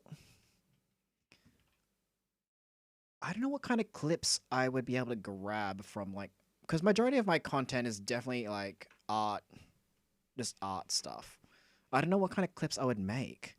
Clips usually have like some, some zing to them, but it's just literally just me, just literally just me painting on a canvas. I'm when it comes to like paintings and stuff, I can be creative, but when it comes to like making digital content or digital meat like videos and stuff, I'm like, how do Cherry makes her own videos specific for Oh, so like she makes tutorials or something?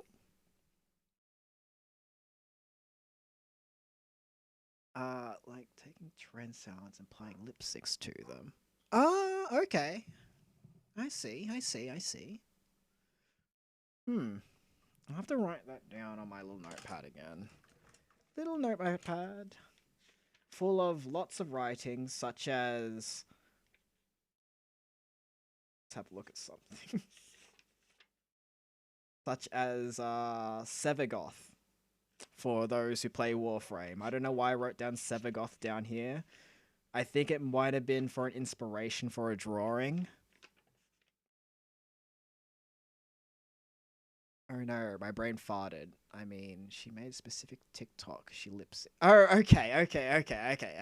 So she wasn't like making tutorials. I thought she was like making VTuber tutorials. I'm like, huh, that's that would be content. I don't know, man. There's been some zingers. I'll have to look back at the VOD. I honestly like while I'm painting, I lose sense of what's around me. I don't know if any zingers came out or not, and I just tried to draw on my I just tried to draw on my graphics tablet with a actual pen. I'm glad that doesn't leave any scratches.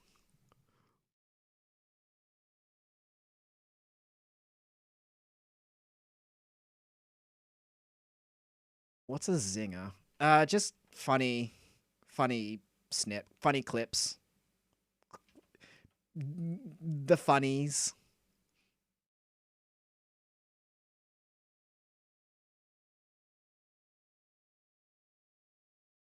Yeah, just funnies.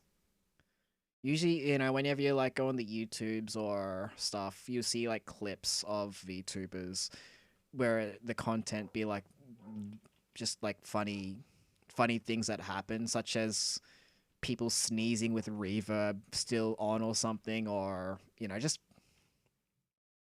weird things. The sneezing with the reverb is the most common one I often see.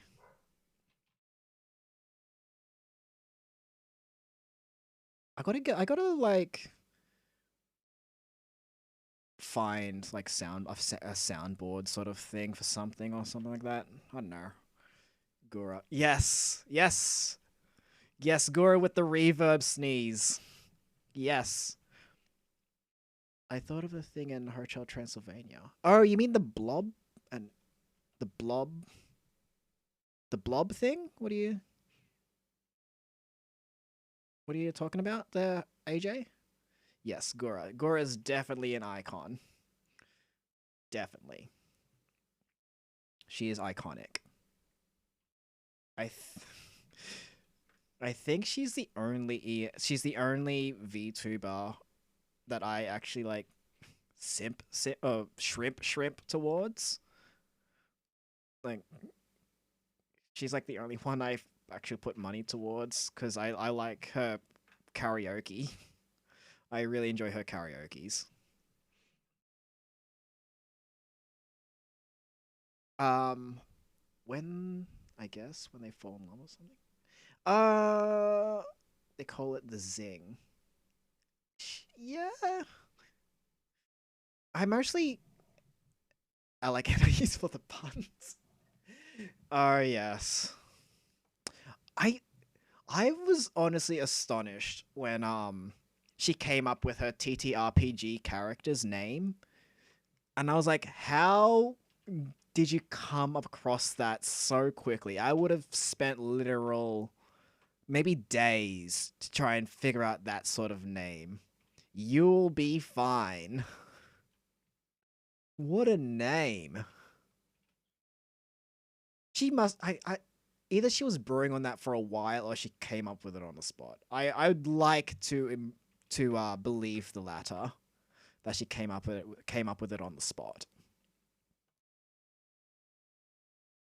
I would love to believe that. Didn't watch yet. What's okay? So it's you'll be fine. It's spelt like this.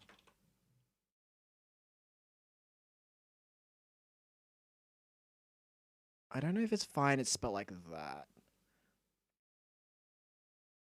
I think it's fine spelt like that, but I think maybe it's fine spelt with a ph or something. Like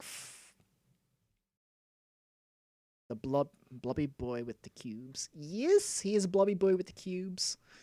He has like, what do we think this was? Cheese or butter? Whatever it is, it's some sort of dairy products, we think. Butter slime, yes. Slime with the butter. Could even be honeycombs. Ooh, like a honey slime.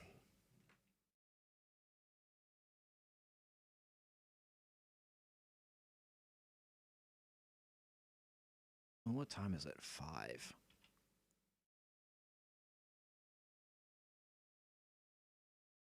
Ah, slimes who loved of honey.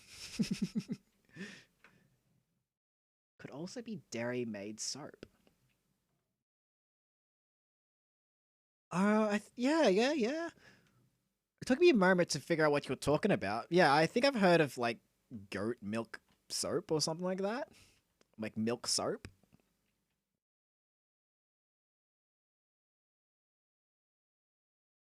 Maybe it's supposed to be like a lot more easier on the skin for those who have sensitive skin. Could be no, no, no yellow ice. We No, it's not yellow ice. We don't need that inside this teapot. No, no, no, yellow ice. No. No, no, no. Wait, who would keep yellow ice inside their house? What kind of deranged person, like, yellow ice, yellow ice, so basically, have you heard the term "don't eat yellow snow"? AJ?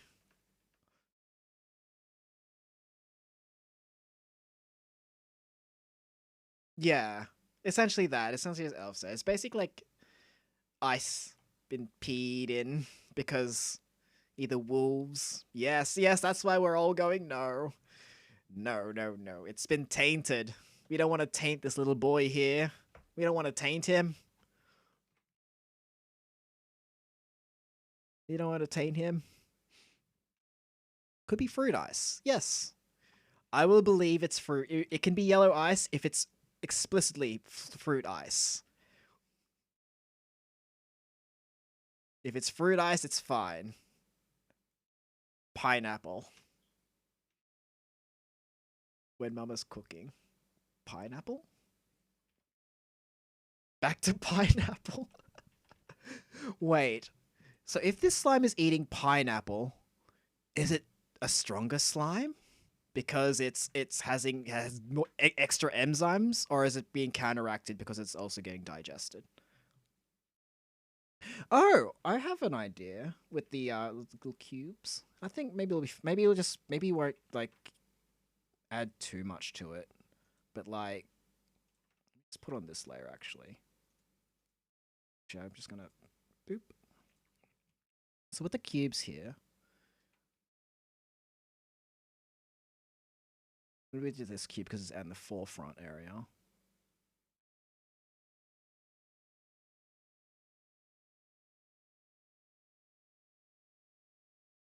Too much actually, like this. It's not much. It's not much, but maybe it'll add a little bit more appeal to it.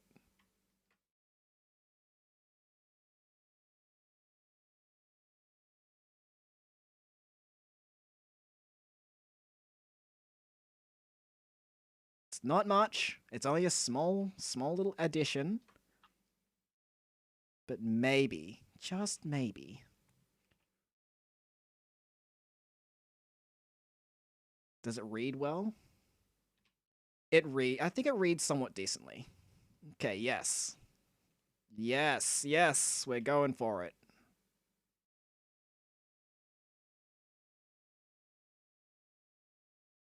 Yes.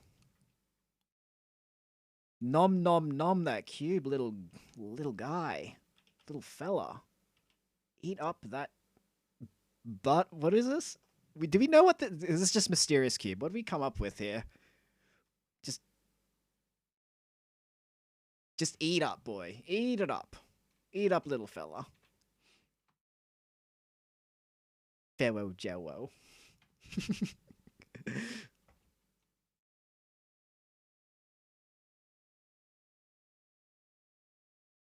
So, so with this little slime boy, is he like a Wiggly Jimmy? Yes. So with this little slime boy, is he like a mischievous sort of creature where he just explicitly goes inside your house, ransacks your teapots or whatever, he decides to jump in and just eat your condiments? That's why he's in the teapot. We caught him. Gotcha. Gotcha.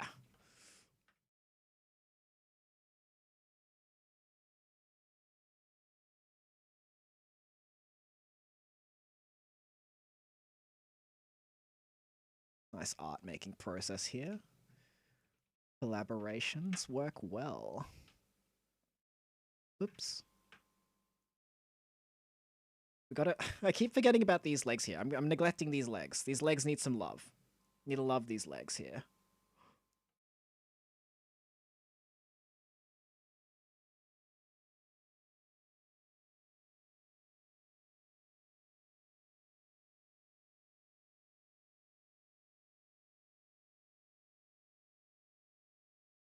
These legs need some love.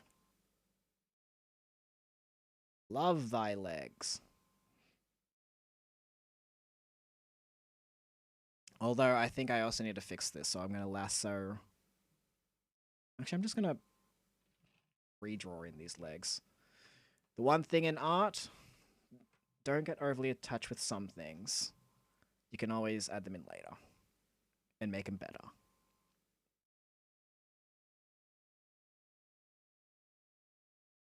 Boop, boop. Actually, this would be a good time for me to practice using layers again. So with this leg, started from here. So it would be hidden behind... Wait, where's my... It will be hidden behind here. And then go like this.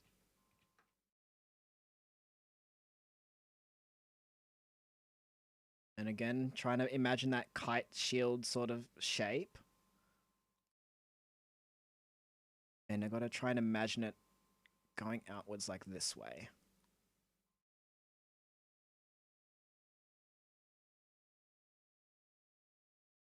Like that. Yes. Yes, yes, yes.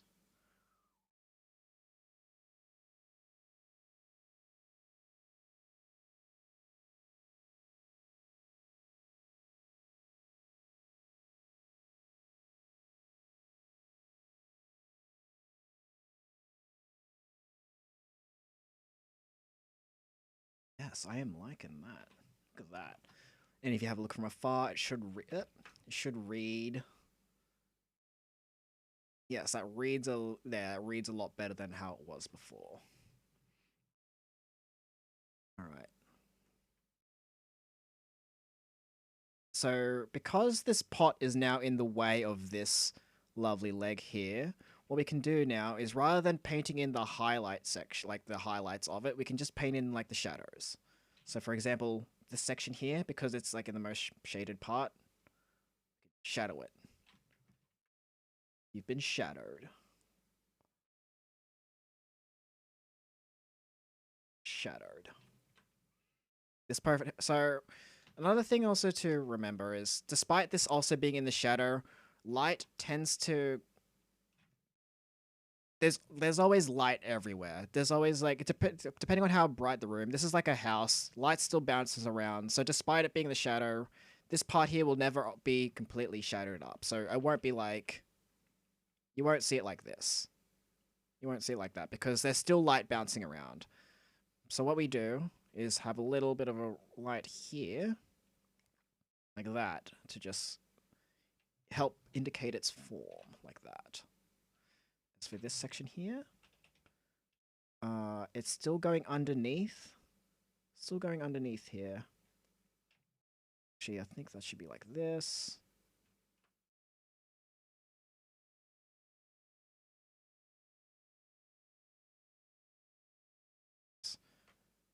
Maybe if I get better at explaining things, I'll start doing maybe tutorials to help people if they want to try and do some more painterly style of art.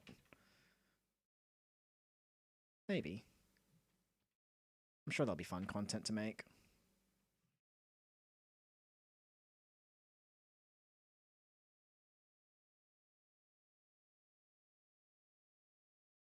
Down like this. That actually should be a little bit more.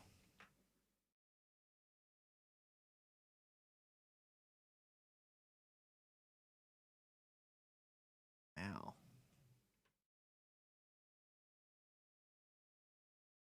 That.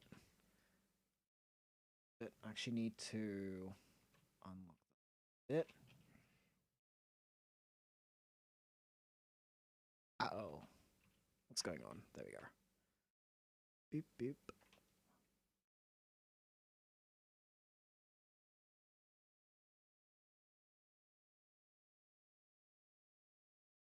It's a lot better.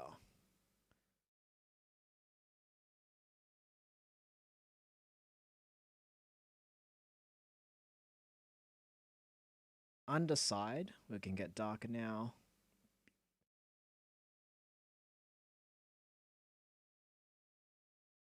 Yes. Let's blend it a little bit.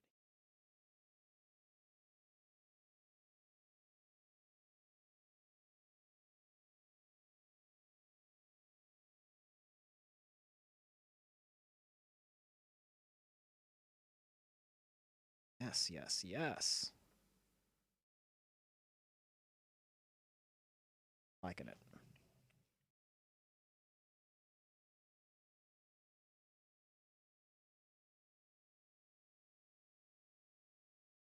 Gander. Okay. All right. These underparts here again. Gonna just add some more shadow. Oop. Add some more shadow.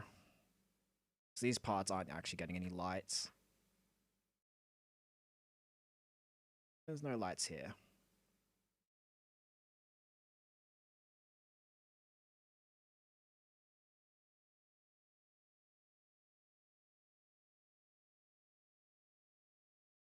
So I need to just clear this piece here. That. Gosh. Who's a spiky-legged boy? You are.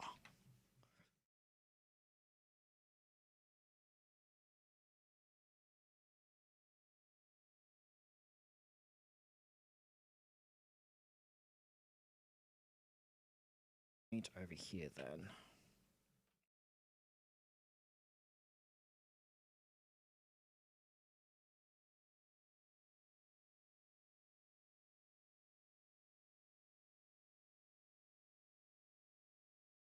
What's going on? Circle, wrong brush. Wrong brush. Wrong brush.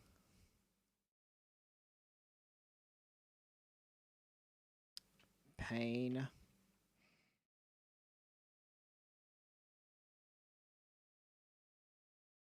So over here.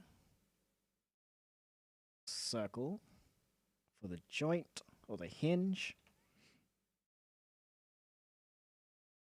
And like this. Excellent. Yes. And then over here, we indicate more of the form. So we're replicating this part here, just over in this location.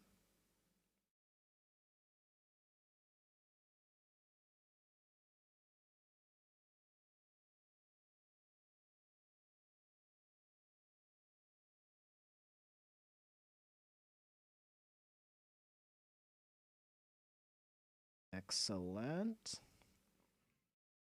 And around here, so because we don't really have anything like any sort of shading we can use to make this more defined, we can just use the actual shape and cut into it. That. Just cut into that into the shape to make that oh so wanted. I don't know what you would call this decoration. Decorative strut.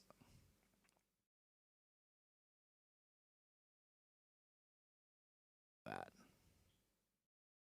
It's like you're molding it from clay.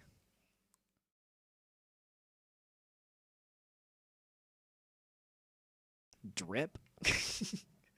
Yeah, these legs got drip. What are these? Louis Vuitton struts? Is that an actual brand? That Gucci? I don't know. I'm not very well versed with my clothes brands.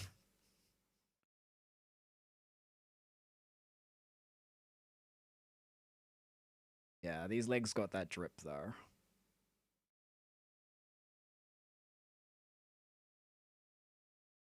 Puma brass legs. Yes.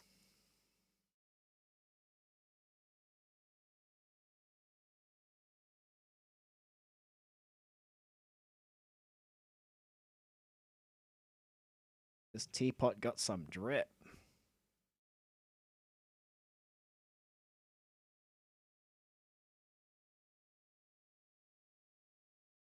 How does that read? Is that too muddled? I think I need to separate it more with shadows.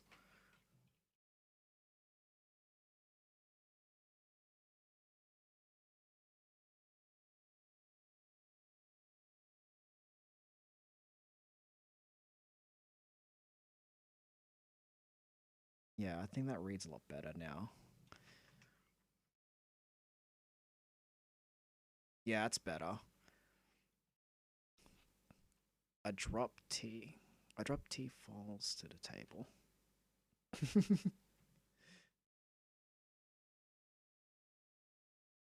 A drop T.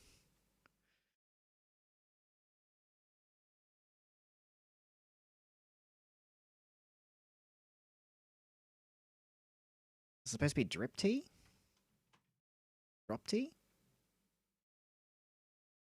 A drop of tea?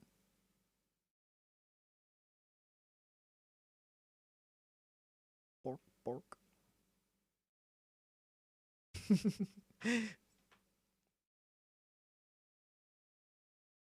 Brain farted again. I know them feels. I know those feels all too well.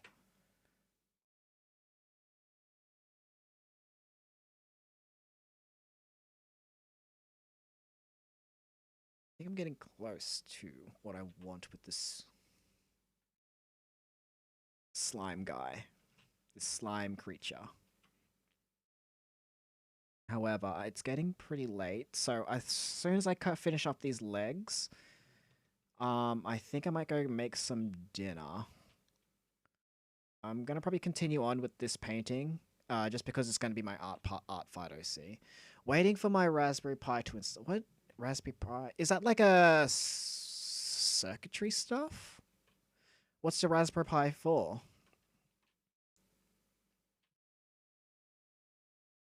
It's like computering, I think.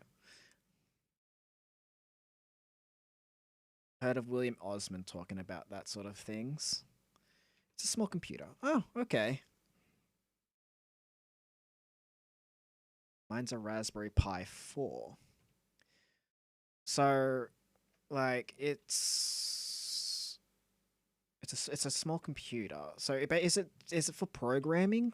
Is that what it's for? Like, it's intentional. Like, what it's built for is for like making or you executing programs. I guess that's what a computer is in general, but more built for it.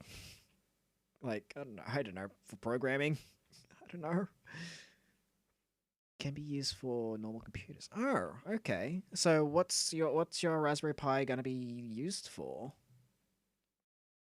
Or you can make yeah. I've only in most of the YouTube videos that I watched that were uses where I've heard Raspberry Pi, they often make like robots and machines with. I don't know what would you use for a computer? Like how would you use it with a computer? Would it be like extra processing? You could tell how much I don't know about computers and such.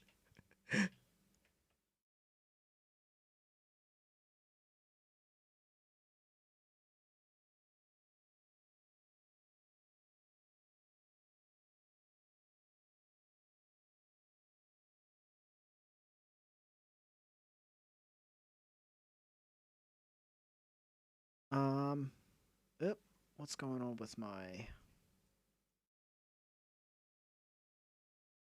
What's going on? Why are you wigging out, chat? Okay, there we go. Raspberry Pi will control two motors. Make the motor move. This will always be centered. Oh, okay. That's a neat project you got going. Is it for the funsies? Is it just for fun, or is it like something required of you to make?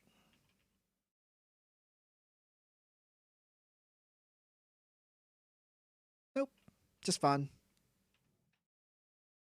Okay, sounds like a very fun project.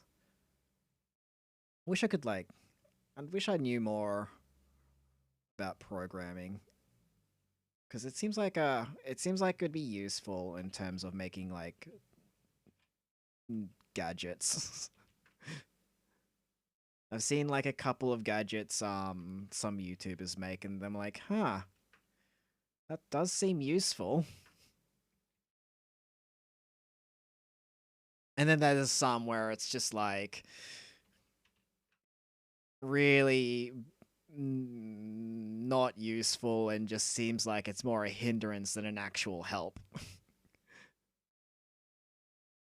I'm working from home, so I enjoy the stream, and boss is okay with it. Oh, okay, that's nice. That's nice. That's nice. That's cool. I'm glad that you're enjoying the stream. So long as someone enjoys it, I'm happy. That's what I want to do. I want to make some content to make people pass the time and enjoy themselves. In my last week of internship, so I guess not much work. Ah, okay. I see.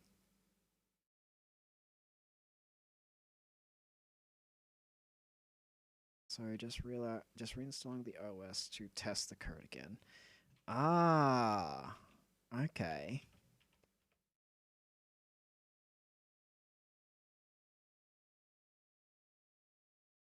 Oh, did I mess my brushes up again? Yes, I did.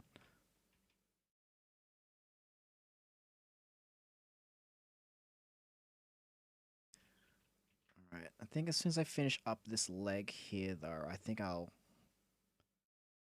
need to go and make some food.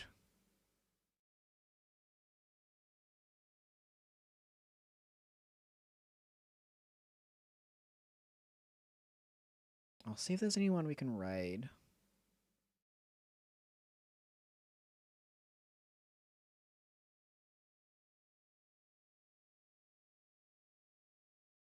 Let's see. Let me just quickly fix up this. Okay. Yeah. So, yeah. Getting the hungies right now. I'll just quickly save this canvas real quick. Uh-huh. What's the name of this? What was it again? Hermit slime. Hermit slime in teapot. The slime slimes aren't real. We can't really make them live. Yeah, it's a shame. I know that there is definitely there is like a creature, or rather, I put this is me throwing out my air quotations again, a creature that is like it is a slime, but it's not really a slime. It's basically a colony of I don't know, colony of like single-celled creatures, and it's called a slime mold. It's one of my favorite things. Basically what it does, it's like it crawls along the trees and eating up organic matter like I think maybe it eats fungus. It eats like fungus, and eventually they turn into funguses themselves and just shoot off into spores to like that's how they like reproduce. This it's called slime mold. You can find time lapses of how they move, but it's like the closest thing that at least I found to have slimes in real life. Slime molds. Yeah, the yellow thingy. The yellow thingy. It's not actually like it's not an actual creature. It's just a colony of single-celled. I don't know what it is. I don't think it's and I think it's might be there might be amoebas, but I think it's like it's a single-celled animal. I don't know what it's actually called. Like a pro a protea. But yeah, it's basically like a bunch of those moving together. If it has cells in it, it's a creature. Yeah, I guess. It's similar to the Portuguese man of war, where like except if it moves, yeah, it's kind of like a Portuguese man of war where it itself is a creature, but the parts that make it up are in themselves different creatures. So the tentacles are its own creature. The sail at the top, if it's its own creature, the digestive tract is its own creature. It's sort of like that. All right, I'm gonna have a quick gander who we can raid. If I have anyone here that would enjoy the view. Sure, that's I need to go. I need to eat. Slime needs to dissolve his own food as well. Do you have any recommendations for a raid? Portuguese Man of War. I thought was a jellyfish. Yeah, yeah. We get a lot. We down here in the caves. We call them blue bottles. But yeah, when I found out that they are actually like a collection of different animals. Yeah. Any of them with like low viewerage who would enjoy like the raid that you would suggest? Because I would like to like send some love over to people who don't have many love. The big guys, they get lots of love. I'd recommend Crimbo. Oh, Crimbo. I think I know who Crimbo is. Okay. Yeah. I'll send one over to Crimbo. He's the big one, guy. He's like the big. He's the big dude. Yeah, his voice. Yeah, I'll send some love over to Crimbo. Hold up. He just. Oh, he's playing Gartic Phone. Oh god. You're right. Oh, Rat. Oh yeah, sorry. I don't know who Wraithy is, but Crimbo has a fun voice too. All right, hold up. Let me just get up here.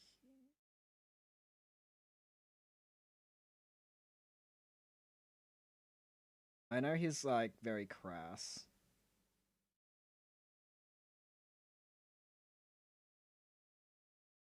By the way, you check the Twitter when you can get the chance. No worries, no worries.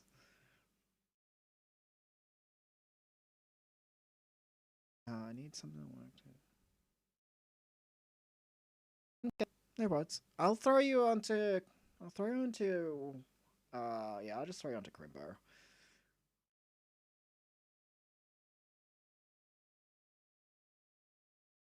I might watch him a little bit playing Gartic Phone as I do some cooking.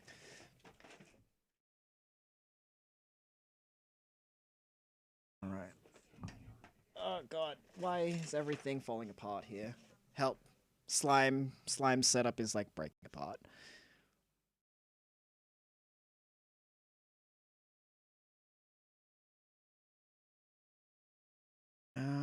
So how do I do this again? I go to. Oh, and they're doing art stuff as well. I'm thinking of having like fish. I'm feeling like a fish. Having some salmon. Grill up a few salmon, a few fillets of salmon. Maybe have like I don't know chips. I know. I don't really feel like they're making something really more hard. I just kind of want to eat. Rimbo.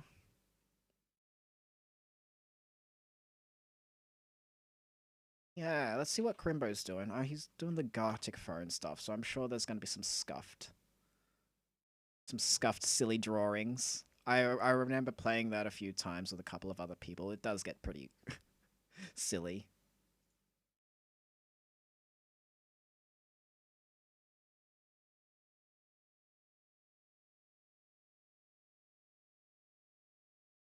All right. Well, just dissolve what's there. All right, I'll throw us over here. All right. Well, I'm glad you guys were like here with me here. It's hopefully it's been an all right stream. I definitely enjoyed myself, especially drawing and coming up with the teapot spider. Thanks for the ideas. But yeah. Well, see you around next time. Yes. I'll go check out the Twitters as well, Elfie. Did you send me something? Or is there something there? I guess I'll check it out. All right. Well, Catch you around.